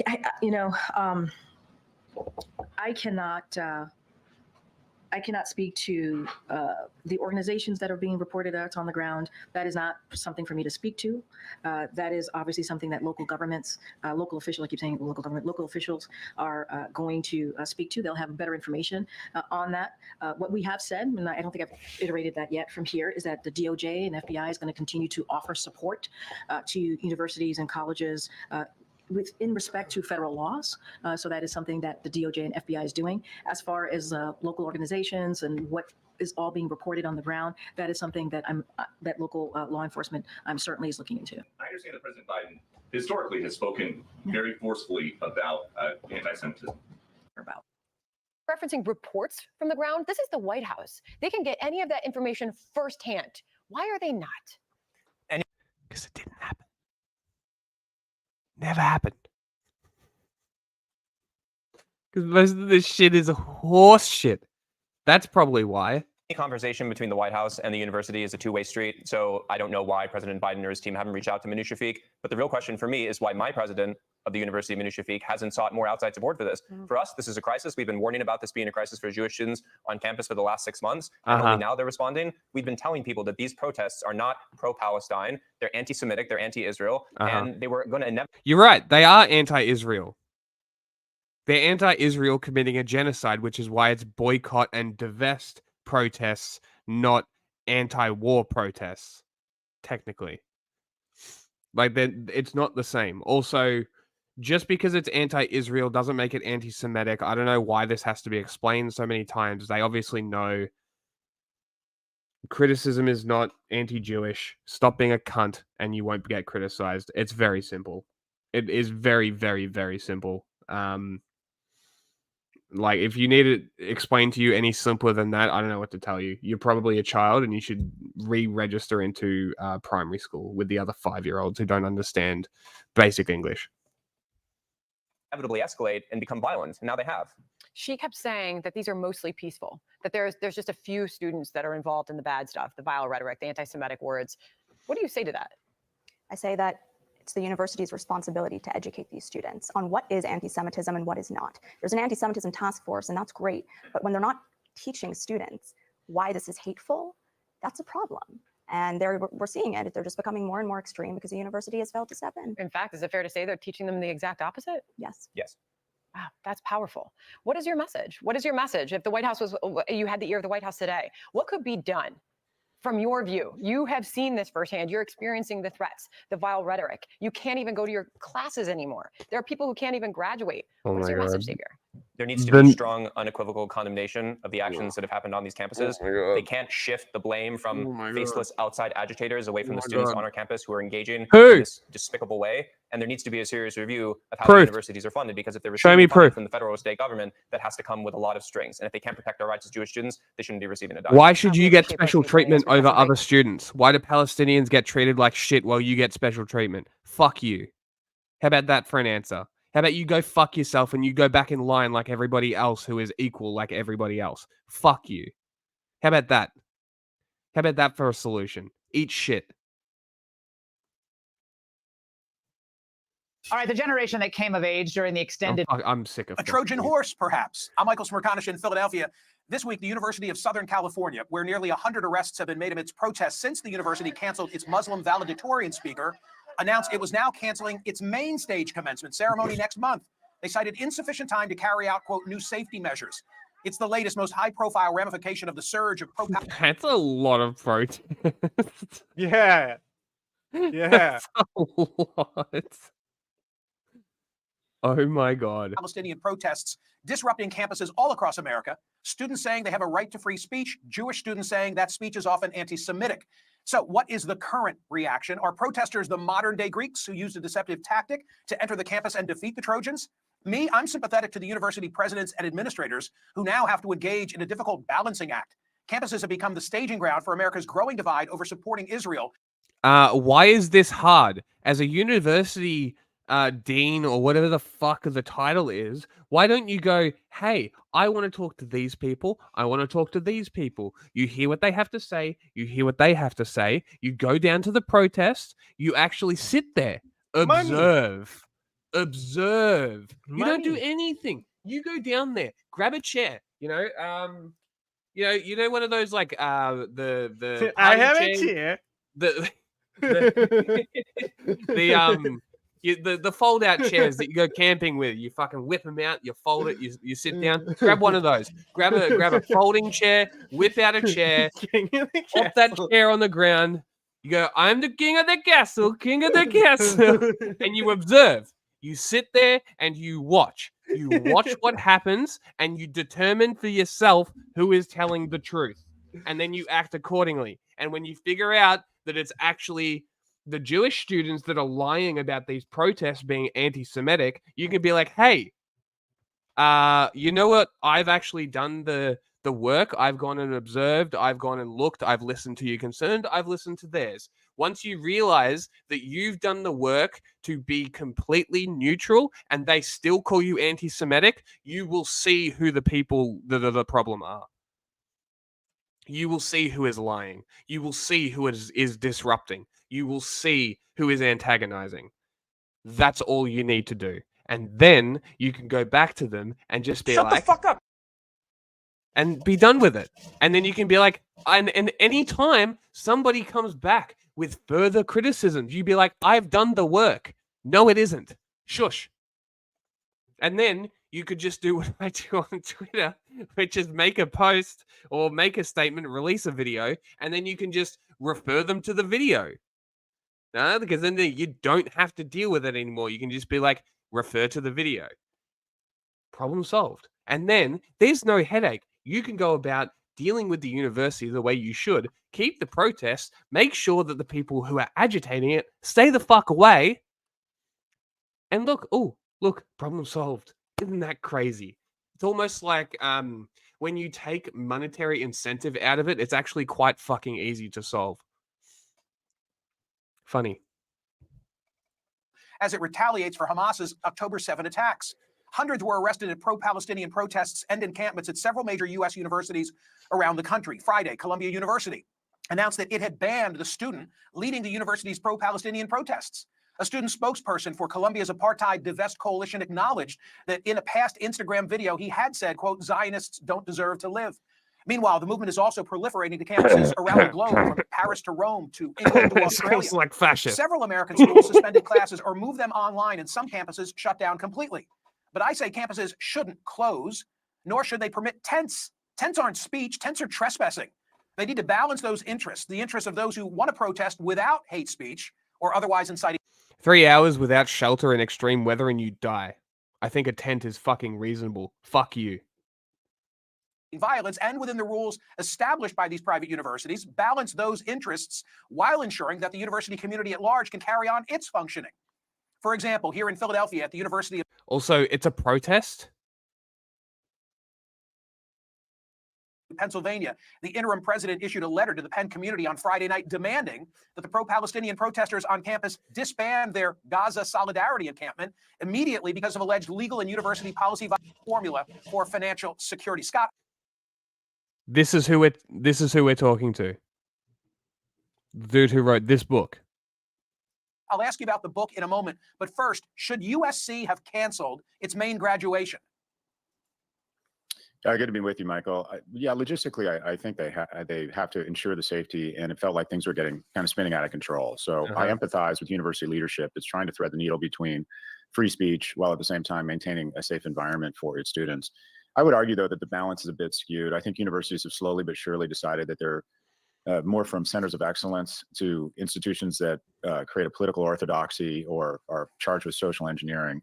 And dude, the fucking projection from these fucking insufferable cunts. I swear to God. You are garbage, okay? You're garbage. What you have here, in my opinion, is a bit of a double standard, Michael. I think the vast majority of the protests are peaceful protests. You know, they're 19. I cut a wide berth for young people and their rights to say things. The majority of them. You know, the analogy I use, Michael, is if I went down to the plaza at NYU in a white hood and started saying Dylan Roof, the gentleman, the young man who killed 7 people at a black church in Charleston, and I started saying globalize Dylan and held up a sign that said, you know, lynch the blacks, for example, or some sort of hate speech like that. I don't think there'd be a lot of nuance or context needed. I think I would never work in academia again. And if I started inciting the type of behavior where there was harassment of any special interest from the river to the sea means I believe that I forgot. if it got out of control the way it has in some of these campuses, I think they'd call in the National Guard. And I think what a lot of Jews are concerned with is that it seems like free speech is never freer when it's hate speech directed at Jews. Another Free university speech is professor. never freer unless it's hate speech directed at Jews. Okay. Can we not go past the fact that this is the second professor to say the National Guard should have been called for these protests at Columbia? These protests that were mostly young girls demanding, asking, pleading, begging the university to not use their money to fund Israel's genocide of Palestine. The second. How is this acceptable? Like, how are they just getting away with saying, yeah, call the National Guard, the same group that has committed massacres on college campuses before? What a great fucking idea. Like, how do they not see the optics? Oh, they want them to die. It's fucking nuts. So I would argue the campus leadership has erred on the side of, quite frankly, being a little too lenient to individuals who, for whatever reason, correctly or incorrectly, it devolves into emotion that makes people feel unsafe. The bottom line is, Michael, a lot of us just don't understand that a young Jewish girl leaving the library to go get a manicure is somehow their mortal enemy. I think young people, quite frankly, pick the wrong enemy here, and it's just gotten a little bit out of control.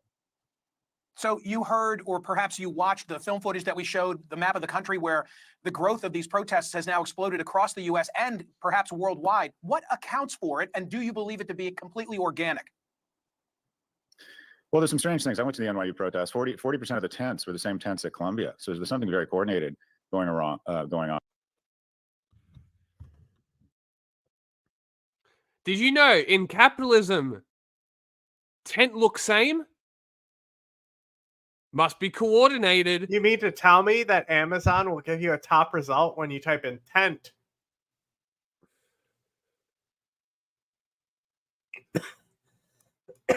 It's so wild, bro. Buy tent, and it's going to be Amazon is going to put the ones they recommend at the top. Wow. This guy wrote a book about economics and finding wealth, and he can't figure out why a tent looked the same. Tent looks same, must be Soros. But buy my book on economic. I teach you good tough. Fuck you. I think it's a variety of few things. One, I think that a lot of students incorrectly, in my view, conflate what's going on in Gaza with the civil rights movement. Two, we have not done a great job, or we in colleges have created this oppressor and oppressed orthodoxy. You're right. It's actually, it's more pressing than the civil rights movement was. It's a genocide, an active genocide at that.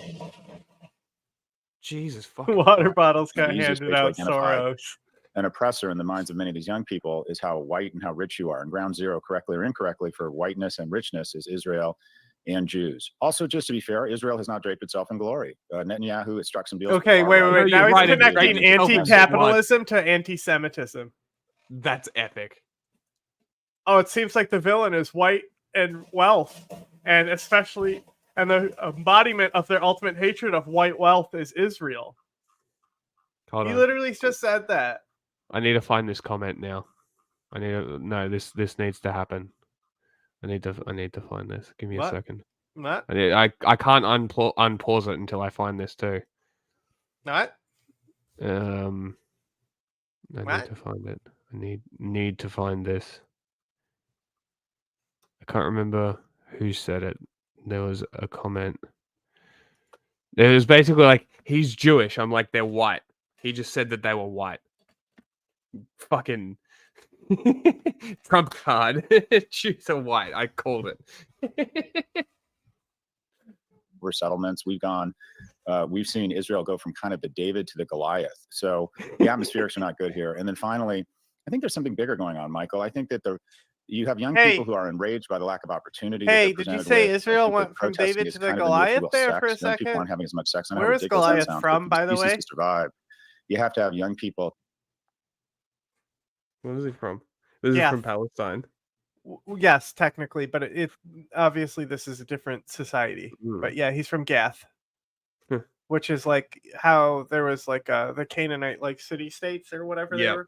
Or it was like so like one was Gaza, and that's always it's like always been called Gaza, but there was like 5 city states there. Yes.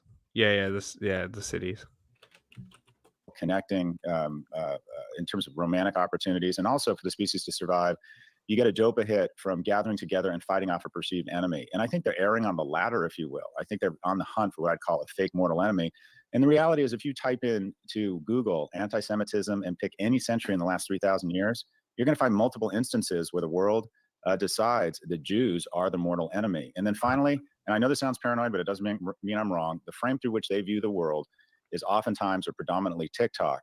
And on TikTok, Michael, there are 52 pro-Hamas videos for every 1 pro-Israel video. So the frame through which they see the world crazy. Almost is, like, yeah. What do you define pro-Hamas? I couldn't imagine why there would be such a disparity. It's almost like it's not cool being pro-genocide. You know, watching an entire group of people be squished into a tiny little city. There they are, the 5. As the cool Israel 5, unlike the Fox 5, continues to bomb them as their livable area shrinks and shrinks and shrinks and shrinks. Now, why, why would TikTok be generating anti-Israel content? Tell me, please. In my opinion, being Clown. influenced to sow division and chaos within America. We are troubled by a series of heavy-handed steps taken to disperse and dismantle protests across university campuses in the United States of America. Freedom of expression and the right to peaceful assembly are fundamental to society. This is the UN, by the way. For everybody watching, this is the UN talking about America treating these protesters. Particularly when there is a sharp disagreement on major issues, as there are in relation to the conflict in the country. We are concerned that some of law enforcement's actions across a series of universities appear disproportionate in their impacts. Anti-Semitic conduct and speech are totally unacceptable and deeply disturbing. Anti-Arab, anti-Palestinian conduct and speech are equally reprehensible. Incitement to violence or hatred on grounds of identity or viewpoints, whether real or assumed, must be strongly repudiated. We have already seen such dangerous rhetoric can quickly lead to real violence. U.S. universities have a strong historic tradition of student activism, strident debate, and freedom of expression and peaceful assembly. It must be clear that legitimate exercises of the freedom of expression cannot be conflated with incitement to violence and hatred. Wait, was that the UN condemning what the police did? Yeah. Crazy. Also, sure, I mean, TikTok... China completely controls TikTok's algorithm. Also, TikTok is banned in China. So my argument in favor of banning TikTok is why should we allow something that China doesn't there's even also allow in like itself? no evidence that it's like radicalizing people any more Yes. than anything else. Like if we're really going to talk about where people are being radicalized, do we really think it's on TikTok? Yeah. Like people might learn concepts and be like, oh, you know, maybe they get their mind changed about Palestine on TikTok. Okay. But with the way Sure. TikTok bans shit constantly, and you already have to talk in the fucking code language on there, like you're a fucking baby. Yeah. Yeah, the TikTok language is insane. Like you can't show shit on there that's really gonna make a difference. Mm-hmm. And if you're actually posting like pro-terrorist material, you think that's gonna stay up on TikTok, one of the more like censored apps out there? Yeah. Where No they fucking fucking have way. auto detect on your fucking speech. Mm-hmm. Yeah, like TikTok, the vilification of TikTok is never not funny to me because it's like literally like people. I love it. My second favorite thing is like I was playing in the background, but the internet news today, it was an older thing. I shut it off like because it was just auto playing, right? But I was like doing something, so I didn't have time to switch it. But they're talking about like why can't they just pass a law? Instead of banning TikTok, how come they don't care about Facebook stealing my data or whatever? And it's like, bro, that's not the issue about fucking your data being unsafe because it's with the Chinese Communist Party. That's not the fucking issue. Like, yeah, exactly. And like just pointing out to people that they literally made Grindr do the same thing. Yeah. Yeah, exactly. That's all you need to do, really. Like, I just want to point this out too. Is memes. Yeah, true. Yeah. There is not one single thing that TikTok offers that is unique. The best part is China being like, yeah, well, we're not going to sell. The moment TikTok gets banned, boom, Meta has a new app, and it's literally a copy Exactly. of TikTok. Yeah. New York City and the state chose to use. We're not doing this. You can save it. We are running out of time. But BBC. I want to finish on that, so I'm going to do the Trump stuff, and then maybe the Biden stuff. Maybe we'll push Biden back to Friday because nothing's really happening. The only thing with Trump is really just him. The thing about him hit his plans. And the gag order. Donald Trump was out of the courtroom and back on the campaign trail today in Wisconsin with a familiar refrain about undocumented. Yeah, I want to finish on that Iran one. Or like second to last. Immigrants. We're going to have the largest deportation in the history of our country. We have no choice. It was the latest example of the policies he would like to implement if reelected, and it follows a wide-ranging interview with Time magazine that sparked headlines about what he would do in a second term. Lisa Desjardins joins us now. So Lisa, there's a lot in this interview, but let's start with how Donald Trump would staff his administration and what sounds like a litmus test about the 2020 election. Yeah, Time magazine said overall, this was a picture of a man who wants an imperial presidency, someone who plans to ramp up and intensify, not soften what he's doing. And that's where we get to 2020. He again repeated the idea that the election was stolen from him. He said there was proof. We know the proof goes the other way, that the 2020 election was one of the most well-regarded and well-monitored elections in U.S. history. But Time magazine asked him specifically about something Republicans elsewhere are doing. They are asking people who wow, what is this left-wing anti-Trump media? So Time magazine asked former President Trump what he thought about that idea. And Time's Eric Cortelis said his response to that gave him a very sharp impression. He wants to go into a second term and consolidate power into the office of the presidency so that he can remove the guardrails that stood in his way from implementing his agenda the last time he was in office. What Donald Trump was conveying to me was that he would not be inclined to hire anyone who has come out and admitted that Donald Trump lost the last election. And so I think he is planning to fill the most important offices in the executive branch with true believers of the MAGA doctrine. There's a reason that that's called the big lie, because that goes to our democracy itself. And here, former President Trump is saying, no, I might not hire anyone who thinks otherwise. I need people to support that idea that only I can win, only I ever have won when I ran. Another topic, immigration and the border. This has been the cornerstone of his campaign.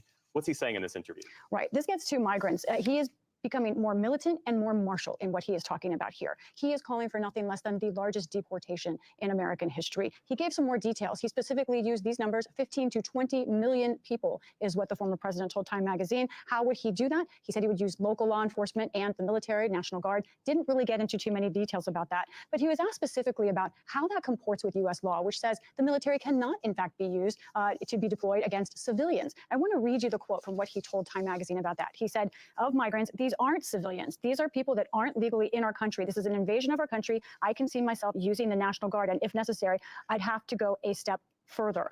This is invoking, obviously, martial powers in a way that we haven't really seen in this issue at all. Now, as for would he have mass detention camps, he said possibly, but he doesn't think they're needed. I will say right now, the U.S. is actually allowing for more bed space for migrant detention. That's something that this Congress and President... They won't be needed because he's just going to solve the problem with a lead pill. That's the why. That's why it's not going to be a fucking problem. I can't believe they're covering this so neutrally. What do you mean neutral? Are you kidding me? This is like super, like Trump is like militant as fuck. Like they're being like normal and like they're not freaking out about it. But like, come on. The coverage is so like normal. They're talking like this is fucking normal. No, they're not. You don't reckon? No. That's why I was joking about them hating Trump and how this is biased. Because it's funny. But that's to the tune of a few thousand migrants. They're talking about like they're millions. just talking This is a deportation that really almost has no comparison point in terms of forced movement of people on a global like, scale. come on. How do you see this as being neutral? Like, no comparison point of forced movement of people. Oh, like, you mean they're not comparing anything? I'm just talking like tonally, it's very neutral. She said there is no comparison point for this large of a movement of people. Is that factually untrue? As in, like, not even the Armenian genocide moved this. Yeah. Is that factually untrue? How much did they say? 12 million? She's saying it. Like, that's her projecting into the report, not her quoting Trump. I would see. She's literally saying it's a genocide. No, I'm saying that that's perfectly fine to put in there because it's objectively true. Yes. I'm saying that that's not incorrect or slanted in any way. Objectively, but that's the joke, is that it's so crazy that even the neutral coverage of this is like not a good look for Trump. Slanted? Yeah, that's what I'm saying. Is that like, and that's why I'm saying that like totally neutrally and from like a news. Like, I'm losing the fucking word. They're mandated to be center. No, I know, but there's a news. It's one of those stupid fucking media words. It's like newsworthy or newsy. Yeah, sure. They're just sort of in a media way that like like if I was someone regulating media, listening to this coverage, I would be like, yeah, there's nothing wrong here. You know what I mean? It's tonally, it's very neutral, script wise, very neutral.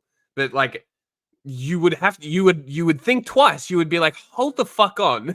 Like, is this correct? I need actual sources for this, please. You know what I mean? It's one of those things. I mean, It's like a double. it's a direct quote. It's wild, wild. Trying to win over. He has in the past taken credit for overturning Roe. Now he says he disagrees with Florida's 6-week abortion ban, which took effect today. What's he saying to Time Magazine now in this interview? Yeah, you're so right. This is a tricky issue for this president. He's someone who wants to run the Republican Party on every other issue, but on this one, he is consistent. This is such a tricky issue for the Republican president who wants to just run the party. I'm fucking losing it. PBS is funded by everyone, but they're completely run by a separate corporation that's completely mandated to be neutral. I'm fucking losing my mind. This is great. Saying, and he did again in this interview, he wants to leave it to the states. That is because his own personal view that he's expressed that a 6-week ban is too far is something that's a problem with those on the right. So he was asked some specific questions that I think were interested, and I want to get into a few of those questions that stood out in this interview. One, he was asked, should states monitor pregnancies to determine if an abortion happened in a state where it is illegal? Trump responded, I think they might do that. Then, should states prosecute women for abortions? He said the states are going to say it's irrelevant whether I'm comfortable or not. Now, again, this is a consistent states will do what they should do policy from the former president. It is a policy proposal. It is also You know, I found out recently that you have to register your pregnancy in Japan. Wow, it's just like Super Earth. Fucking strange. But this idea that states monitoring pregnancy is something that he could accept. There you go. 14 million displaced by the partition. Interesting. Yeah. There you go. Interesting. So that could have actually, that's a fucking really, really, really good comparison to use, to be completely honest. Yeah, because that's how many basically did what it she is. cite? I think it was like 12 to 15, 12 to 20, something like that. Yeah. It was a big number. It was in tens at minimum. So like, and he said he was open to the idea of camps. Open, yeah. Unfucking believable. So, and you know what's even better about this if it happens in America? America is one of the few countries who will probably prosecute a president for genocidal acts. Well, like, it's willingly, very quickly. It's just crazy. Because as soon as that happens, as soon as that fucking happens, court, ICJ, genocidal acts. They're gonna like obviously be targeting a specific group of people that look a specific way. Yes. And guess who's gonna get rounded up in that? Native Americans. Exactly. Mm-hmm. Yep. So, well, that's an even better way to frame that argument, to try and get that solved and ended as fast as possible.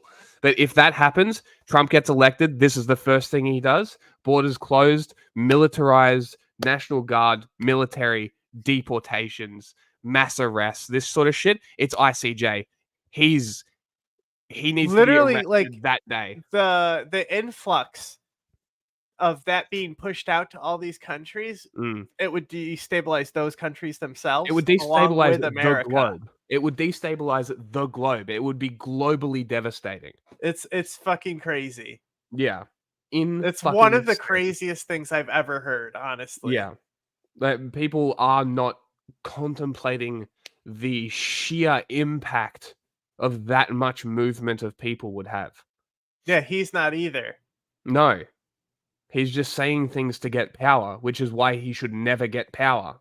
Like, I don't know why I need to fucking tell people this. Yeah, you It's should so just play fucking obvious. Desperado to get power.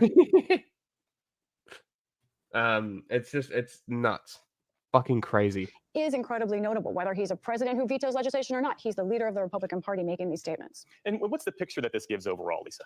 Right. This is a picture, as I said, of a president who is ramping up his aggression. Or his aggressive tactics as a president, trying to really consolidate executive power before he even comes into office. Now, I will say it was a wide-ranging interview. He went into details on economic policy, his ideas on tariffs. This wasn't all just about these cultural hotspots. And it's really worth people looking at this interview to understand what he says he would do as president. But overall, this is someone who wants to take take the Republican Party even further into this direction where it must do exactly what he says and be more aggressive about it. I spoke to Republican consultant Kevin Madden, who we have on this show, and he said this could mean more of a stress test for Republicans, especially those in office.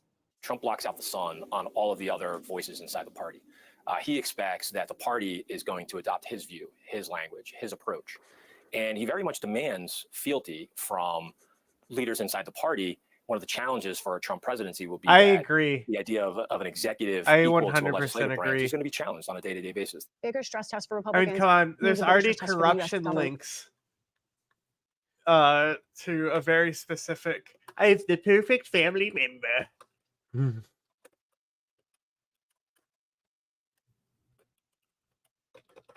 Is also what Kevin Madden's saying. Meantime, we Send have some in new polling Jared! results that look at J-Man! how and which Americans believe what Donald Trump says. Truth is such a core part of this, and we wanted to ask voters and Americans what they think about how Donald Trump speaks. So let's look at this. When Donald Trump speaks, 31% of people that we polled who are definitely planning to vote, 31% said they believe he's speaking mostly the truth.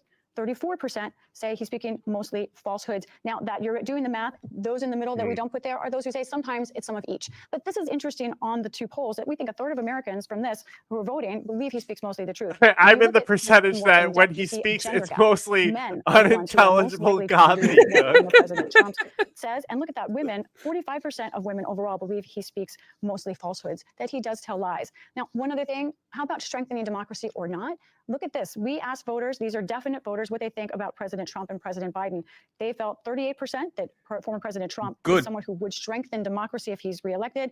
Look at that, President Biden, 35% would likely strengthen democracy. This is a tricky number because a lot of voters who answered this poll believe that President Biden would keep things as it was. But we wanted to raise this because It it definitely shows has the most many stake in it. voters But like you even like are like, hey, we're called the Group of Seven. We're like, and we meet together and we plot on how we're gonna direct the world with all our fucking money and capitalism. Yeah, because it's literally the 7 top economies, right? Yeah, it's just so hilarious. funny how open it is. And then people are like, the Illuminati is running us from the shadows, and it's like, bro, They're right there. it's on YouTube. You can watch the whole conference. definite voters believe that Trump would strengthen democracy. More believe he would weaken it, but there is a significant core out there that believes he would strengthen it. All right, Lisa Desjardins, thanks so much for walking us through all this. We appreciate it. You're welcome. Psychopath. Fucking insane. Crazy person. Like people like honestly, can we just like do an analysis of people who think TikTok's being banned because they hate China? Yeah, you know, because we're totally divesting from China because we're scared of the CCP. This very long interview that come President on, Republican nominee Trump did with Time magazine, and he was asked whether or not They there was going love to be China. political violence, or if he expected political violence in November. And he responded this way. He says, "I do think we're going to win. If we don't win, you know, it depends. It always depends on the fairness of the election. I don't believe they'll be able to do the things they did last time. I don't think they'll be able to get away with it." David Chalian, you mean whether or not there's going to be violence, you mean depends on the have a fairness free of and the fair election? They won't be able to get away Mhm. with that this time. I hear in that, I mean, Trump is invoking January 6th in regards to these protests, but this seems like something we may be revisiting again and again. And yet it's not new for Donald Trump, right? I mean, we all remember the 2016 debate against Hillary Clinton, where he made clear as a first-time candidate that he may not accept the results to the election. And then we actually lived through the violence of January 6th in the Oh aftermath my of the God, 2020 calm election. down. Fucking And Donald Trump Samwise silenced Gamgee during over that time. here. So having language like this is no doubt yet again and of laying groundwork for the potential for a repeat of what we saw on January 6th. I'm not suggesting Trump is calling for that here. I'm just saying by not having like totally just clear, unequivocal the answer language should be no. that this should be exact. That's what I'm Right? saying. Like, That's the answer should be no. There should be no political violence. And yet he wants to continue to live. I mean, this is why, and David, I would love to hear your thoughts on this. Anytime he's sort of like back in this space of the election and things not being fair, and Guy therefore the outcome of loves that, his cake. he's in a losing space for him. Yeah, look, I don't disagree. I think that forward-looking is much better than backward. Oh looking. my Everybody God, it's a kind of thumb. agrees on that. The president's stuck on 20. The more you talk about 20, the less we're talking about things that are occurring today. But this inflation. question was about the future. No, I Just, understand. like- I understand, Kate, but that future is kind of a look in the rearview mirror, saying if what happened in 20 happens again, then we're gonna have problems. I He think should say, all "Look, politics I hope that we have represent a free and fair election." capitalism.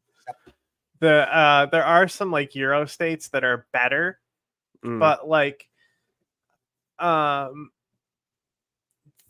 United States goes about it to a new extreme where it's one thing to be like, look at Ireland. Ireland is hyper capitalist. People think that it's like just because they're like pro Palestine and shit that they're like socialist as fuck, super capitalist. But like the welfare of the people is like nowhere near the same boat, you know? Like while they're still maximizing profits, it's still not to the detriment of their people. Yes. And I think that's where America really is unique in the so-called free world, is that the way they pursue capitalism and the GDP, it really is to the detriment of the people. And I think there are other countries in you know, the NATO bloc, you know, the Americas bloc, including like South North America, you know, these The imperial core. you know, yeah. You know, whatever you want to say to like call them like you know, above least developing. You know, like the Conservative Party in Britain is not great either, but I don't think they're fucking doing it for capital interest. I think they're just really bad at governing. Yeah. Where he even said it too. I didn't even look up when he wrote that. I was looking down when I said Britain. But I would agree that most governments are just extensions of capital. Because if you think about it, what is an economy if not a business? And what does a government do if not foreign trade? If foreign trade is not they still do at the very business, least, right? Like to a degree. If something gets so monopolized, they will break it up. But Europe has already shown that they're better at this because they're like forcing the breakup of Google. Yeah. Right? Because they forced Apple to go Type C. Well, like Google, they like basically were giving favorable search results to their own shit. Yes. So like they said like, and also they own, and like Apple, they're like, you can't own the App Store and like charge people a percentage of the App Store. So like Europe has proven to be better for sure. Yes, especially on anti-monopoly stuff. I'm just glad that there's at least some anti-monopoly things in place. You know, it's like it could be worse. It could be raining. Yeah. That, but there are people, a lot of people. I mean, I don't give a shit what these people have to say. Iran.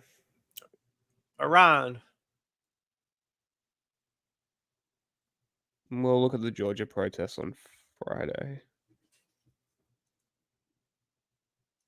To Iran next. A teenager found dead during high-profile anti-government protests in the country was sexually assaulted and killed by undercover agents working for the security forces. That's according to a leaked document contained by the BBC World Service. Same people who arrested tonight. Nika Shakarami was 16 when she Well, disappeared also in we September already 2022.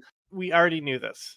This just gives us confirmed documentation of what we knew already. Yeah. After telling a friend that police were chasing her, her family found her body 9 days later. The authorities denied involvement in She her was death, thrown off a claiming roof. she took her own life. Yeah. But what appears to be a classified report by Iran's Revolutionary Guards reveals the teenager was beaten to death by the agents who detained her. Raghan Sari from BBC I Investigations has this report. A warning, you may find the details distressing. This is the moment an ordinary teenage girl became an Iranian icon. Nika Shakarami is I was saying that like as her part of the face Women might Life be more circulated in Iran than Masha Amani's. Jinnah Masha Really? Amani's. I think so. I think there's the big difference is like this was like kind of like she was a very pro-Western type of girl who like you know was very pro-internet and like online and stuff. Yeah. Very and modern. like and then like she was like a BB what are they, the fucking K-pop guys, fuck's sake. BDS, what are they called? Yeah, it is BTS. BTS, behind the scenes.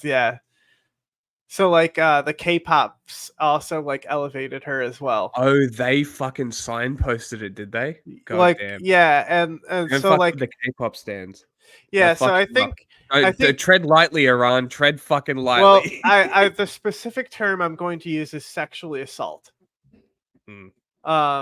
So like I don't know exactly but like the way the report showed is that because she was resisting them and like fighting back about it is why they started beating her, and then she was like died from their beating.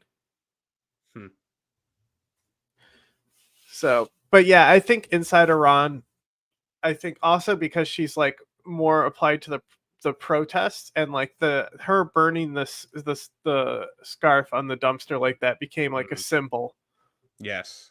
But I think internationally, Jina Masha Amani is like way more the embodiment of the movement. But Yeah, like 'cause she's the reason it started. this like actually like really kind of like fucked me up. This is one of the few like deaths I've cried about, just because there's so much about her online and stuff. Yeah. And like I just really like identified with the type of kid she was, No, because like I she was a seemed lot pretty like her cool. when I was Yeah. 16. She seemed pretty cool. Because I think the video I saw about her was the one. Well, she had like a under YouTube channel. under like a canopy of some kind. She's dancing or something. Is the video I saw? Yeah, she's singing a BTS song. Yeah, something like that. I actually never saw this video, so Oh yeah, she's like the first one, because there's another popular one that like we use as the thumbnail that's at night because I think it looks Yeah. better. But like she's like the first one to step up like that. Yeah. And that's why she got targeted. A fucking 16-year-old doing that is.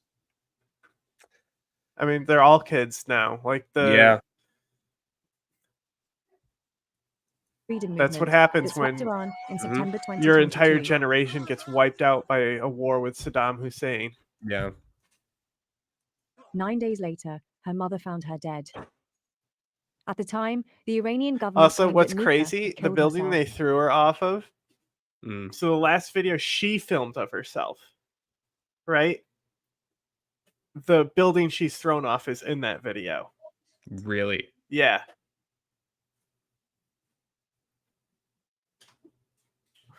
But BBC iInvestigations has obtained a document telling a very different story. It appears to be a classified report from the Islamic Revolutionary Guard Corps, or IRGC, part of Iran's security forces. We've translated it into English, and it summarizes a secret hearing on Nika's case. According to the document, Nika was hunted down and arrested by Team 12, one of many undercover units at the protest. She was we put in knew the back this. of their vehicle, an unmarked freezer truck, with her hands bound. The report includes the direct testimony of Team 12, explaining what happened next. Arash gagged her mouth with his socks. I saw Sadiq was sitting on her, with his hands in her pants. She kicked at my face, so I had to defend myself. I could hear the sound of the baton hitting her. Is she breathing? I think it was Behruz who answered, no, she's dead.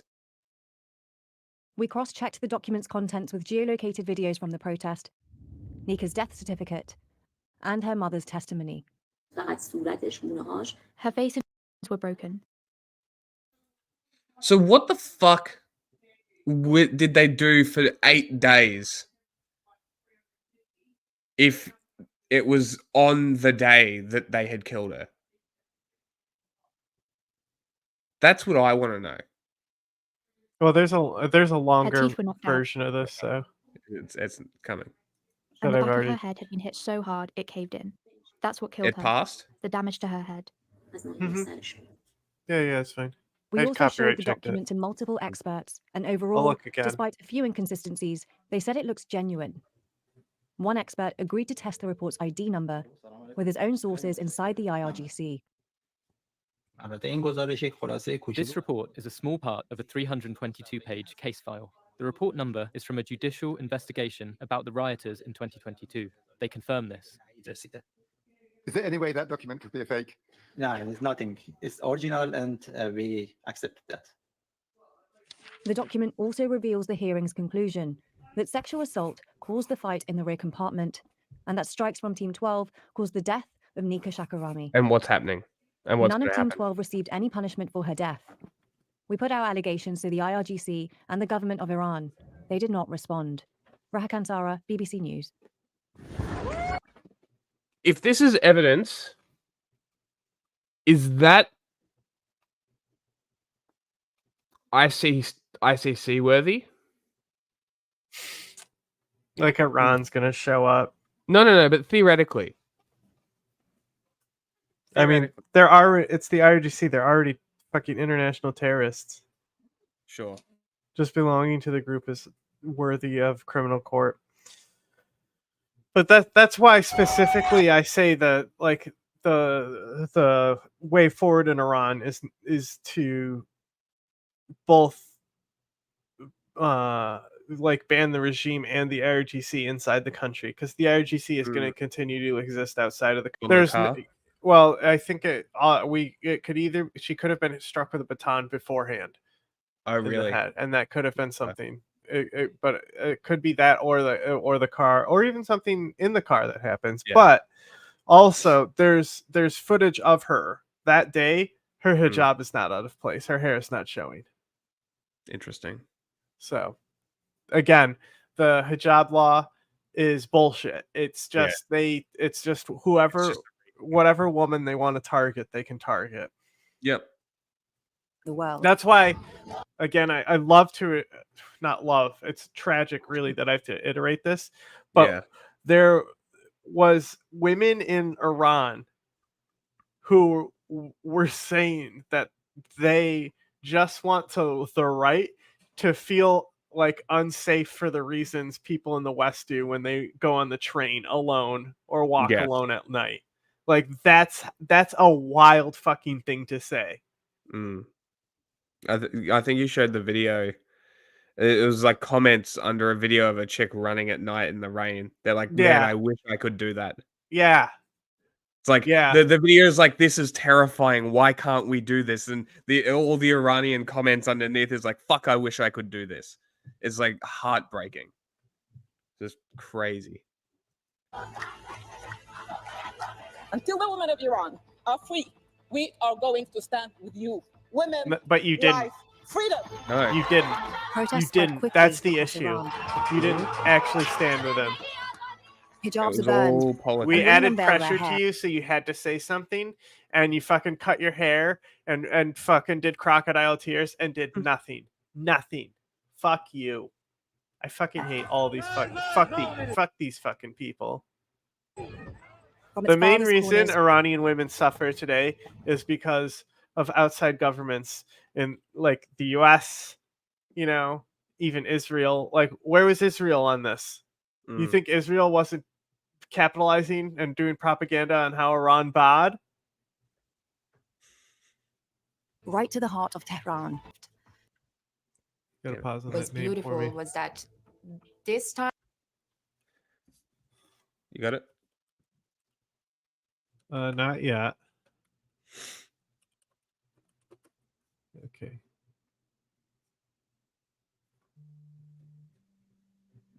Time, everyone was involved. I think Popular Front also was around the same time, though. Like, both of us were pretty on top of this because we have so many links to the region.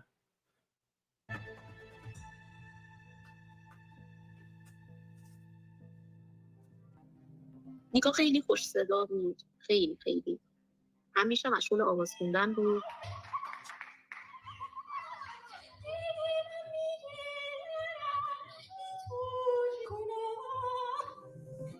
نیکا شاید 1 سال قبل از جنبش مهسا راجع به این حکومت و این ظلمی که داره به ما میشه و این بی‌عدالتی ها خیلی فکر میکرد به این جریانات. خیلی جسور و نترس. همیشه میترسیدم که نکنه اتفاقی براش بیفته.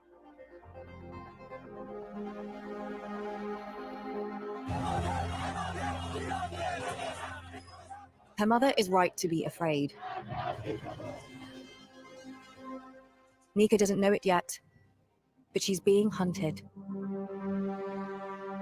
Dude, tracking this shit down and like finding all the footage of her.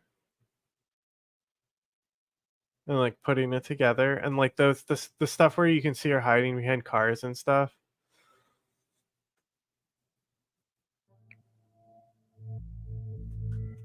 We've been handed what is, on the face of it, a classified IRGC report that's never been published before.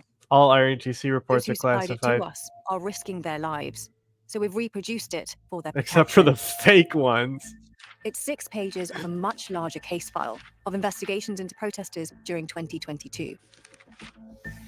These pages summarize a 5-hour classified hearing on Nika's case. It's marked highly confidential and states it's based on extensive talks with IRGC commanders and interviews with their teams that policed the protest. With many fake Iranian documents in circulation, it's extremely difficult to authenticate leaks. Yep. We've spent months cross-checking it with multiple sources. We can't confirm every detail, but overall, it checks out. This is what it says. It begins by stating several IRGC teams are undercover at the protest. One of these teams is Team 12, and one of its members, Behruz Sadeghi, has infiltrated the crowd, with Nika in his sights. The team leader is stationed in an unmarked vehicle nearby, waiting for Behruz's call. At 7:30 p.m., Behruz calls his team to arrest her. But she slips away. As darkness falls, the violence intensifies. People are injured and arrests made. Nika's on the run, trying to reach her friends. She's next spotted almost an hour later, evading her hunters. They wouldn't lose her a second time.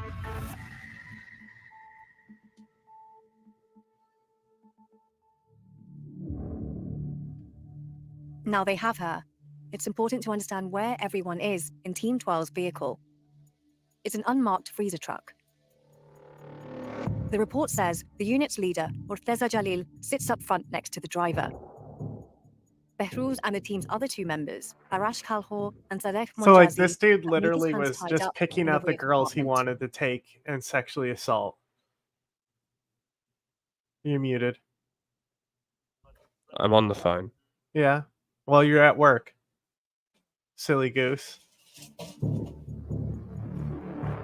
Murteza calls his HQ, IRGC Tactical Camp 114, seeking orders on where to take her.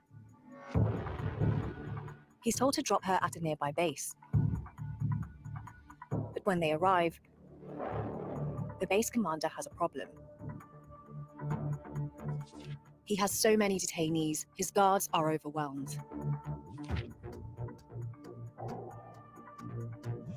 With tensions in the city boiling over, Murteza contacts HQ again and is given a new destination. En route, he hears crashing in the back of the truck. The report includes the direct testimony of Team 12, who tell us what happens next. We're using actors to speak their words. A warning, they describe a killing.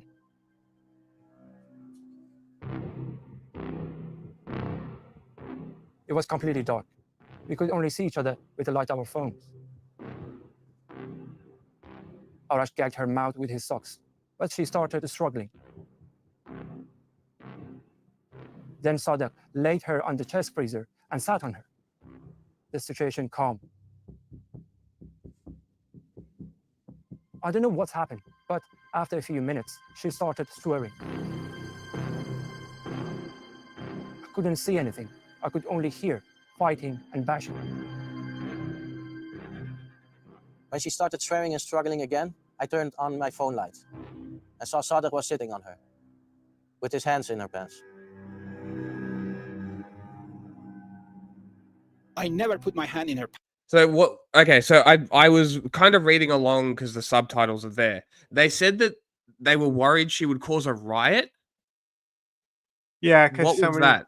so many people had been detained and shit. And because she was one of the more notable ones. Mm-hmm. Yeah, interesting. Okay. Pants, but I can't deny that when I was sitting on her, I got aroused and touched her buttocks. Her hands were tied behind her back, but she You could also just like not. It's pretty easy to not. Why would they care though? They're IRGC. I understand, but like I just don't understand what this mentality of like, yeah, fuck it, I'm just gonna do this because why not? Because reasons. I don't get it. I don't understand. Like, how do you not be like, this is wrong? I feel like a piece of shit. Because they don't feel like a piece of shit for doing it. It's strange. She suddenly jolted her body, so I fell. She kicked at my face, so I had to defend myself.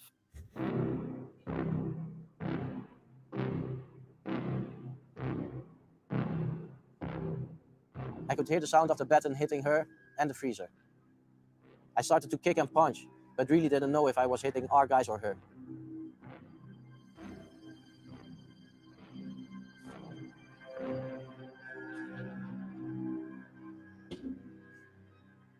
From the truck's cabin, Orteza hears the commotion and orders the driver to pull over. When I saw her, I was only thinking about how to transfer her. And didn't ask them any questions except, is she breathing? I think it was Behruz who answered, no, she's dead. So fucking unnecessary. Now what? With a killing on his hands, Morteza calls Tactical Camp 114 for a third time. This time, he speaks to a more senior officer, codenamed Naeem 16. The only officer this report doesn't identify by name. Weird. Cuds, you We reckon? already had death in our stations, and I didn't No, want the Cuds number is- to rise to 20. Cuds is outside Iran. Oh, it's outside, is it? Yeah, yeah, yeah. What's the anonymous even in reports thing? Like, who the fuck would that be? It's just a super senior, more senior IRGC guy. Intelligence official. Yeah, okay. They might not even know Bringing who he her to is. the camp wouldn't solve any problems. I just asked, are you sure she's dead? Murtaza Jalil confirmed she was. So in my opinion, the best thing to do was dump her on the street. On the street. I had a light, and with my own vest, I cleaned the blood from her face and head, which were not in good condition. I told the driver to find a quiet street. Around Taimuri, under the Yadegar Imam Highway, we dumped the body. So they didn't have it for 9 days. So, I don't fucking hell. It just took them 9 days to find it. Crazy. Nika's mother, Nasrin Shakarami, had no idea what happened to her daughter. All she knew is that Nika hadn't come home. صبح اون روز ما مراجعه کردیم به خب فکر کردیم که نیکا رو گرفتن مامورا به حالا ارگان‌های مختلف زندان‌ها و اداره آگاهی و جاهای مختلف هر جایی رو که فکرش رو می‌کردیم رفتیم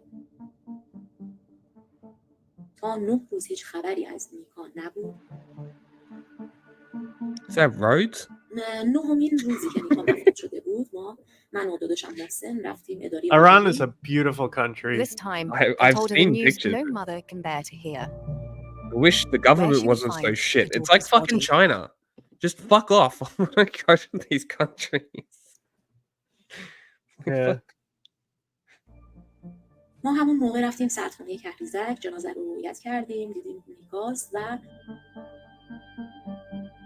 As Nasrin examined her daughter, something became clear. خودم رویت کردم کامل جنازش رو بدن دخترم کاملا سالم دست و پاها اندامش سالم بود فقط صورتش مونه‌هاش شکسته شده بود و دندونهاش و پشت سرش که یک ضربه خیلی شدید خورده بود و جمجمش رفته بود تو That would have been the killing blow. پشتش صدمات از ناحیه سر بود از ناحیه سرش بود Nika's So- death certificate provides. So their response to her response to being sexually assaulted is to use a baton to beat her in the back of the head, then be like, she's dead. Are these Well, you heard him. He had to defend himself. Are these fucking people that they just pull off the street and give a badge? Like, what the fuck is this? IRGC. Are they grown in a lab to be brain dead? Like, what the fuck is going on? Yes. What is? A lot of them are pretty fucking stupid, bro. I am The perplexed. Besiege are even dumber.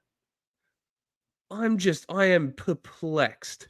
Like I'm the only this thing is. that surprised me about this is that it wasn't regular Besiege who killed her. That is something I'm very surprised by as well. Provides a similar explanation. It said she was killed And by Besiege multiple are still injuries IRGC, by the caused way, blows everyone. with a hard object. A hard object. For all we know, these guys might actually be Besiege. Yeah. We were watching Vox, Like Vox, where they Max tried to Anthony. say that they were like separate and like in part of the Yes. like regular police Yeah. force or something. It's like, you idiots. Nika's death sparked outrage across Iran. Nearly a month after her funeral, state television broadcast the official investigation.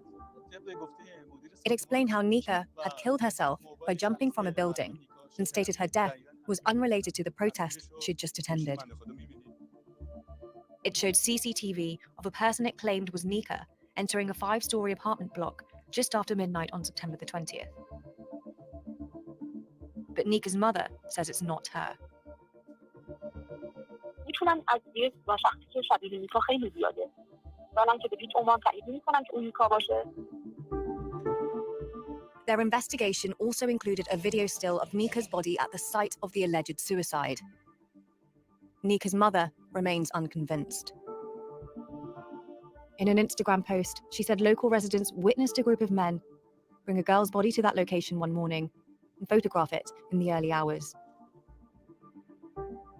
تهدیدهایی از من کردن که من بیام اعتراف کنم و فیلم بگیرن و پخش کنن و بگن که حالا این یا چه میدونم خودکشی بوده یا میخوان من رو مجبور به این کار کنن.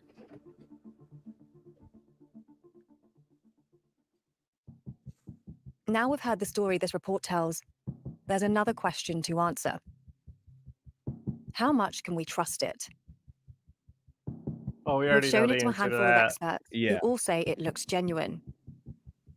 But one notices a few Here we go. potential Who inconsistencies. is name 16? After reading the report, he wants to find out who the unnamed officer, Naeem 16, is. I So like he makes this. another They're call. This answering guy the is questions. showing his I- watch and all this shit. This Persian motherfucker. I love this. Answering all the questions I'm asking. This is great. Let us record this one. برای این کار من تماس گرفتم با یک کسی در سیستم نظامی ایران که بتونه برای ما تایید بکنه که این کد نعیم 16 یا کد 20 بوده یا وجود خارجی داره یا نه. نعیم 16 هست سربان محمد زمانی که الان در تهران داره کار میکنه. The document lists the attendees at the hearing. We look at it again. ولی تو این گزارش وقتی نگاه میکنیم اینجا اسم ازش برده شده محمد زمانی اون زمان صدفا یکم بوده که در اطلاعات سازمان بسیج مستضعفین کار میکرده که هنوزم شغلش همینه فقط یه رتبه رفته بالاتر و الان هم ایشون سربان محمد زمانی هست. While we can't independently verify if Mohammed Zamani is Naeem 16, our source's new information does offer further corroboration that the report is genuine. Is there any way that document could be a fake? No, it's nothing. It's original and we accept that. It's not fake.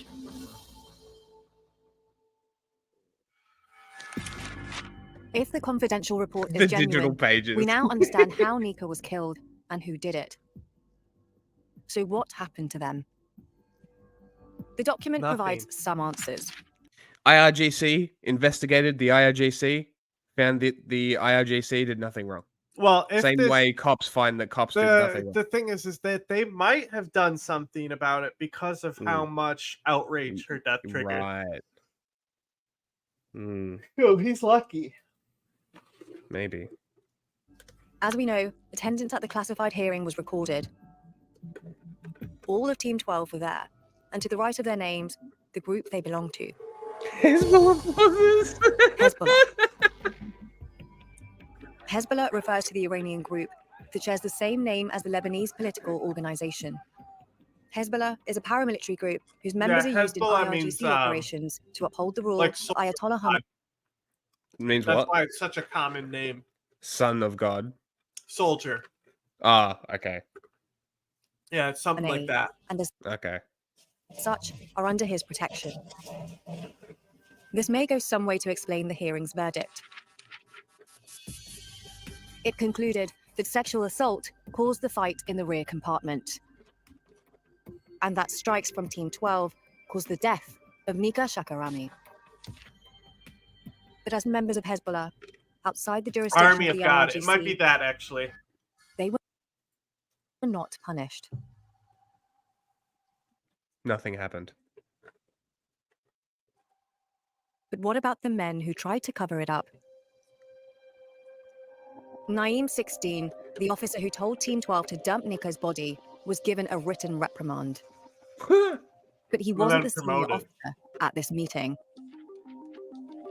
Alongside him were commanders from Tehran's police, the IRGC, and its intelligence organization, ranking as high up as second in command. But as far as we know, none of these men faced any consequences for their part in the cover-up. While Iran's government claimed her death was suicide unrelated to the protest, our evidence leads us to a very different conclusion. Not a suicide, but a killing. Yeah, well, that document Not seems by like pretty falling hard from a proof. building, but by the weapons of Team 12.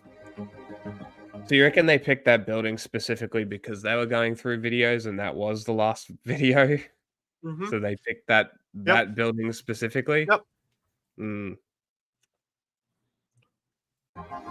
Not because she had nothing to do with the protest,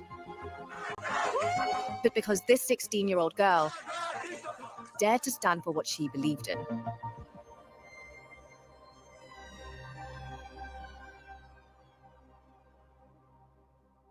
She We put should these be allegations alive. to the IRGC She should and be. the government of Iran. They did It's not respond. completely and totally fucking unnecessary. There is no reason she should not be alive today.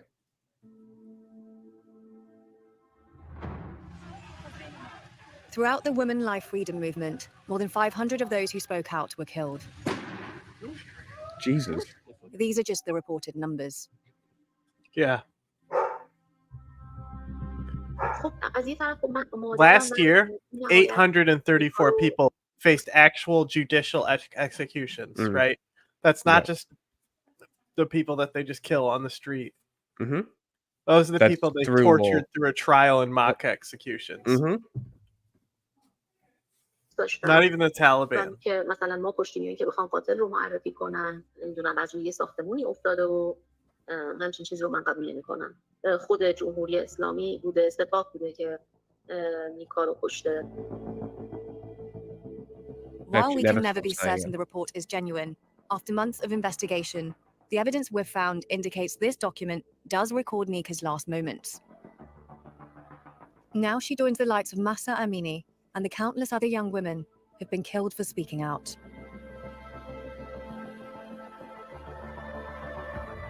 But the name Nika Shakarami will be remembered by the people of Iran.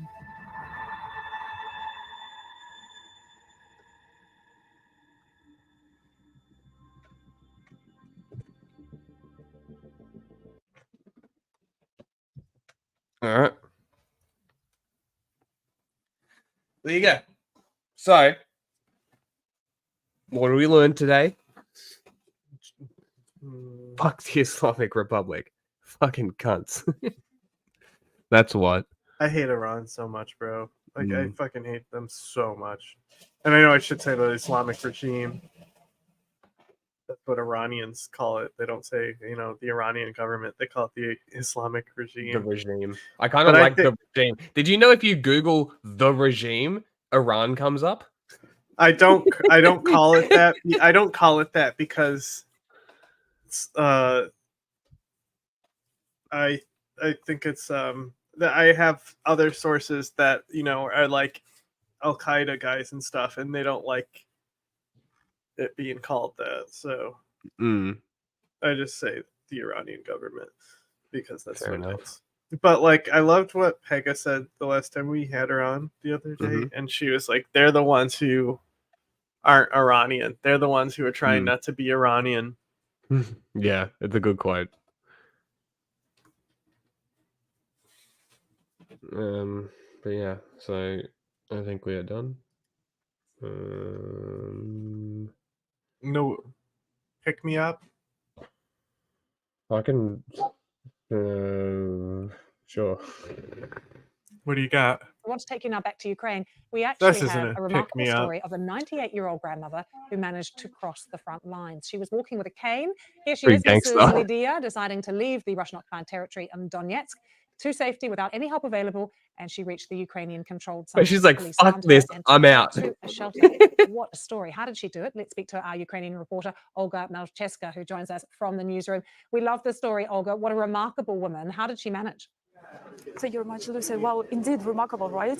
90-year-old woman managed to cross the front line and get from the Russian-occupied territory of the Donetsk region, as you said, to the Ukrainian-controlled territory. Well, according to what she told to the police, she woke up to a strong shelling and she was worried that she had literally to escape to survive. And she tried to escape together with her loved ones, with her son and her daughter-in-law, and then they became separated by the shelling. The story went quite dramatic. She fell down twice. She managed to stand up and continue walking. Wow, she's And just like Jesus. If you look at her, I think Jesus fell if you 3 see her- times though.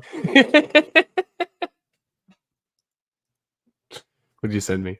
on the video, you can see that she was walking just in her slippers and just with a walking cane. And that's how This she girl's about managed to to walk break for down over crying. 10 kilometers, which is over 6 miles. And then she managed to cross to the Ukrainian-controlled territory, where she was noticed by the local police. The police took her to a shelter. They were obviously quite amused, and they tried to help her, tried to find out what happens to her loved ones. And the story went even happier because they managed to find her loved ones. Oh, And as no far as shit. the local police reported, her son and her daughter-in-law are alive, and they found them in one of the local hospitals. And hopefully they will reunite soon. But there was another update. So one of Ukrainian bankers, when he read about that story, he became very moved, and he said he would buy a house for Lydia Stepanina because she lost everything literally. And maybe if we have time, we could listen to what she was saying about her situation, how she was speaking to the police. I woke up to a horrible shelling. I'm 98 years old. I had survived the previous war. Now I've been facing another one. The previous war, had Jesus not been like this one. I hadn't seen any homes burnt. Now the homes have been burning. It's like, I already lived through this shit. Fuck you. Terrifying for her, Olga, and she also compared what she's been through to the Russian invasion during the Second World War.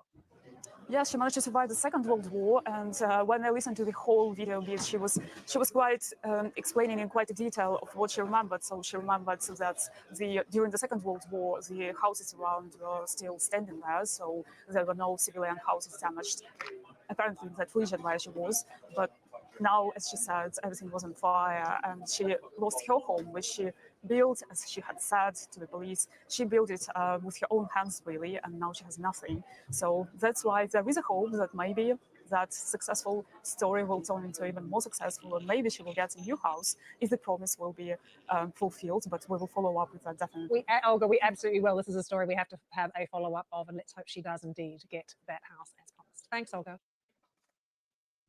که پاسال نبرده بدیم پاسال همه رو پیدا میکنیم خوب پاسال چند نفر بودن 3 نفر نه 2 نفر 2 نفر یکی تبله میداد که چی میکرد اما شما گفته که خوب نبودن این خلاص They're both speaking different languages.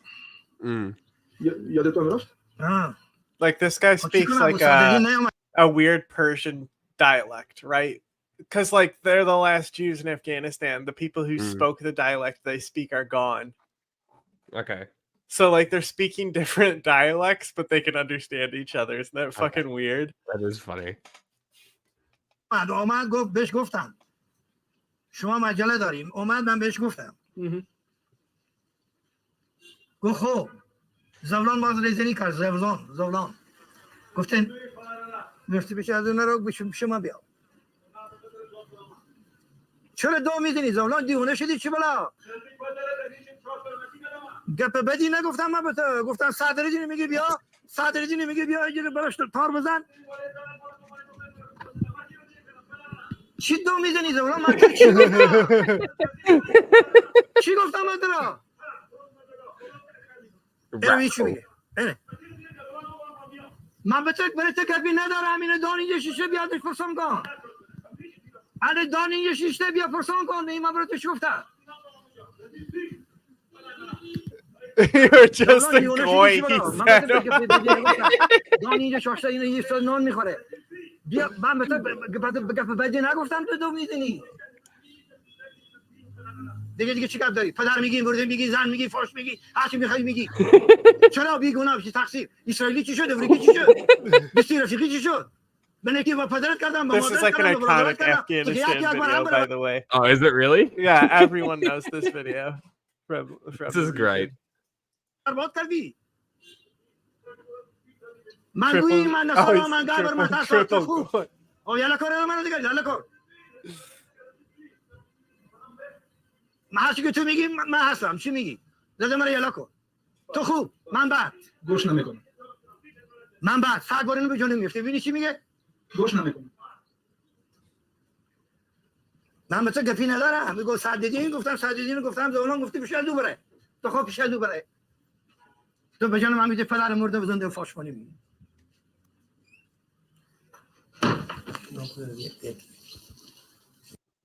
That's great. All right, we can finish on that. And that's a good one to finish on. Yeah.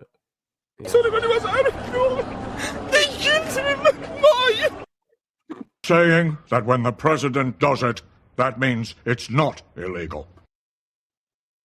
We will continue to be your single source of truth.